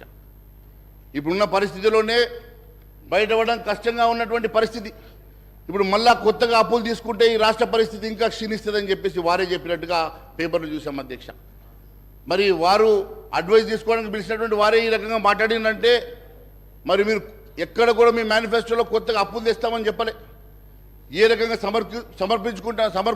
సమకూర్చుకుంటామో చెప్పలే. కానీ ఈ సంక్షేమ కార్యక్రమాలని మాత్రం పూర్తిగా మేము నెరవేరుస్తామని మాత్రం చెప్పారు. ఎట్టి పరిస్థితుల్లో కొత్తగా అప్పు తీసుకురావడానికి వీల్లేదు. అన్నిటికన్నా ముఖ్యం ప్రజల మీద భారం మోపడానికి అసలే మేము ఒప్పుకోని లేదని చెప్పి తెలియజేస్తా ఉన్నాను. ఏదో ఒక రకంగా ప్రజల మీద భారం మోపుతాం, ట్యాక్సులు పెంచుతాం, ప్రజల్ని నడ్డి విరుస్తామంటే మాత్రం ఎట్టి పరిస్థితుల్లో భారతీయ జనతా పార్టీ ఊరుకున్న సమస్య లేదు. ప్రజా గొంతుగా మేము నిలదీస్తామని చెప్పి కూడా తెలియజేస్తా ఉన్నాను అధ్యక్ష. అంతేకాదు అధ్యక్ష, ఎక్కడ కూడా మేము మేనిఫెస్టోలో పెట్టలేదు. పెట్టకున్నా కూడా మీరు అన్ని రకాలుగా హామీలు ఇచ్చారు. మేము కూడా ధైర్యం ఉంది, మీకు ధైర్యం ఉంది కాబట్టి, కానీ చేయాలి కదా. ధైర్యం అందరికీ ఉంటుంది, ధైర్యంతో పాటు చేయాలి. చేస్తే సంతోషం కదా. ఎన్ని ప్రజెంటేషన్లు ఇచ్చినా, ఎన్ని చర్చలు చేసినా దానివల్ల లాభం లేదు అధ్యక్ష. కేవలం ఏ రకంగా మీరు దీన్ని అధిగమిస్తారు, ఏ రకంగా ముందుకెళ్తారు అని సభకు చెప్పాలి అధ్యక్ష. మీరు ఏ రకంగా అధిగమిస్తారో, ఏ రకంగా ముందుకెళ్తారో చెప్పకుండా కేవలం ఒకరినొకరు దుంపెత్తు పోసుకోవడం కాదు అధ్యక్ష. మీరు కూడా మీ ద్వారా నేను స్పీకర్ గారికి కూడా నేను చెప్తా ఉన్నాను అధ్యక్ష, కేవలం ఒకవైపు అటువైపు చూడకండి అధ్యక్ష, మధ్యలో మేము కూడా ఉన్నాం, మా వైపు కూడా చూడమని. అప్పుడు కూడా నేను మరి మధ్యలో లేచి అడిగినాను అధ్యక్ష, నేను క్లారిఫికేషన్ ఇస్తానంటే మరి నాకు అవకాశం రాలేదు. సరే, ఏదైనా వాళ్ళిద్దరు కొట్టాట కోసం ఈ సభ లేదు అధ్యక్ష, వాళ్ళిద్దరు ఈగోస్ కోసం ఈ సభ లేదు అధ్యక్ష. ప్రజలు మొత్తం 3.5 కోట్ల ప్రజలు మన వైపు చూస్తూ ఉన్నారు అధ్యక్ష, సభ వైపు చూస్తూ ఉన్నారు, సభలో జరిగే చర్చను చూస్తూ ఉన్నారు అధ్యక్ష. ఖచ్చితంగా ఇక్కడ జరిగేటువంటి చర్చ ఒక అందరికి ఉపయోగపడే చర్చగా మారాలి. దీనికి కావాల్సినటువంటి ఏ అంశమైనా కూడా మీరు పారదర్శకతోటి ఏ రకంగా ఈ సమస్యను పరిష్కారం చేస్తారో, ఏ రకంగా ఈ సమస్య పరిష్కారానికి మీ దగ్గర ఉన్నటువంటి ప్లాన్ ఏందో, మీ దగ్గర ఉన్నటువంటి ప్రణాళిక ఏందో చెప్పకుండా కేవలం చూస్తామంటే కుదరదు అధ్యక్ష. ఖచ్చితంగా సభకు తెలియజేయాల్సిన అవసరం ఉందని చెప్పి తెలియజేస్తాను అధ్యక్ష. ఇంకా గత ప్రభుత్వం కూడా ఆ ₹1,00,000 రుణమాఫీ 5 సంవత్సరాలైనా చేయలేకపోయింది. మరి మీరు ఇంకా ఉన్నాయి, బ్యాలెన్స్ ఉన్నాయి సార్, బ్యాలెన్స్ ఉన్నాయి, చేయలేదు. ఏడాది లోపల చేస్తామన్నారు, 5 ఏళ్ళైనా చేయలేకపోయింది, ఇంకా బ్యాలెన్స్ ఉన్నది. అందుకే చెప్తున్నా. కాబట్టి మీరు 2 లక్షల రుణమాఫీ 9వ తారీఖు డేట్ ఇచ్చిండ్రు అధ్యక్ష, 9వ తారీఖు డేట్ ఇచ్చిండ్రు. మరి ఫైనాన్స్ మంత్రి గారు లేరు ఇప్పుడు, మరి ముఖ్యమంత్రి గారు లేరు, ఫైనాన్స్ ఇద్దరు అదృష్టవంతులు లేరు అధ్యక్ష హాల్లో. మరి ఇద్దరు ఏ ఒక్కరున్నా కూడా సమాధానం చెబుతురేమో, కానీ పాపం ఒక అదృష్టవంతుడు అంటే పాపం ముఖ్యమంత్రి రాకపోయినా ముఖ్యమంత్రి భవనం వచ్చింది కదా, అందుకే అంటున్నా అదృష్టవంతుడు అని. ఏదో ఒకటైతే వచ్చింది అధ్యక్ష. నేను ఒకటే అడుగుతా ఉన్నాను అధ్యక్ష, మీ ద్వారా గౌరవ ముఖ్యమంత్రి గారిని, గౌరవ ఉప ముఖ్యమంత్రి గారిని కూడా, మాకు ఇంకా సభ ఎన్ని రోజులు నడుస్తుందో తెలియదు, కానీ నడిచేటువంటి సభలో మీరు సమకూర్చుకునేటువంటి సోర్సెస్ ఏమున్నాయి, ఏ రకంగా సమకూర్చుకొని మరి ఈ డెప్స్ని మీరు కంట్రోల్ చేయగలుగుతారు. ఏం అధ్యక్ష, నేను మాట్లాడింది ఎంతసేపు అధ్యక్ష? అరే అక్కడ గంటన్నర ఇస్తారు, మీరు మాట్లాడుకుంటారు. సభ అంతా మీకోసం అధ్యక్ష. మేము కూడా 8 మంది ఉన్నాం ఇక్కడ. This is third largest party అధ్యక్ష, థర్డ్ లార్జెస్ట్ పార్టీ. మేము మళ్ళీ అక్కడ వచ్చి కూర్చుంటోళ్ళమే రేపు, డోంట్ వరీ. మా పార్టీ వచ్చి అక్కడ కూర్చుంటుంది రేపు. అంతేకాదు అధ్యక్ష,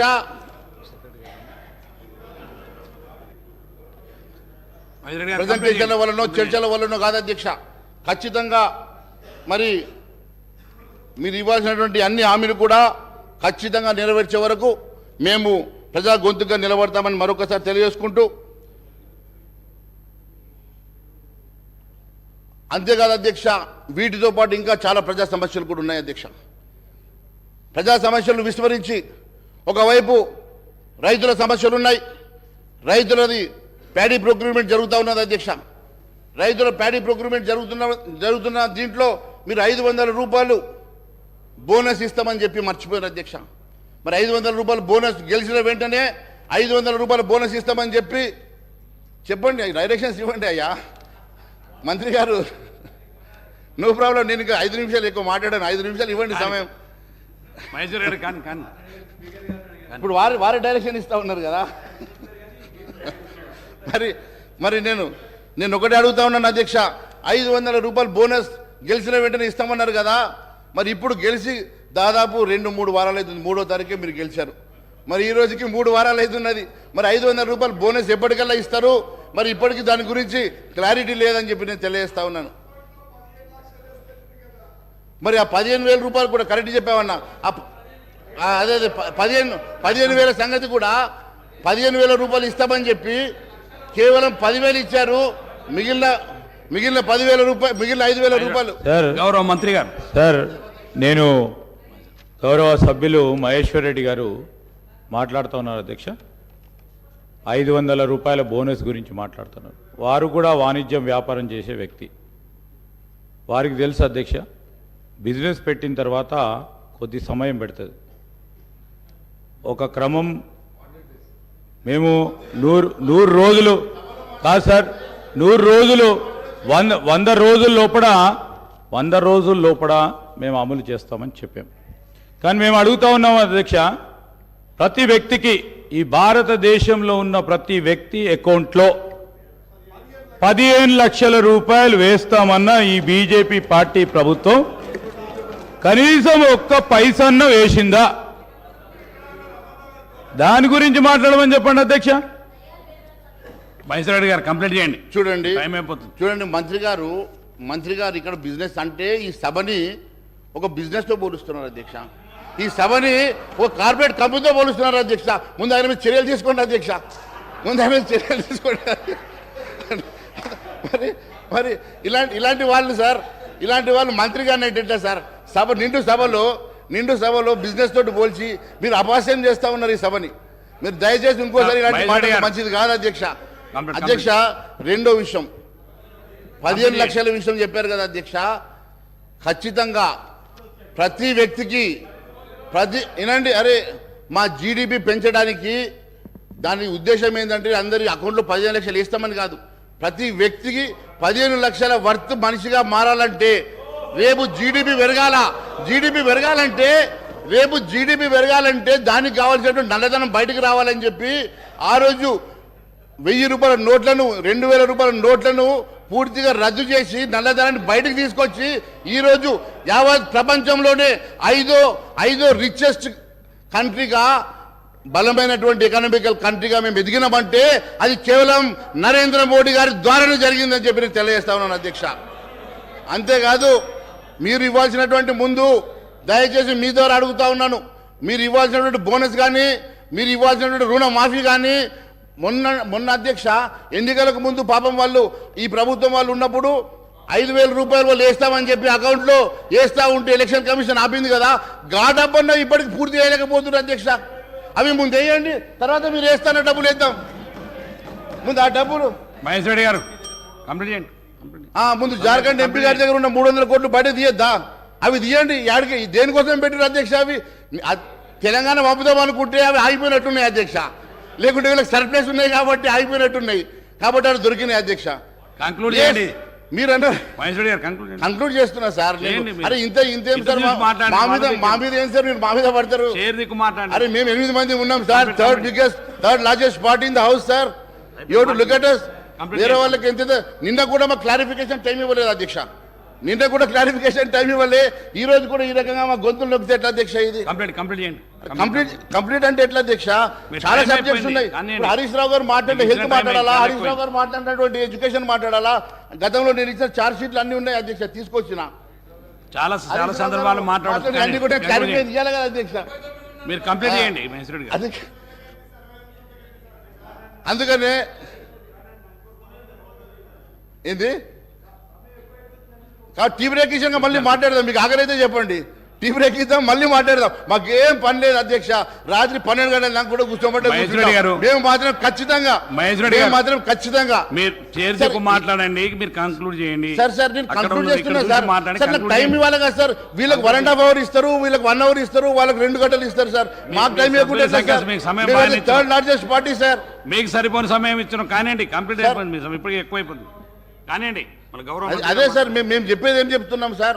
మరి రుణమాఫీ 9వ తారీఖు మొన్న అంటారు, 100 రోజులు అంటారు. మంత్రి గారు అబద్ధం చెప్పడం కాదు సార్, హౌస్కి అబద్ధం చెప్పుడు తప్పు కాదు సార్. ఆయన మేనిఫెస్టోలో 9వ తారీఖు రాసిండా లేదా సార్? 9వ తారీఖు రాసినప్పుడు ఆయన 100 రోజులు టైం పెట్టి అడుగుతాడు సార్. అగో ఇట్లా అంటుండే సార్. ఇట్లా అంటే ఏమంటే ఇయ్యమనా, ఇయ్యకుండా ఇట్లా పెట్టామనా, ఇయ్యకుండా ఇట్లా పెట్టాం మేము, ఇట్లా అంటున్నాడు. సభను గౌరవ సభ్యులు పూర్తి స్థాయిలో ప్రకదారి పట్టిస్తా ఉన్నారు అధ్యక్ష. మేమేం చెప్పాము, మా 6 గ్యారంటీలు, ఇది కాంగ్రెస్ పార్టీ గ్యారంటీ. 100 రోజుల్లో అమలు చేస్తామని చెప్పాము. వారు కావాలనే 9వ తారీఖు నాడు ఇస్తామని చెప్పామని వారు ఒక పక్కన వారి మిత్రపక్షమైన టీఆర్ఎస్ వారు చెప్తూ పోతూ నడుస్తూ ఉన్నారు అధ్యక్ష. ఈరోజు మేము చెప్తా ఉన్నాం అధ్యక్ష, ఈరోజు మేము చెప్తా ఉన్నాం 100 రోజుల లోపల మా మేము 6 గ్యారెంటీలను అమలు చేసే కార్యక్రమం చేయటం జరుగుతుంది. నేను గౌరవ మహేశ్వర్ రెడ్డి గారిని కోరుతా ఉన్నాను, సబ్జెక్ట్ పరంగా 2 నిమిషాలు మాట్లాడి చాలా సమయం ఇచ్చారు. 9 మంది సభ్యులు, 8 మంది సభ్యులు, మరి 7 సభ్యులు, మరి వీళ్ళందరూ ఉన్నట్టు అందరికీ కూడా అవకాశం ఇవ్వాలి. వారికి ప్రధాన ప్రతిపక్షం కనుక వారికి ఎక్కువ సమయం వస్తుంది. మరి వారంత సమయం రావాలని అనుకున్నప్పుడు మీరు ప్రధాన ప్రతిపక్షమై కూర్చునేందుకు ప్రయత్నం చేయండి. వారు మీ స్థానంలోకి వస్తారు, మరి అప్పుడు చూద్దాము. కానీ దయచేసి నేను గౌరవ శాసన సభాపతి గారిని కోరుతా ఉన్నాం అధ్యక్ష, గౌరవ శాసనం కంక్లూడ్ చేసి సార్ అధ్యక్ష, ఇంకా ఎంఐఎం వారు మాట్లాడేది ఉంది, సిపిఐ వారు మాట్లాడేది ఉంది, మళ్ళా మంత్రి గారు కూడా రిప్లై చేసేది ఉంది అధ్యక్ష. I would like to request honourable member to conclude. Mahesh Reddy garu మీరు కంప్లైంట్ చేయండి అధ్యక్ష. ఒక్క నిమిషం సార్, ఒక నిమిషం అధ్యక్ష. అధ్యక్ష ఆయన కంప్లైంట్ చేయండి. ఎందుకు అధ్యక్ష మంత్రి గారు ఉలికి పడుతున్నారు? నేను మాట్లాడితే లేస్తాడు ఎందుకు అధ్యక్ష? ఆయన గంటన్నర మాట్లాడితే లేవలే అధ్యక్ష, నేను మాట్లాడితే లేస్తాడు ఎందుకు అధ్యక్ష? ఎందుకు నన్ను టార్గెట్ చేస్తుండే అధ్యక్ష? ఏదో పర్సనల్గా నన్ను టార్గెట్ చేస్తుంటే అనిపిస్తుంది అధ్యక్ష. నాకు సమయం ఇవ్వద్దు అని నేను ఒకటే అడుగుతా ఉన్నాను అధ్యక్ష. వారు పాపం మాట్లాడలేరు అధ్యక్ష. 2 లక్షల రుణమాఫీ అని గట్టిగా మాట్లాడలేరు. ఎందుకంటే అధ్యక్ష వాళ్ళు కూడా ₹1,00,000 పూర్తిగా రుణమాఫీ చేయలేకపోయారు కాబట్టి మాట్లాడలేరు అధ్యక్ష. నిరుద్యోగ వృత్తి వాళ్ళు మాట్లాడలేరు అధ్యక్ష. నిరుద్యోగ వృత్తి వాళ్ళు మాట్లాడలేరు ఎందుకంటే వాళ్ళు నిరుద్యోగ వృత్తి ఇవ్వలేదు కదా. కాబట్టి మాట్లాడగలిగేది మేమే కదా అధ్యక్ష. మేము అక్కడ కూర్చుంటే అవసరం లేదు అధ్యక్ష. మొన్న 1కెళ్ళి 8 వచ్చాము, 8కెళ్ళి 80 అక్కడికే వస్తాం అధ్యక్ష నేరుగా. ఇది గుర్తుపెట్టుకోండి అధ్యక్ష. మేము ఇక్కడ కూర్చోవాల్సిన అవసరం లేదు అధ్యక్ష. మాకెవరు మిత్రపక్షాలు కారు అధ్యక్ష. ఏమైనా మిత్రపక్షాలు గతంలో పోటీ చేసుకున్న స్నేహం, పాత స్నేహం ఉంటే మీ మధ్యలో ఉంది అధ్యక్ష. పాతది ఇంకా ఫ్లేవర్ పోనట్టుంది, వాళ్ళ బంధుత్వం కానీ స్నేహం కానీ పాత స్నేహం అట్లే ఉన్నట్టు. నన్ను డిబేట్ చేస్తున్నా అధ్యక్ష. మీరు మీకు ఒక్క నిమిషంలో కంప్లీట్ చేయండి. సార్ మేము 8 మంది ఉన్నాం సార్, మాకు క్యాలిక్యులేట్ చేసి టైం ఇవ్వండి. నిన్న ఎంఐఎం టైం ఇచ్చారు సార్, నిన్న మీరు ఎంఐఎం టైం ఇచ్చారు. క్యాలిక్యులేషన్ కూడా రెడీ ఉంది సార్, క్యాలిక్యులేషన్ కూడా రెడీ ఉంది. చెప్పమంటే చెప్తాము. ఈరోజు బీజేపీ పార్టీ వారికి 60 నిమిషాల్లో అధ్యక్ష, 8 మంది సభ్యులకు కేవలం 4 నిమిషాలే మీరు కేటాయింపు చేయడం జరిగింది. చాలా సమయం ఇచ్చాను ఇప్పటికీ. మహేష్ రెడ్డి వీరికి ఎంతసేపు ఇచ్చారు సార్? నిన్న మాకు క్లారిఫికేషన్ కూడా ఇవ్వలేదు మహేష్ రెడ్డి గారు. మీరు మాట్లాడుకొని మీరు లొల్లిపడి బయటపడుతుంది సార్, ఇది అన్యాయం సార్. ఇది మహేష్ రెడ్డి గారు మీరు కంప్లీట్ చేయకపోతే గౌరవ మంత్రి గారు మాట్లాడతారు. కంప్లీట్ అంటే ఒక్క నిమిషంలో మీరు కంక్లూడ్ చేసేయండి. ఒక్క సెకండ్లో మీరు కంప్లీట్ చేయండి సార్. ఒక్క నిమిషంలో కంప్లీట్ ఎట్లయితే సార్? కంక్లూజన్ చాలా సమయం ఇచ్చిన, మీ సమయంతో వృధా చేసుకుంటూ మీరు అక్కడ ఇక్కడ మాట్లాడి. సార్ నేను ఒకటే తెలియజేస్తాను అధ్యక్ష, మరి 9వ తారీఖు గురించి కూడా మిస్గైడ్ చేశారు అధ్యక్ష మంత్రి గారు. 9వ తారీఖు మీ మేనిఫెస్టోలో మీరు పెట్టారా లేదా? 9వ తారీఖు మేనిఫెస్టోలో 2 లక్షల రుణమాఫీ చేస్తామని చెప్పారా లేదా? గెలిచిన వెంటనే చెప్పలేదంటే ఎట్లా నువ్వు? 9వ తారీఖు రోజు మీరు చూడండి మీ మేనిఫెస్టో, నా కాడ కాపీ ఉన్నది 2 లక్షల రుణమాఫీ. అంతేకాదు అధ్యక్ష, అంతేకాదు అధ్యక్ష, మీరు గెలిచిన వెంటనే ₹500 బోనస్ ఇస్తామని చెప్పారు కదా అధ్యక్ష. మరి ₹500 బోనస్ ఎందుకు ఇవ్వలేదు అధ్యక్ష? ₹500 బోనస్ ఎప్పుడు ఇస్తారు? కొనుగోలు. గౌరవ మంత్రి గారు పొన్నం ప్రభాకర్ గారు. సార్ ఇప్పుడు మీరు ఇంతకుముందు వాళ్ళు మిమ్మల్ని విమర్శించినప్పుడల్లా మా వాళ్ళు కొద్దిగా కనీసం రిస్క్ వచ్చింది, ఎందుకంటే గవర్నమెంట్ మైండ్ సెట్ మారింది అధ్యక్ష. మీ ద్వారా సభ్యునికి తెలియజేస్తా ఉన్నాం, వాళ్ళేమో కేంద్ర ప్రభుత్వం నుంచి నిధులు తెచ్చుకోవద్దు, కేంద్ర గవర్నమెంట్ స్కీమ్స్ని ఇంప్లిమెంట్ చేసుకోవద్దని ఆలోచన ఉంది. కానీ ప్రస్తుత కాంగ్రెస్ ప్రభుత్వము కేంద్రంలో ఉన్న ఫెడరల్ సిస్టాన్ని దృష్టిలో పెట్టుకొని కేంద్రం నుంచి నిధులు తేవడానికి సానుకూలంగా ఉన్నాం. మీరు వీలైనంత వరకు మీరు కూడా రాష్ట్ర ప్రయోజనాలు దృష్టిలో పెట్టుకొని రాష్ట్ర ప్రజల దృష్టిలో పెట్టుకొని మీరు కూడా కేంద్రం నుంచి నిధులు రావడానికి ప్రయత్నం చేయండి. కానీ మీరేం చేసిర్రు మేమేం చేసిన 10 రోజులుగా ఓపిక పడతలేరు ఎందుకు అధ్యక్ష? మీరు 10 సంవత్సరాల కింద 15,000 ఇస్తారే కాదు, గ్యాస్ దంచుతుంటే లేకపోతే అనేక రకాలుగా మొత్తం దేశాన్ని అమ్మేస్తుంటే మాట్లాడకుండా ఉగునా కొద్ది మీరు ఇట్లా ఈ విధంగా చెప్పుకునే పోతే కాదు కదా అధ్యక్ష. ఇలా దేశాన్ని మొత్తం మేమిద్దరము మాకిద్దరు అన్నట్టు అమ్మేస్తూ ఉంటుంటే మీరు ఇలా మాట్లాడితే ఎట్లా అధ్యక్ష? మేము అధ్యక్ష ఇలా అడుగుతా ఉన్నాం. ఇలా దేశంకు సంబంధించి మొత్తం వ్యవస్థలో కనీసం పార్లమెంట్ మీద దాడి జరిగితే కూడా చట్టసభలో అంతమంది సస్పెండ్ చేసిన చరిత్ర ఎప్పుడైనా ఉందా అధ్యక్ష? వీళ్ళు మాట్లాడితే ఎట్లా ప్రజాస్వామ్యం గురించి హామీల గురించి? ఓపిక ఉంటుంది వాళ్ళకు కూడా చెప్తున్నాం, గౌరవ సభ్యులకు మీకు కూడా చెప్తాం అధ్యక్ష. మా ప్రభుత్వం ఇప్పుడే మేము తప్పకుండా హామీలు అమలు చేసే బాధ్యత మాది. గత 10 సంవత్సరాలుగా ప్రభుత్వ ఆర్థిక పరిస్థితి ప్రజలకు చెప్పాలని ప్రయత్నం చేస్తా ఉన్నాం. పరపతి గురించి మాట్లాడే గతంలో సభ్యుడు కూడా కాంగ్రెస్ కున్న పరపతి ఈ దేశంలో వేరే పార్టీకి లేదు అధ్యక్ష. ప్రభుత్వాన్ని నడపడము, పరపతి, గౌరవం కాపాడడం అనేటువంటిది కాంగ్రెస్ పార్టీకి సంబంధించిన ప్రతి నాయకుడికి వెన్నెరతో పెట్టే విద్య. కాబట్టి ఎక్కడ కూడా ఇబ్బంది లేదు. ఈ ప్రభుత్వాన్ని సమర్థవంతంగా 5 సంవత్సరాలు పరిపాలించి భవిష్యత్తులో కూడా మాకే మళ్ళీ ప్రజలు పట్టం కట్టే విధంగా పరిపాలన కొనసాగితే మీరు పరిశాన కాకండి, ఆందోళన చెందకండి, ఆరోగ్యం కాపాడుకొని కొద్ది రోజులు ఓపిక కొట్టండి, నిమ్మలంగా ఉండండి. తప్పకుండా 10 రోజులకే టీఆర్ఎస్ పార్టీ ప్రతిపక్ష సభ్యులు కావచ్చు, మీరు కావచ్చు, కొద్దిగా ఓపిక కొట్టమని కోరుతా ఉన్నా దయచేసి మీ ద్వారా వాళ్ళందరికీ కూడా. మహేశ్వర రెడ్డి గారు, మీరు ఇచ్చిన సమయం కంటే చాలా ఎక్కువైంది. మీరు ఒక్క సెకండ్ లో కంప్లీట్ చేయకపోతే గౌరవ మంత్రి గారికి ఇస్తాను. ఇప్పుడు వారు ఏం మాట్లాడుతున్నారు అధ్యక్ష? సంబంధం ఉన్న మీరు కంప్లీట్ చేయండి. మీరు సంబంధం ఉన్న సబ్జెక్ట్ మీరు సబ్జెక్ట్ మంత్రి గారు కాబట్టి ఏం మాట్లాడినా మీరు మైక్ ఇస్తారు, మంత్రి గారు కాబట్టి ఏం మాట్లాడినా నడుస్తుంది. కంప్లీట్ చేయండి. వారు మాట్లాడింది ఏంది అధ్యక్ష? సంబంధం ఉన్న అంశం అధ్యక్ష. ఇది దాని మీద చర్చ పెట్టమండి, మేము చర్చకు సిద్ధంగా ఉన్నాం. దానికి టైం ఇవ్వమండి, అలకేట్ చేయమండి, దేనికైనా సిద్ధంగా ఉన్నాం. ఇష్టానుసారంగా వారు మాట్లాడితే ఎట్లా? సబ్జెక్ట్ ఏదంటే ఏం మాట్లాడుతున్నారు అధ్యక్ష? నేను సంబంధం లేదు, ఏం మాట్లాడలేదు. నేనేమన్నా ప్రభుత్వం మైండ్ సెట్ మారింది. ప్రభుత్వము కేంద్రం నుంచి కూడా నిధులు తెచ్చుకోవడానికి సానుకూలంగా ఉంది తెలంగాణ ప్రజల ఆకాంక్షలకు అనుగుణంగా. మీరు అందుకేమైనా సహకరిస్తామంటే నేను తప్పు మాట్లాడినంటారేంది? నేనేం తప్పు మాట్లాడిన అధ్యక్ష? తెలంగాణ ప్రజలు సహకరించారా? మీరు సహకరించమని అడిగితే కూడా మీరు ఇట్లా మాట్లాడితే ఎట్లా? మీరు చెప్పండి సహకరించమని. మా ప్రభుత్వాన్ని విమర్శ చేయడానికి మీరు పరిమితం చెప్పండి. మేము ఇచ్చిన హామీలు అమలు చేయడానికి కేంద్రం ఏం సహకారం చేస్తాం చేయించు. గ్యాస్ సబ్సిడీ 500 కదా, మీరు 500 ఇచ్చే అవసరం లేదు, కేంద్రమే మేము బరువు మోస్తామని చెప్పండి. అట్లా చేతనవుతుందా? ఆ పార్టీని మీరు ఒప్పియగలుగుతారా కేంద్రంలో ఉన్నటువంటి వాళ్ళను? అసలు మీ దగ్గర మీ పార్టీలో మీకు సంబంధించిన మాటనే లేదు. వీళ్ళకి నిజంగా ఒక చిత్తశుద్ధి ఉంటే నిండు పార్లమెంటులా తెలంగాణ తెచ్చుకున్న విధానాన్ని అవమానపరిచిన వీళ్ళు ఇంకా బీజేపీలు ఉన్నారంటేనే ఈ తెలంగాణ ప్రజలకు అవమానకరం అధ్యక్ష. దేశానికి అవమానం. తెలంగాణను కిచ్చపరిచారు, తెలంగాణ అమరవీరులకు కిచ్చపరిచారు. వీళ్ళు మాట్లాడితే ఎట్లా అధ్యక్ష? అరే బీజేపీ గురించి మాట్లాడుతున్నాం, రాజ్యసభలో బతిలారు తెచ్చుకొని ఇవాళ బీజేపీ గురించి మాట్లాడు. నేను మళ్ళా ఆర్గ్యుమెంట్ అధ్యక్ష.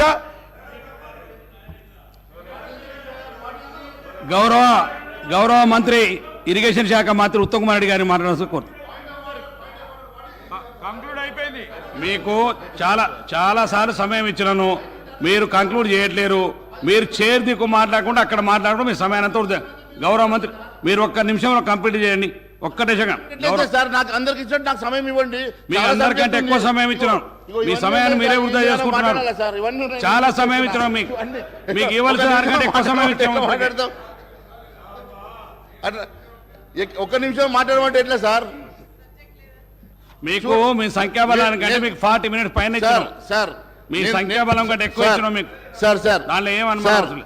మీరు గౌరవ మంత్రి పొన్నం ప్రభాకర్ గారు, మీరు మీ సబ్జెక్ట్ మాట్లాడితే చెప్తున్నాను సార్. గౌరవ మంత్రి పొన్నం ప్రభాకర్ గారు పదే పార్లమెంటు దాడి గురించో ఇంకో దాని గురించో మాట్లాడితే దానికి ఒక చర్చకు పెట్టమనండి, మేము సిద్ధంగా ఉన్నాం. వారు చెప్పాలనుకున్నటువంటి అది పార్లమెంట్ మీద దాడి గురించి వాడు పదే మాట్లాడుతూ ఉన్నారు. దాని మీద చర్చకు పెట్టండి, మేము దానికి సిద్ధంగా ఉన్నాం. అంతేకాకుండా వారు ఫస్ట్ లేరు సార్. సబ్జెక్ట్ చెప్పినప్పుడు వారు లేరు. దయచేసి వినండి. పొన్నం ప్రభాకర్ గారు, నేనేమన్నాను, మీకు నిధులు కావాలంటే కేంద్ర ప్రభుత్వం గతంలో ఇన్ని లక్షల కోట్ల నిధులు ఇచ్చింది. మన ఈ రాష్ట్ర ప్రభుత్వం కాదు ఇవ్వడానికి కూడా కేంద్ర ప్రభుత్వం ఖచ్చితంగా సిద్ధంగా ఉంటుంది. కాకపోతే ఈరోజు ఈ రాష్ట్ర ప్రభుత్వం చేసిన ఒక చరిత్రాత్మకమైన తప్పిదం ఏంటంటే సార్, ఈ రాష్ట్ర ప్రభుత్వం శ్వేతపత్రం పేరు మీద 6,50,000 కోట్ల రూపాయలు అప్పు ఉందని చెప్పి ప్రజానీకానికి కాదు యావత్ భారతదేశానికి చెప్పడం వలన ఈరోజు 70% మన వనరులు కేవలం సాలరీస్కి, రికరింగ్ ఎక్స్పెండిచర్స్కి, ఇంట్రెస్ట్లకు, రీపేమెంట్లకి వెళ్తే 30% ఈ రాష్ట్రం సంక్షేమ కార్యక్రమం నడపగలుగుతుందా? రేపు కొత్త లోన్లు తీసుకొస్తే వాటికి మరి రీపేమెంట్ చేయగలిగే శక్తి ఈ రాష్ట్రానికి ఉన్నదా అని చెప్పి రేపు అడుగుతారా లేదా? ఒక్కసారి మీరు ఆలోచన చేయండి అని అడుగుతా ఉన్నాను. మీ ఆర్థిక నిపుణులతో మాట్లాడండి. ఆర్థిక నిపుణులు దీన్ని ఒప్పుకుంటారా చెప్పండి. మీరు ఒక చిన్న బ్యాంకుకు వెళ్ళి 1 లక్ష రూపాయలు లోన్ అడిగితే 100 పేపర్లు అడిగేటప్పుడు ఈరోజు లక్షల కోట్ల రూపాయలు మీరు నిధులు తీసుకురావాలన్నా, లోన్ తీసుకురావాలంటే ఏ రకంగా రీపేమెంట్ చేస్తారో మరి రాష్ట్రాన్ని అడుగుతారు కదా. ఈ రకంగా మీరు యావత్ రాష్ట్రానికి సంబంధించినటువంటి పూర్తి మరి అంశాన్ని 6,50,000 కోట్ల రూపాయల అప్పులను తీసుకొచ్చి ఇలా మీరు ఈ రకంగా సభలో పెట్టి యావత్ దేశానికి మీరు చెప్పినంటే ఏ రకంగా మనం ముందుకెళ్తాం? ఏ రకంగా లోన్లు వస్తాయి? మేము మీతో రావడానికి సిద్ధంగా ఉన్నాం. మీకు ఈ రాష్ట్రానికి లోన్లు వచ్చినా, నిధులు వచ్చినా మాకు సంతోషమే. కానీ మీరు తీసుకురావడానికి గాల మరి కనీసం ఉన్నటువంటి హోప్ను కూడా మీరు పోగొట్టి ఈరోజు మీరు కేవలం కేంద్రాన్ని నిందిస్తామంటే ఊరుకునే సమస్య లేదు అధ్యక్ష. కేంద్ర ప్రభుత్వం గతంలో కూడా లక్షల కోట్ల రూపాయలు ఇచ్చినటువంటి చరిత్ర ఉన్నది. మొన్న గత 10 సంవత్సరాల్లో కూడా కొన్ని లక్షల కోట్ల రూపాయలు ఇచ్చి మరి ఈ రాష్ట్రాన్ని ఆదుకున్నటువంటి చరిత్ర ఉన్నది. రేపు మీకు కావాలంటే కూడా మరి ఖచ్చితంగా నిధులు ఇస్తారు, సమకూరుస్తారు. కానీ మరి మీరు ఇచ్చేటువంటి మరి ఈ రకమైనటువంటి నివేదికల వల్ల ఈ రాష్ట్రంలో కేంద్ర ప్రభుత్వమే కాదు, ఏ ఒక్క ఫినాన్షియల్ ఇన్స్టిట్యూషన్ కూడా ముందుకు వచ్చే సమస్య ఉండదు. మనము పడే ప్రమాదం ఉండదని చెప్పి తెలియజేస్తా ఉన్నాను అధ్యక్ష. కేవలం మనము ఎవరినో దాడి చేయబోయి మన ఉన్నదాన్ని మనము ఎలుకల బాధకు ఇల్లు కాలబెట్టుకున్నట్లు ఎవరినో దాడి చేయబోయి ఈరోజు చేసినటువంటి ఒక తప్పిదం వల్ల రాష్ట్రమే నష్టపోయేటువంటి ప్రమాదం ఉన్నది అధ్యక్ష. నేను చెప్పేది దయచేసి నేను మంచిగా ఆలోచన చేసి మీరు స్వీకరించాల్సిందిగా కోరుతా ఉన్నాను అధ్యక్ష. నేను ఏ రోజు కూడా తప్పుగా నేను చెప్పడం లేదు అధ్యక్ష. అదే మాదిరిగా అధ్యక్ష మహేష్ రెడ్డి గారు మీకు ఇచ్చిన సమయం 40 మినిట్స్ పైన ఇచ్చాను, 45 మినిట్స్ ఇచ్చాను. మీరు ఇంకా వారి సంఖ్యాబలాన్ని బట్టి వారికి ఇచ్చినాం. ప్రధాన ప్రతిపక్షం 8 మంది సభ్యులకు మీ సమయాన్ని మీకు ఇచ్చినాం. గౌరవ మంత్రి గారు ఉత్తమ్ కుమార్ రెడ్డి గారిని ఇప్పుడు మాట్లాడు. ఉత్తమ్ కుమార్ రెడ్డి గారు. అధ్యక్ష, ఈరోజు సీనియర్ శాసనసభ్యులు హరీష్ రావు గారు మాట్లాడుతూ, మొన్న కేటీ రామారావు గారు మాట్లాడుతూ సివిల్ సప్లైస్ కార్పొరేషన్ మీద సివిల్ సప్లైస్ డిపార్ట్మెంట్ చేసిన కొన్ని విషయాలని నేను ఇంటర్వ్యూని ఎందుకు అవుతున్నానంటే, ఆన్ రికార్డ్గా వారు చెప్పిన విషయాలు వాస్తవాలు కాదనే విషయానికి నేను ఈ సభ్యులందరూ కూడా ఈ క్లారిఫికేషన్ ఇస్తున్నాను. సివిల్ సప్లైస్ కార్పొరేషన్ బేసిక్గా రేషన్ బియ్యం ఇవ్వడానికి గతంలో చాలా కమోడిటీ ఇచ్చేది. ఈ ప్రభుత్వం వచ్చిన తర్వాత కేవలం బియ్యం ఇవ్వడానికే పరిమితమైంది. అదేవిధంగా ప్యాడీ ప్రొక్యూర్మెంట్కి ఇదివరకు కొంత ఎక్కువ క్వాంటిటీ ఇస్తుండే.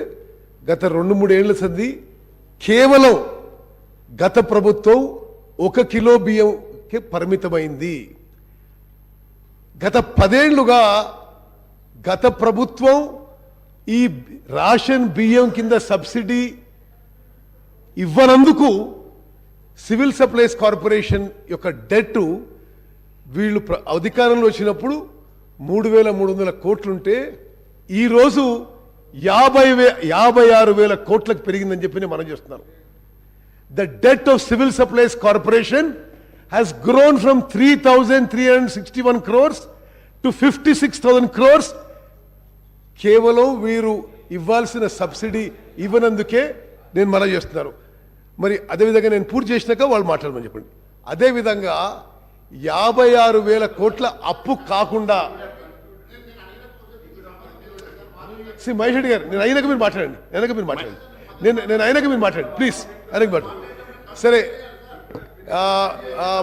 ప్యానల్ స్పీకర్ గారు, ఒక విషయము అంటే సివిల్ సప్లైస్ కార్పొరేషన్ నిరుపేదలకి బియ్యం ఇచ్చే కార్పొరేషన్కి గత ప్రభుత్వం 10 ఏళ్లలో 1 సంవత్సరం కూడా పూర్తి సబ్సిడీ విడుదల చేయనందుకు 56,000 కోట్లకు అప్పు పెరిగింది. 56,000 కోట్ల అప్పు పెరగడమే కాకుండా ఈరోజు సివిల్ సప్లైస్ కార్పొరేషన్ యొక్క నష్టాలు, లాసెస్, సివిల్ సప్లైస్ కార్పొరేషన్ గత ప్రభుత్వం యొక్క లెగసీ నష్టాలు 11,500 కోట్లు. సివిల్ సప్లైస్ కార్పొరేషన్స్లో వాళ్ళు వదిలిపెట్టిన నష్టాలు 11,500 కోట్లు. ఏ స్టేట్లో అదే అన్నిట్లో మీరు ఎట్లా అవుట్ స్టాండింగ్ పబ్లిక్ డెట్ వదిలిపెట్టినంటే కేవలం సివిల్ సప్లైస్ కార్పొరేషన్కే ఇప్పుడు యాన్యువల్ ఇంట్రెస్ట్ పేమెంట్ 3,000 కోట్లు కట్టాల్సి ఉంది. అది మరి గత ప్రభుత్వం యొక్క నిర్వాహకం అని చెప్పి నేను మనవి చేస్తూ, అదేవిధంగా 11,500 కోట్లు నష్టం ఎప్పుడు? ఈరోజు అన్సెక్యూర్డ్గా 22,000 కోట్ల ప్యాడీ స్టాక్ మీరు రైస్ మిల్లర్ దగ్గర పెట్టారు. Any security nothing, bank guarantee ఏం లేదు. ఈరోజు 22,000 కోట్ల ప్యాడీ మీరు ఫాలో అయిన ప్రొసీజర్ మేరకు రైస్ మిల్లర్ల దగ్గర ఉంది. అది ఎంత మేరకు రిట్రీవ్ అవుతుందో నోబడీ నోస్. ఆడిట్ అండి సివిల్ సప్లైస్ కార్పొరేషన్ది, ప్యానల్ స్పీకర్ గారు, లాస్ట్ ఆడిట్ ఇయర్ 2018-19 ఇప్పుడు పూర్తవుతుంది. అంటే గత 4 ఏళ్ల సంది ఆడిట్ కూడా లేదని చెప్పి నేను మనవి చేస్తున్నాను. ఇప్పుడు సప్లై చేస్తున్న బియ్యం గురించి 5 కిలోలు కేంద్ర ప్రభుత్వం, కేవలం 1 కిలో బియ్యం గత ప్రభుత్వం సప్లై చేసిన విషయం కూడా నేను యావత్ తెలంగాణ ప్రజానికాన్ని గుర్తు చేస్తున్నా. ఈ 6 కిలోలు కూడా ఈరోజు 70-75% రేషన్ బెనిఫిషరీస్ ఎవరూ తినడం లేదు. క్వాలిటీ పూర్ ఉండడంతో కేంద్ర ప్రభుత్వం ఆ 5 కిలోలకు కానీ రాష్ట్ర ప్రభుత్వం 1 కిలోకి కానీ మీరు ఖర్చు పెడుతుంది రైస్ ప్రొక్యూర్మెంట్కి 39 రూపాయలు కిలో ఖర్చు పెట్టి. నో ఆఫ్టర్ ఐ ఫినిష్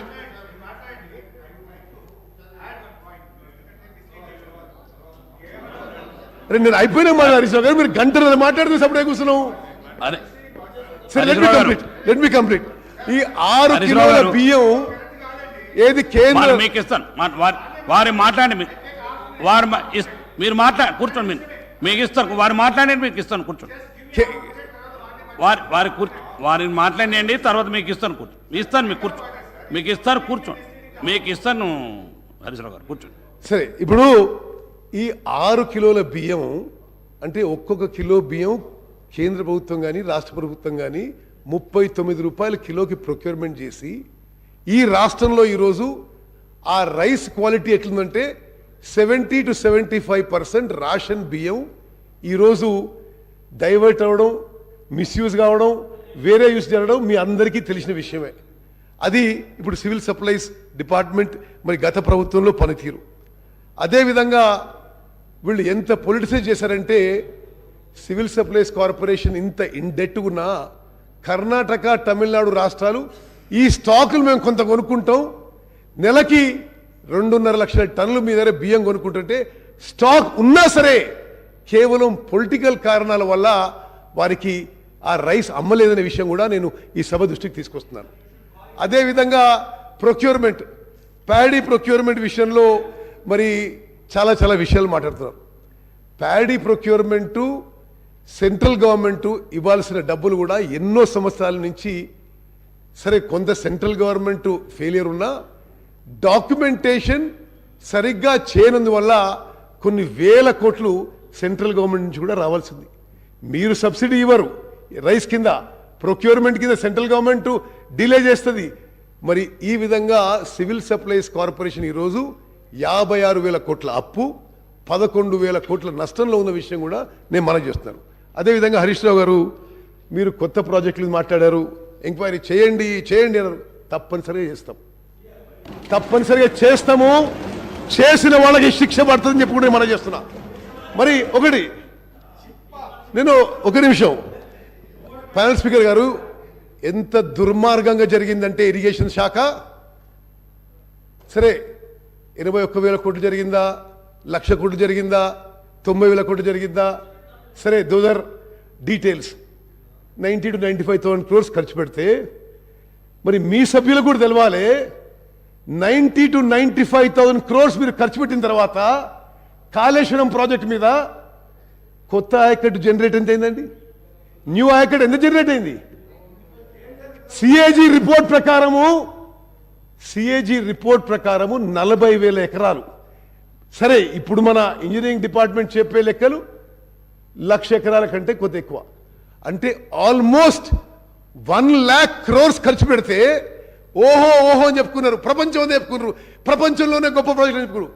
కొత్త ayacut created is only about 1 lakh acres. 1,00,000 కోట్లు ఖర్చు పెడితే మరి పాలమూరు రంగారెడ్డికి 25,000 కోట్లు ఖర్చు పెట్టారు.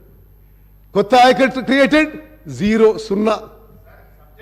No, because మీరు it is on state finances. It's on state finances. మీరేమన్నారు క్యాపిటల్ ఎక్స్పెండిచర్ అద్భుతంగా చేసినారు. నేనేం చెప్తున్నా, మీ క్యాపిటల్ ఎక్స్పెండిచర్ మీరు ఏదైతే ఈ రాష్ట్రాన్ని అప్పుల్లో ముంచినరో ఇట్ ఈస్ ఆల్ బీన్ ఈ క్యాపిటల్ ఎక్స్పెండిచర్ ఇది మీరు జరిగిందని నేను క్లారిఫికేషన్ ఇస్తున్నా. కాళేశ్వరం ప్రాజెక్టుకి 1,00,000 కోట్లు ఖర్చు పెడితే 1,00,000 ఎకరాలు కొత్త ఆయకట్టు. పాలమూరు రంగారెడ్డికి 25,000 కోట్లు ఖర్చు పెడితే పాలమూరు రంగారెడ్డి 25,000 కోట్లు ఖర్చు పెడితే కొత్త ఆయకట్టు క్రియేటెడ్ 0 acres. సీతారాం సాగర్ కి 7,500 కోట్లు ఖర్చు పెడితే కొత్త ఆయకట్టు క్రియేటెడ్ 0 acres. అంటే ఇన్ని లక్షల కోట్లు అప్పులు తీసుకొచ్చి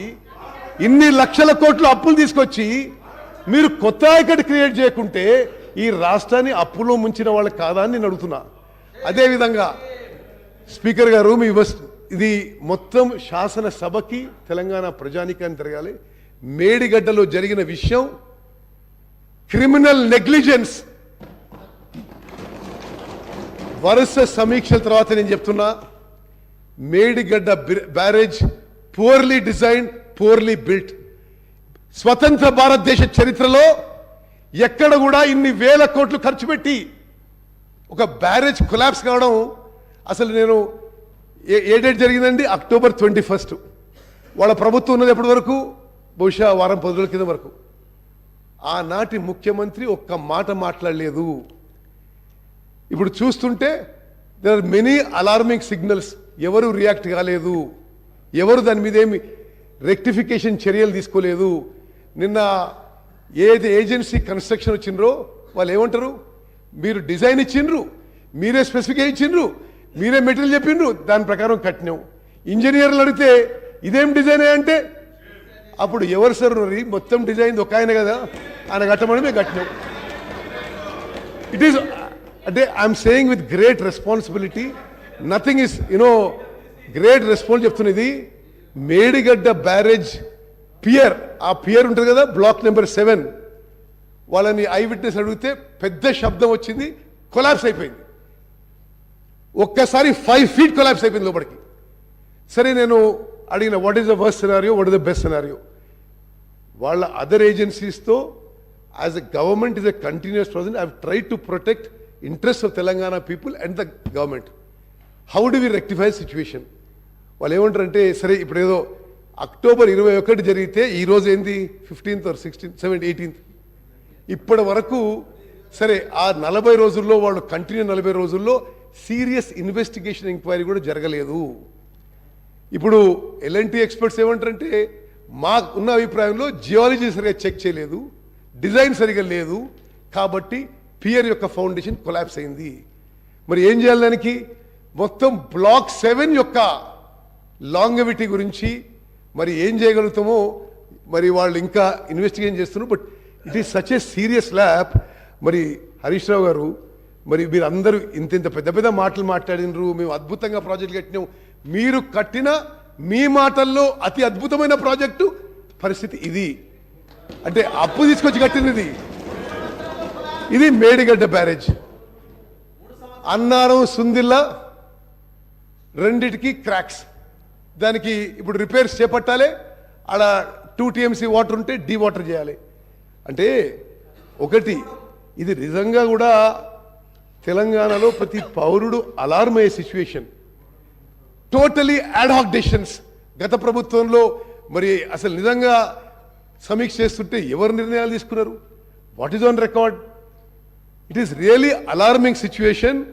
ప్యానల్ స్పీకర్ గారు, నేను ఎందుకు ఈ విషయం ఈ సబ్జెక్ట్ మీద చెప్తున్నా అంటే, ఇప్పుడు గత ప్రభుత్వం అప్పులు తీసుకొచ్చిండ్రు, మేము ప్రొడక్టివ్గా చేసినాం, మేము ఏదో ఉపయోగించినాం అంటే ఉపయోగించింది ఈ విధంగా మన అందరినీ, మన పిల్లల్ని, వాళ్ళ పిల్లల్ని తాకట్టు పెట్టి హై కాస్ట్ లోన్స్ తీసుకొచ్చి ఈ విధంగా మరి ప్రజాధనాన్ని దుర్వినియోగం చేసిన విషయం తప్పనిసరిగా ఎంక్వైరీ చేస్తాం. తప్పనిసరి తప్పు చేసిన వాళ్ళకి శిక్ష పడుతుందని చెప్పి కూడా నేను మనవి చేస్తూ ముగిస్తున్నాను. మహేష్ రెడ్డి గారు మీకు ఇస్తాను సార్, వారికి మాట్లాడండి, కూర్చోండి. మీకు ఇస్తాను, కూర్చోండి. మీకు ఇస్తాను గారు, మీకు ఇస్తాను నేను మహేష్ రెడ్డి గారు కంప్లీట్ చేయండి. కంక్లూడ్ చేస్తాను సార్. మహేష్ రెడ్డి గారు thank you sir, thank you sir. మరి అధ్యక్ష, చివరిగా నేను కంక్లూడ్ చేసే ముందు మీరు ఇచ్చినటువంటి హామీల ప్రకారమే రైతు బంధు ఎప్పటికీ పూర్తి చేస్తారు, రైతులకు ఇవ్వాల్సినటువంటి 500 రూపాయల బోనస్ మరి ఇప్పుడు ఇమీడియట్గా ఈ సీజన్లో స్టార్ట్ చేస్తారా? 9వ తారీఖు, ఈ నెల 9వ తారీఖు మీరు ఇస్తామన్నటువంటి 9వ తారీఖు ఇస్తామన్నటువంటి రుణమాఫీ ఎప్పటిలో గల చేస్తారు? మరి ప్రభుత్వం ప్రజలకు క్లారిఫికేషన్ ఇవ్వాల్సినటువంటి అవసరం ఉంది అధ్యక్ష. అంతేకాదు అధ్యక్ష మహేష్ రెడ్డి గారు, మరి మీ ఒక్కొక్క ఎంపీ దగ్గర 300 కోట్లు ఉన్నాయి కదా, అవన్నీ తీసుకొచ్చి అన్ని వస్తాం మేము, ఫిగర్ పడకండి. మహేష్ రెడ్డి గారు, మరి అధ్యక్ష ఈ రకంగా మీరు కంక్లూడ్ చేసేయండి. యా, మీకు ఇచ్చి ఇన్నిసార్లు సమయం అదే మాదిరిగా చేస్తున్నారు, కంక్లూడ్ చేస్తున్నారు, సమయాన్ని వృధా చేస్తున్నారు. అదే మాదిరిగా గౌరవ ముఖ్యమంత్రి గారిని మీ ద్వారా అడుగుతా ఉన్నాను అధ్యక్ష. కనీసం మన రెవెన్యూ పెంచడానికి గత ప్రభుత్వం అమ్మినట్లు మరి హైదరాబాద్ చుట్టూ భూములు అమ్మాలనుకుంటున్నారా? మరి అంతేకాకుండా ఎందుకంటే గతంలో భూములు అమ్మేటప్పుడు వారితో పాటు నేను కూడా ఉద్యోగం చేసిన అధ్యక్ష, వారితో పాటు నేను కూడా ఉన్నాను కాబట్టి వారికి తెలుసు. మరి అంతేకాకుండా మరి చాలా అంశాలలో వారు మాట్లాడారు. ఐటీ సెజ్కి సంబంధించిన భూములు ఇలా కమర్షియల్ రెసిడెన్షియల్ భూములుగా మారాయి, కమర్షియల్ భూములుగా మారి కోట్ల రూపాయలకు అమ్ముడుపోతూ ఉన్నాయి. దీని మీద వేల కోట్ల రూపాయల కుంభకోణం ఉందని చెప్పి వారి గతంలో చెప్పిన మాట నాకు గుర్తున్నది అధ్యక్ష. మరి వాటి మీద మరి చర్యలు తీసుకుంటారా? అదే మాదిరిగా ప్రభుత్వ భూములను ఐడెంటిఫై చేస్తారా? వాటన్నిటికి కూడా మరి సేఫ్ గార్డ్ చేయడానికి ఏమైనా కార్యాచరణ చేస్తారా? మరి వారితో పాటు ఈ రెవెన్యూ పెంచుకోవడానికి కానీ లేకపోతే రేపు మీరు ఇచ్చినటువంటి హామీలు అంటే రాష్ట్ర ప్రజలకు రావాల్సినటువంటి సంక్షేమ కార్యక్రమాల కోసం మీరు మొబిలైజ్ చేయాలనుకున్నటువంటి దాంట్లో మా వంతు సహాయ సహకారం ఉంటే కూడా మా పార్టీ తరఫున మేము ఖచ్చితంగా మీకు సాయం చేయడానికి మేము సిద్ధంగా ఉంటాం, ఖచ్చితంగా మేము తెలియజేస్తూ ఉన్నాం. మరి అంతేకాకుండా మీరు ఇచ్చినటువంటి ప్రతి హామీ నెరవేర్చాలని చెప్పేసి మీ ద్వారా ముఖ్యమంత్రి గారిని కోరుతూ ప్రజల సంక్షేమమే ముఖ్యం, ప్రజలకు అందుకోవాల్సినటువంటి సంక్షేమ కార్యక్రమం ప్రజలకు అందే విధంగా చర్యలు తీసుకోవాల్సిందిగా కోరుతా ఉన్నాను. Thank you sir. Shri Akbaruddin Owaisi garu, మీకు ఇస్తాను, మీ క్లారిఫికేషన్ ఇస్తాను, మీకు సమయం ఇస్తాను. హరీశ్రావు గారు, ఓవైసీ గారిది అయిపోయి మీకు ఇస్తాను. ఆనరబుల్ స్పీకర్ సార్, క్లారిఫికేషన్ ఇస్తాను సార్, ఇస్తాను మీకు క్లారిఫికేషన్కు టైం ఇస్తాను. ఓవైసీ గారిది అయిపోయిన తర్వాత మీకు ఇస్తాను, కూర్చో. కానీ ఆనరబుల్ స్పీకర్ సార్, ఓవైసీ గారు కానీ sir, at the outset I thank the honorable speaker sir and honorable panel speaker sir for giving me this opportunity to participate in the discussion on the white paper on the state finances.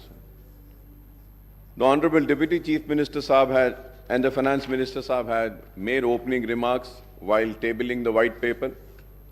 He also mentioned that there is a lack of funds to even meet the daily expenses. Before I speak on the data mentioned in the white paper, sir, I would like to know as to what is the exact purpose behind publication of the white paper on the state finances. Is it to highlight the acts of omission or commission of the previous government in managing the state finances? Or is it to lay the blame on the previous government for allegedly mismanaging the state finances and creating a grim situation where it is becoming difficult for the new government to implement its poll promises, including the 6 guarantees, the 5 declaration, and obtain other promises, sir? Unless there is clarity on the objectives behind the white paper, any discussion on the same will not be useful, sir. Sir, honorable panel speaker, sir, whatever be the reasons or motive behind the release of white paper on the state finances, sir, sir, I would request those on the treasury benches not to give out message that Telangana has become a bankrupt and a debt-ridden state with no finances left to carry on the day-to-day activities. Yes, I am a politician. मैं सियासतदान हूं जरूर, लेकिन मेरे सियासी मकासद, मेरे सियासी कामयाबियों से बढ़कर अगर कोई चीज है तो मेरे लिए मेरा मुल्क है, मेरी रियासत है और मेरे लिए मेरा तेलंगाना। मेरे मकासद, मेरी कामयाबी बाद में, मेरे तेलंगाना की कामयाबी सबसे पहले। मैं ये चाहता हूं those on the treasury benches and the opposition benches may have political scores to settle with one another, but this does not give a good message across the country, more so to those in residency Andhra Pradesh who are opposed to the formation of Telangana state, sir. Sir, there were leaders such as Kiran Kumar Reddy who were claiming that the Telangana would be a failed state, financially bankrupt state, state steeped in darkness due to power crisis, state without drinking water and state with no finances for payment of staff and salaries, sir. I was the member then in the Andhra Pradesh Legislative Assembly. I have seen with my own eyes and I am witness to it. A PowerPoint presentation was also made. तो मैं यह चाहूंगा कि there is a very thin line. Yes, as a politician we need to support and we need to protect our political interest. But at the same time, it's not just mine. It's the responsibility of all of us sitting here to first come forward and protect the interest of the state and see that the integrity and the credibility of state is not lost. But I'm saddened, sir, today when I see all these debate. I also understand why does the white paper talk about the resources spent in Telangana region in United Andhra Pradesh, sir. Sir, we may have political differences and divergent views of state finances, but let us not give the message that Telangana is not a viable state. Telangana is a viable state, sir. Let us make it loud and clear for the investors and the people coming here that this state is viable. You are welcome. Please come. We have power. We have water. We have lands. We want you to come and establish your industries, sir. Sir, the state has borrowed money and added to its debt, but the state has made progress and development in all sectors beside providing welfare to all the sections of society, sir. Sir, I was just seeing the white paper, sir. So I'm talking about the government of India, sir. India budgets versus expenditure. But we could have mentioned about the depth of the central government also, sir. Sir, which has increased. Honorable ex-MP is also here, and Honorable CM Saab also has been a member of parliament. If I am wrong, please correct me, sir. So the debt burden of government of India, which has increased from 44,25,347.66 crores in 2013 and 14 to rupees now 1,53,915.16 crores. 152 lakhs crores in the current financial year for the year 23 and 24, sir. The central government debt has increased to rupees 1,08,28,568 crores in absolute term. That is an increase of 244.69% in 10 years. In 10 years, sir. Sir, going further ahead, sir, on the Telangana State Finances White Paper, sir. Sir, Honorable Panel Speaker, sir. Sir, I have a strong objection, sir. The reason is that when we are discussing on these papers laid, these figures should be accurate, sir. It cannot be a difference of 0.01 also. But it is so unfortunate, sir. So I have gone through each and every page, sir. Sir, I would like to bring to your notice, sir, page number 4, where we say that the expenditure, we are talking about expenditure, 1,21,735. We are talking about the expenditure for the year 2016 and 17. When we go to 17 and 18, sir, we are talking about expenditure of 1,20,000. And then we are talking about for the 2018 and 19, the expenditure of 1,35,000, sir. For the year 19 and 20, the expenditure is mentioned here in this book is 1,42,000, sir. And it has been said, sources, finance account, CAG, sir. Right. Sir, I have the CAG report with me, sir. The CAG report, here they are saying 62. The CAG report says 63,323, sir. Sir, here in the book it says 97,811 for the year 15 and 16, sir. And here the CAG says is 90,818, sir. Sir, I really fail, sir. If you have to see 16 and 17 and 17, 18 also, it is the same situation, sir. Sir, if we see again page number 14, we are talking about the actuals, sir. When we talk about the actuals also, sir, in page number 14, if we see, there also the mistakes are there, sir. Sir, for the year as per the CAG report, which I downloaded just now, sir, just now I downloaded. And that CAG report, it says about the receipts, sir. Again about the receipts also, if we say for the year 14 and 15, it was 63,323, 15 and 16, 96,051, 2016 and 17, 1,17,799.50, and 17 and 18, 1,44,986.52. And then the actuals are 1,15,587.35, sir. Sir, I really fail to understand, sir. Sir, again we go to the page number 3, sir. Page number 3, sir. Sir, it is written about Karnataka, budget estimate, actual expenditure, and actual expenditure of budget, sir. Sir, now I got the CAG report, sir, I just downloaded. It says the estimate, sir, and the actual expenditure. If we have to see, sir, the actual expenditure mentioned in the white paper laid in this house says 2,61,000. But the CAG report says about Karnataka is 2,49,506.52.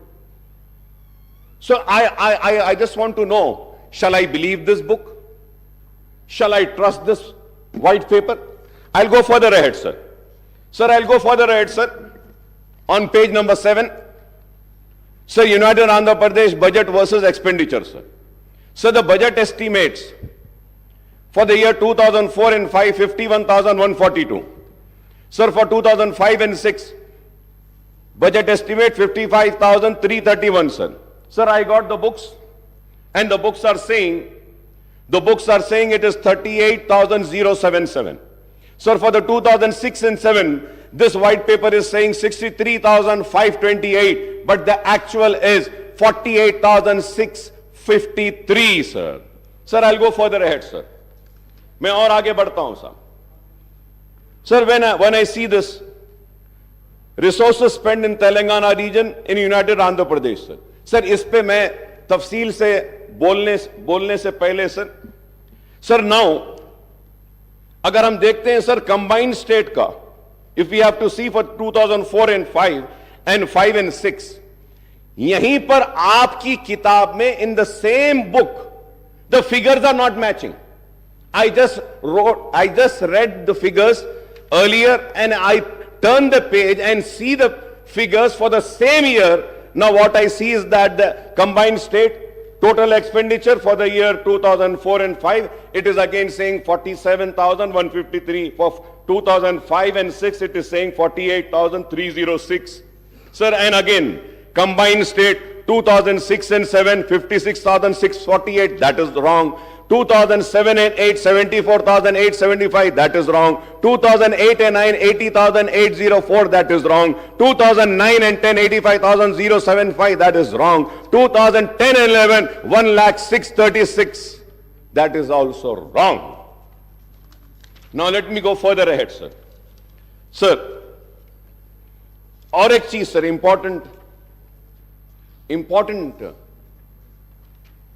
sir, here on page number 4, sir, page number 4, the first table, sir, it is saying right from for the year 2014 and 15 se leke 2022 se 23 tak, sir, it says budget estimate total, sir, 14,87,834.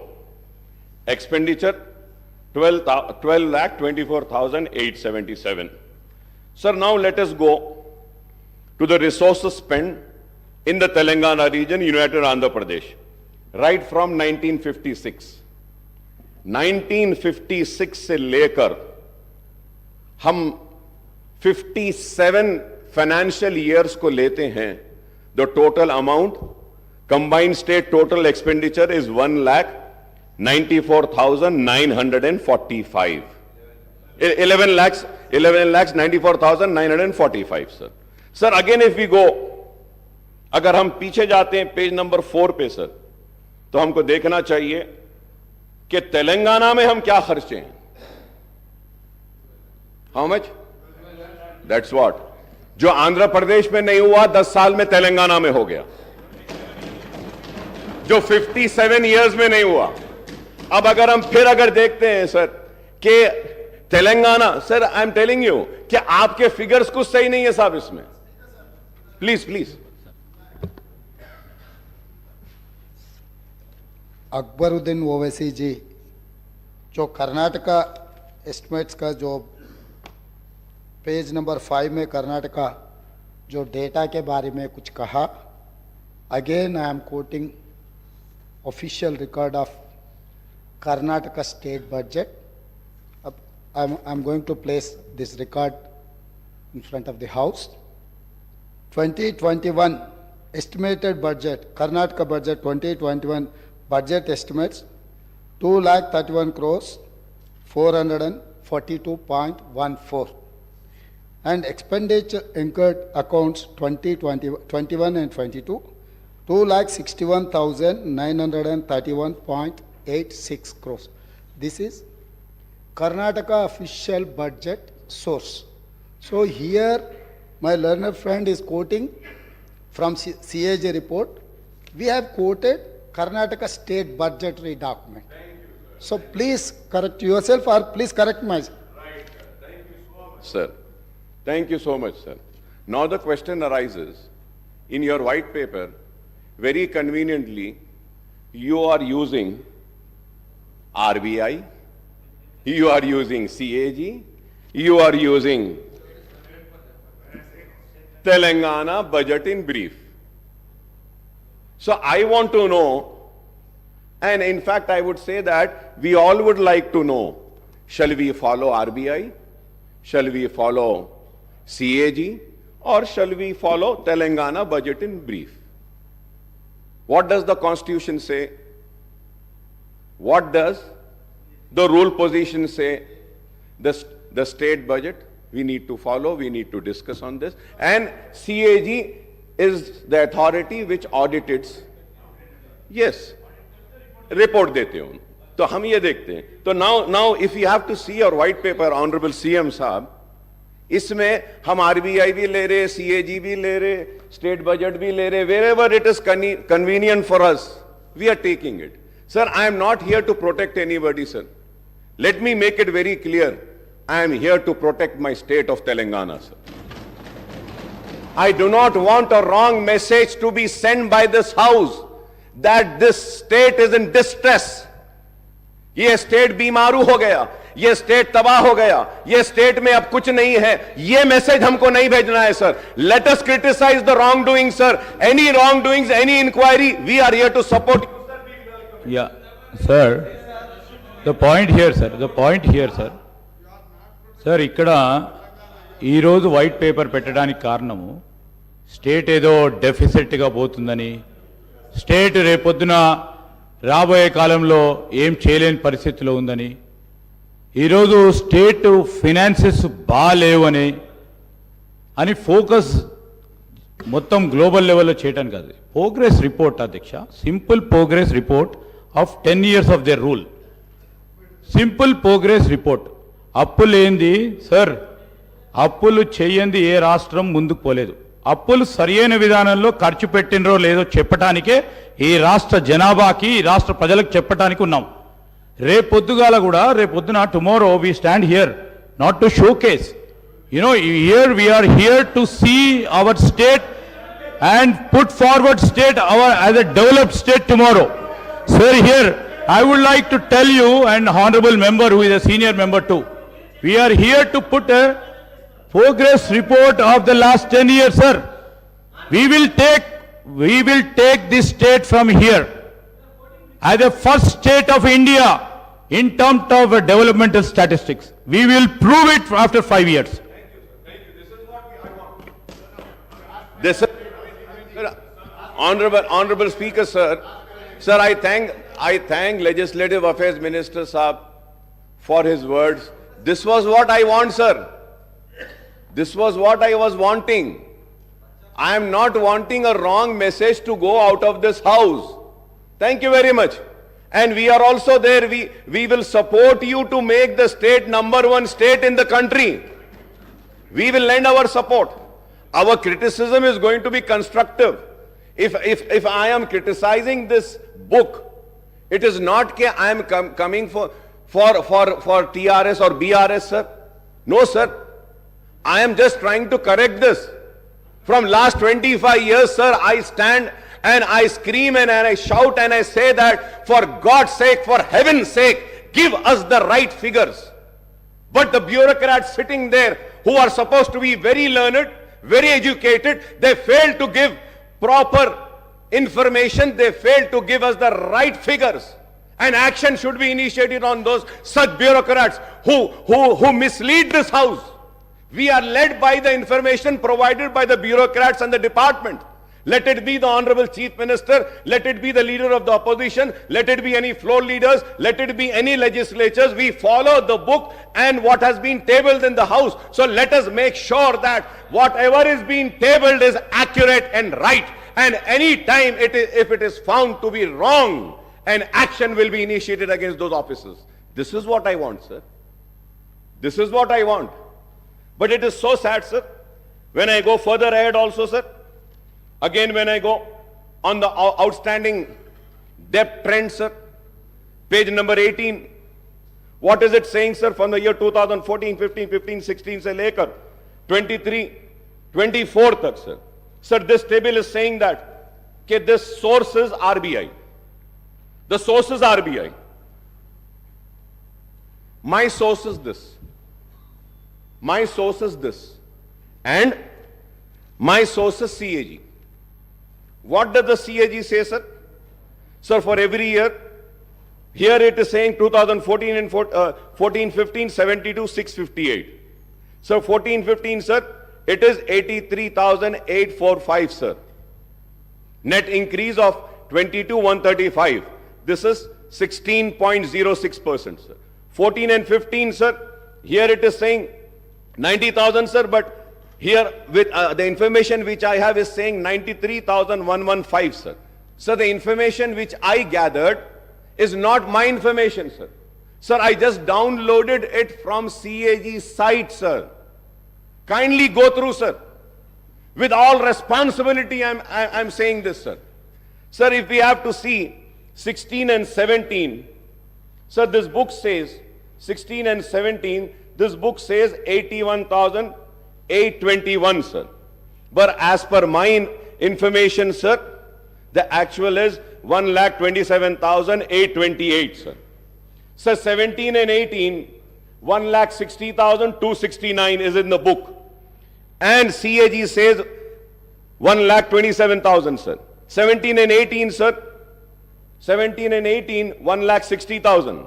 The CAG says 1,52,000 and change, sir. 18 and 19, the white paper says 190, sir. The CAG says 1.75 change, sir. And 19 and 20, if you have 20 and 21, sir, the outstanding debt in this white paper is saying 2,71,000, sir. 2021. The CAG is saying 2,44,019, sir. Sir, again, 21 and 22, 3,14,000 this book is saying. Well, the CAG is saying 2,83,000, sir. So now I just, sir, if I am wrong, I may be corrected, sir. I am a person who wants to be corrected. I want to be corrected, sir. Sir, I want to know which book should I follow, which figures should I see. I will see the same figures, sir. CAG देखना है, CAG देखूंगा. नहीं, ये book आपकी सही है, तो मैं इसको देखूंगा. Sir, again, if we have to go, sir, on the page number 29, sir, expenditures on salary and pension, sir. Salary and pension, sir. What is this book saying, sir, and what is the CAG saying? The CAG, आप देखते हैं, sir, for the year 18 and 19, the total salaries and pensions are 32,378.19. And what does the white paper says? 38,210. Sir, CAG says for the year 19 and 20, total salaries and pension 34,289. The white paper says 39,147. For the year 2021, salaries and pensions, the CAG says 36,161. This book says 41,819. Sir, the CAG says for 21-22, 44,403.08. The white paper says 48,809. Sir, 22-23, the CAG says 51,082. The white paper says 55,925. So I just want to know who's right. Please correct me, who's right. अब ये पूरे इसमें, sir, it took so much of time to go through, to study. और अब सवाल ये है, हम अगर बहस करें और हम अगर किसी की नाकामी का जिक्र करें तो कैसे करें, कौन से फिगर्स को लेके करें? So going. Sir, as far my knowledge goes, I also stand corrected. I was just talking to the secretary. Sir, here in the page number 18, if you see, sir, here we have to see what is important to note is that the debt figures stated above do not include the off-budget borrowings of the government. Off-budget borrowings include loans availed by the entities outside the government system but guaranteed by the state. The point here is, my learned friend was also a PAC committee chairman. We were both together. Sir. Audit accounts, until and unless the audit paras have been cleared, it is not final, sir. So most of the audit paras wouldn't have got finalized. So that may have the reason the RBI report and the audit report is differing. So we thought of taking the clarification. I'll get back to you. Thank you, sir. No. I'm saying it. No, CAG reports, CAG audit reports will be finalized after the audit is been done.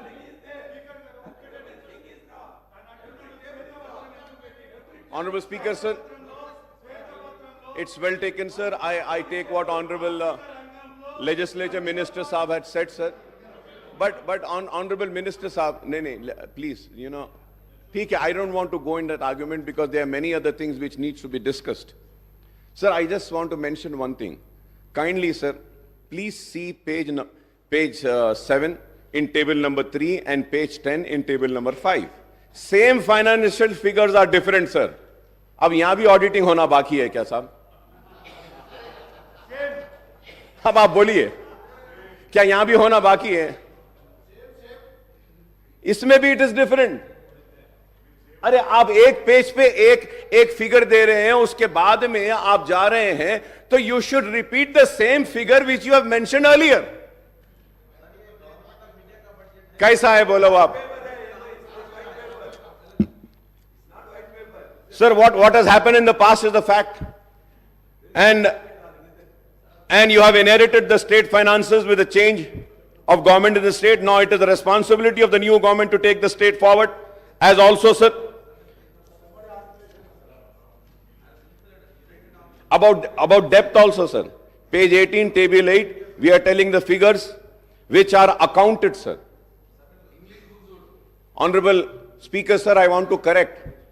Sir, on page 18, table 8, we are talking about the figures which are already accounted, not estimated. Please see the budget brief book, sir. I will send it to you, sir. So, anyway, I don't want to go into that because there are many other issues. But this shows the seriousness. This shows the seriousness, and this also shows what message we are sending out. I do not want to go into that. What is that message? People are very intelligent to understand, sir. Sir, when I spoke on the governor's address, I had requested the new government to come up with a white paper on financial implications of the poll promises, guarantees and declaration of Congress, and the time frame proposed by the new government for implementation of all promises, guarantees and declaration. I was expecting that in this white paper, though that white paper will also be there. I was searching for it, but I couldn't search. So probably next session, I expect that, sir. I understand that the guarantee, declaration and other promises are unconditional without laying down any restrictions on eligibility of the beneficiaries, sir.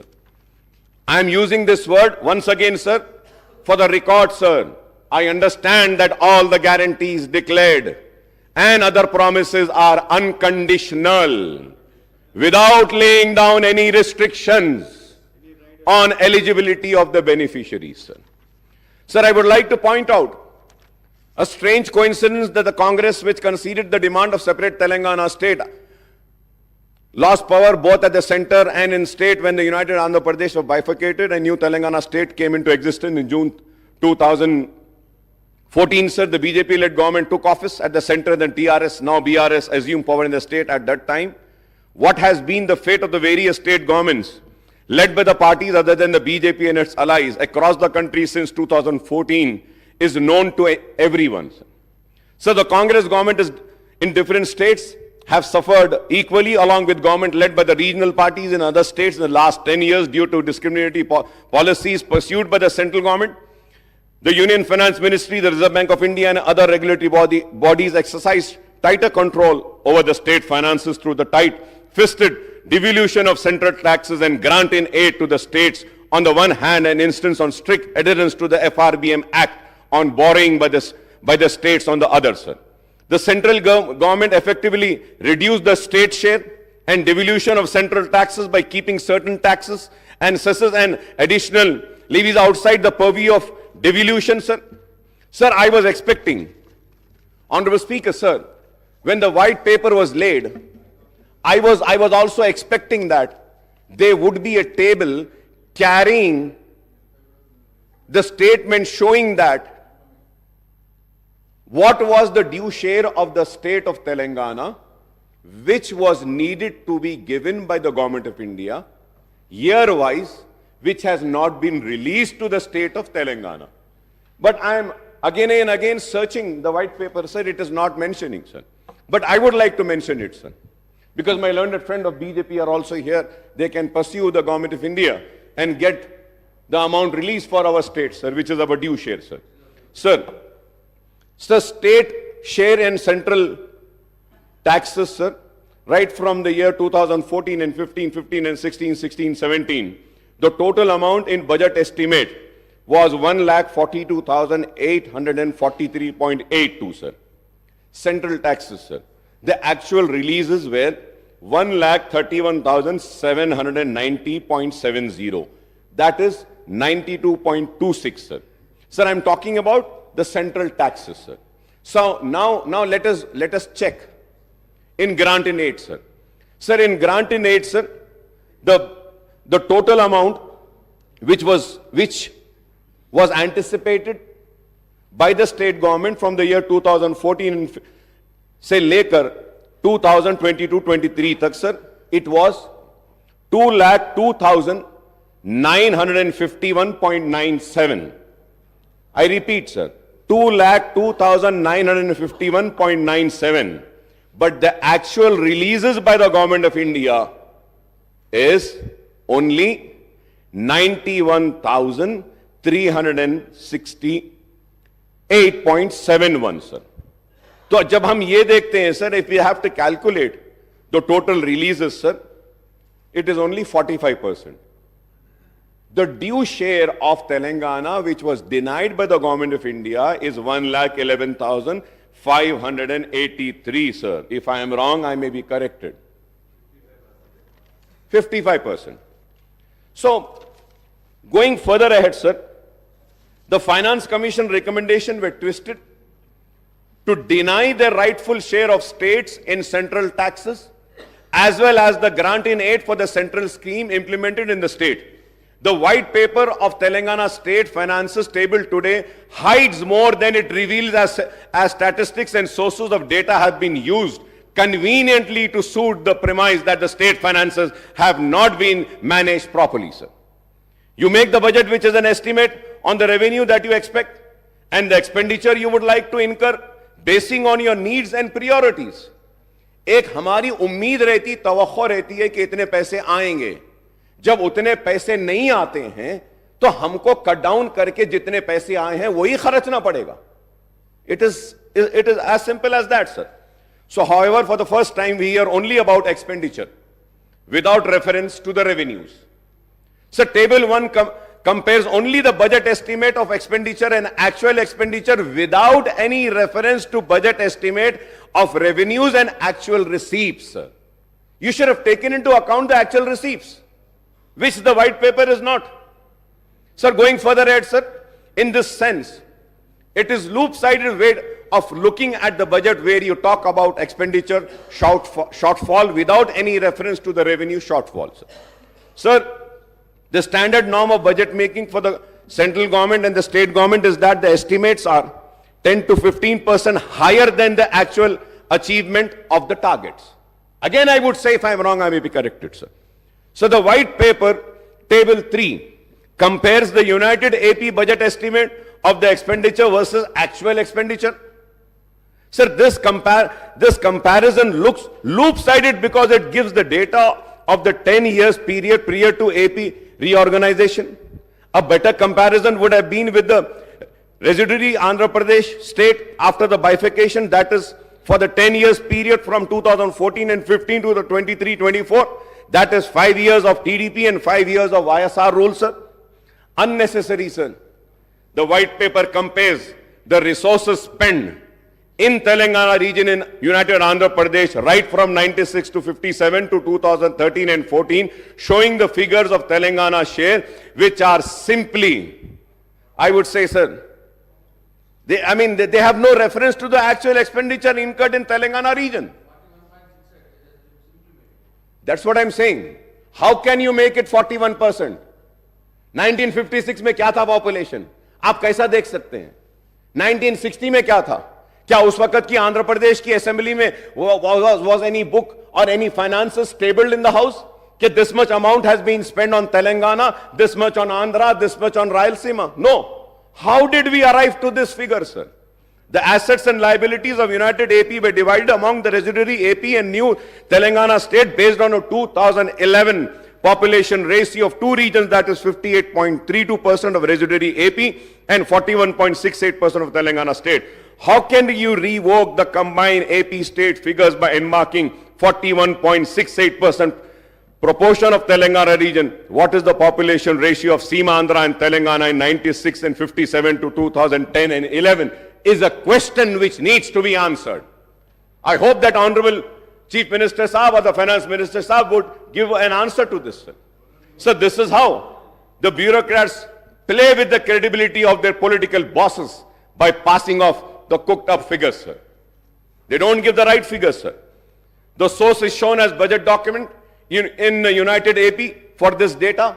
Can you show one budget document of United AP where the cited data is shown in Telangana? For Telangana, it is shown. The white paper talks about the trends in actual revenue receipt, again without reference to budget estimate of the revenue receipts. Again, the white paper cites the actual outstanding debt trend without reference to estimates and making comparison with the FRBM norm. The white paper also cites the year-wise principal and interest repayment leading to increased debt servicing burden. The data is cited from the state budget document and not from the CAG, sir. Honorable Speaker, sir, not from the CAG, sir. So the white paper lists out the government guarantees, loans raised by the special purpose vehicle, corporation and serviced by the government, and the loans raised by SPVs and serviced by them, and non-guarantee loans which are raised and serviced by SPs and corporations and institutions. So the white paper also lists out the status of financial progress of ongoing works in various departments under capital expenditure, sir. So it also gives out the abstract of payment status and other pending bills of the state government. The white paper also refers the expenditure of salaries and pension of the government employees. However, the white paper does not talk about the expenditure incurred on subsidies under revenue accounts, sir. Sir, I have the list of the subsidies also, sir. I have I did some homework and I came, sir. So 2018 and 19, 19 and 20, 20, 21, 21, 22, 22, 23. Sir, यहाँ पर जब हम देखते हैं, sir, the subtotal for the year in interest payment, salary, wages, pension and subsidies, sir, the total 2018 and 19, 50,436. 19 and 20, sir, interest payment, salary, wages, pension and subsidies, sir, it is 54,311. 20 and 21, sir, it is 61,738. For the year 21-22, 73,039, and 22-23, 81,662, sir. Sir, I have all the details, sir. Sir, I would like to point out that there is what is called as a committed expenditure. If I am wrong, I may be corrected, sir. Committed expenditure of the government, which is incurred any circumstances, even when budgetary cuts or expenditure freezes are imposed. So the committed expenditure of the government on revenue account mainly consists of interest payment, expenditure on salaries and wages and pension of government employees, and subsidies, sir. So these four heads of accounts are unaffected by any expenditure freeze or austerity measures resorted by the government to curtail the expenditure in wake of shortfall in revenues. So the white paper also talks about increasing reliance on ways of means advances by giving out the year-wise data and utilization of these advances. Honorable Speaker, sir, I may point out here that the successive governments in United Andhra Pradesh as well as in residuary Andhra Pradesh and Telangana state after bifurcation have been resorting to ways and means advance overdraft and special drawing limits. The TDP and the Congress government in United Andhra Pradesh and the TRS and BRS government in Telangana and the TDP and YSR governments in the residuary AP have been resorting to the ways and mean advances virtually almost every day of the year except for the bank holidays, sir. But, sir, I must recall that it was K. Roshaya Saab who had avoided the ways and means advances and overdraft when he served as the state finance minister and later as the chief minister also, sir. So the white paper cites different sources for its data as per its convenience, and these includes finance accounts of CAG, RBI State Finances Report 23-24, budget documents of United Andhra Pradesh, Government of India budget monthly accounts of CGA, Reserve Bank of India, IFMIS portal of Telangana government, Director Works Account Concerned Department, State Finance Department, etc. Sir, however, the figures cited in one table of white paper do not match with another table relating to the same financial year. Example is the table 3 and the table 5. On glaring omission in the white paper is the growth in GSDP and per capita income in Telangana versus United AP and residuary AP, other Indian states and central governments also, sir. Honorable Speaker, sir, to put the record straight, I would like to give due credit to the previous government for progress achieved by Telangana state, sir. So despite all constraints and discrimination meted out by the central government, Telangana state had recorded impressive progress in all the sectors, including developmental activities and welfare programs in the last 10 years.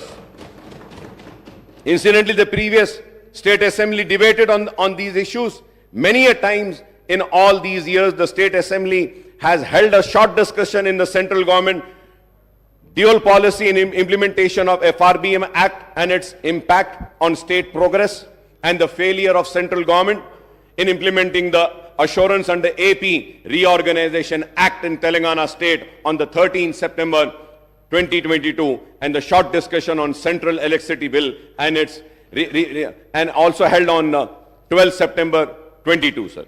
Sir, at the same time, I would also like to bring to the kind notice of this House, as per the CAG report, sir, the budget allocated and actual revenues, sir.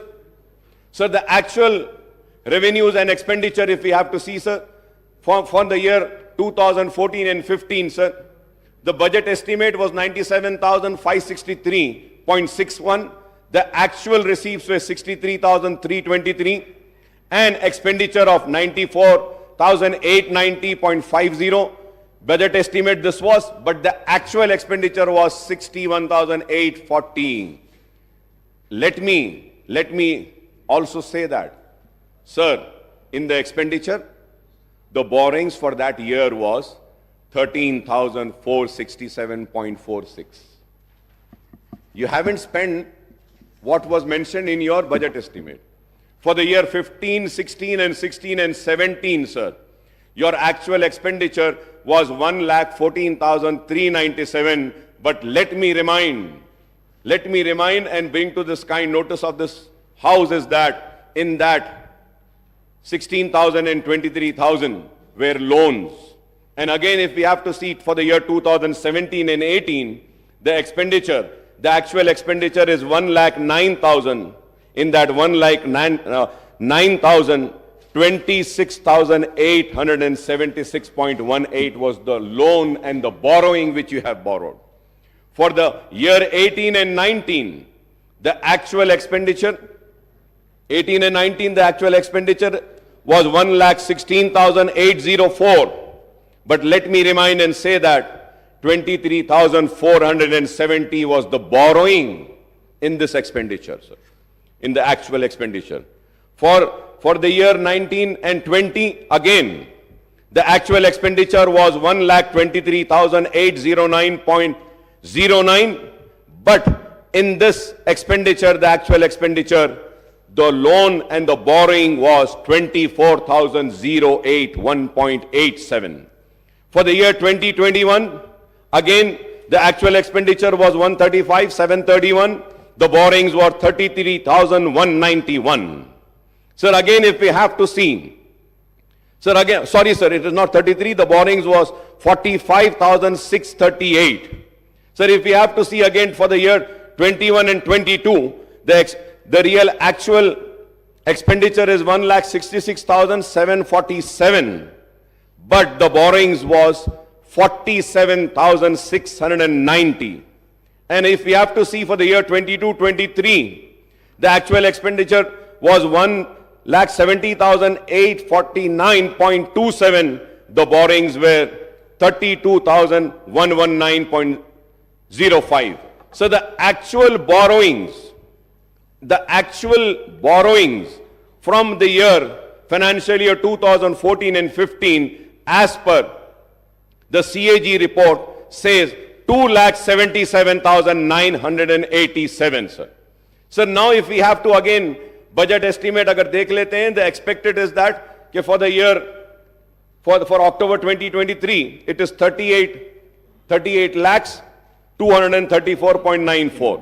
तो अगर इसको भी मिला लेते हैं तो 3 लाख चिल्लर कुछ होता है. Sir, going further ahead, sir, during the last session of the Second Assembly on the 6th of August 23, short discussion was held on Telangana state formation, progress achieved in own states, sir, from the Congress side. My friend and Honorable Finance Minister and Deputy Chief Minister Batti Vikrama had participated in the debate and expressed his views on the progress registered in the states since 2014. Everyone knows that under what circumstances the state came into being, and there were apprehensions about its financial viability as it solely depends on economic activities and revenues generated in Hyderabad metropolitan region. And also let us not forget that we had COVID for 2 years continuous. The world was held. सारी दुनिया रुकी हुई थी, बंद हो गई थी, लेकिन उसके बाद भी हमारे स्टेट में काम हुआ और काम करने की कोशिश हुई. The new state faced many challenges, right from grave power electricity crisis, the distress in farm sector, to the specter of fall in revenues due to bifurcation of lack of resources for taking of welfare schemes on the large scale. I think the state has overcome all these obstacles and hurdles and emerged as a model young state in the country, overtaking the several other bigger states in social and economic indices, sir. Sir, incidentally, the new Finance Minister Saab has released 2 booklets on Telangana economy and Telangana state at a glance on 13th of December, which I have, sir. This book, sir. So this booklet gives the data on the progress achieved by the state since 2002 to 14. Sir, I don't know. अगर ये book गलत थी और white paper सही था, तो या तो इसको रिलीज नहीं करना था या उसको रिलीज नहीं करना था, रोक लेना था. दोनों को रिलीज कर दिए, sir. According to the provisional estimates of Telangana gross state domestic product GSDP at the current prices in 22-23 is rupees 13,13,391 crores with a growth rate of 16.3%, which is higher than the India's growth rate of 16.1%. So per capita income PCI of Telangana at current prices at 22-23 is rupees 3,12,398, which is rupees 1,40,122, higher than the national per capita income of rupees 1,72,276. So Telangana ranked third. Telangana ranked third among the state and union territories according to the Ministry of Statistics and Program Implementation in per capita income in the country, sir. The sectoral analysis shown that the agriculture and allied sector achieved a growth of 15.8%, the industrial sector clocked a growth of 10%, and service sector witnessed a remarkable growth of 20.6% in 22-23, which is again higher than overall India's growth at 17.3%. Sir, the GSDP, Honorable Speaker, sir, the GSDP of Telangana has grown from 5,05,849 crores in 2014 and 15 to rupees 13,13,391 crores in the year 22-23, sir, recording a compound annual growth rate of 12.7%, sir. Similarly, the per capita income of the state has risen from rupees 1,24,104 in 2014 and 15 to rupees 3,12,398 in the year 22-23, registering a CGR of 12.2%. Sir, it again, sir, अब सब बोलेंगे अकबर साहब खड़े रह के वो TRS की तायद कर, मैं तायद नहीं कर रहा हूं साहब, ये बुक पढ़ रहा हूं, मैं बुक पढ़ रहा हूं sir. Third, thanks to this economic growth, the state merchandise exports have risen from rupees 35,444 crores in 2014 and 15 to rupees 91,967 crores in the year 22-23, sir.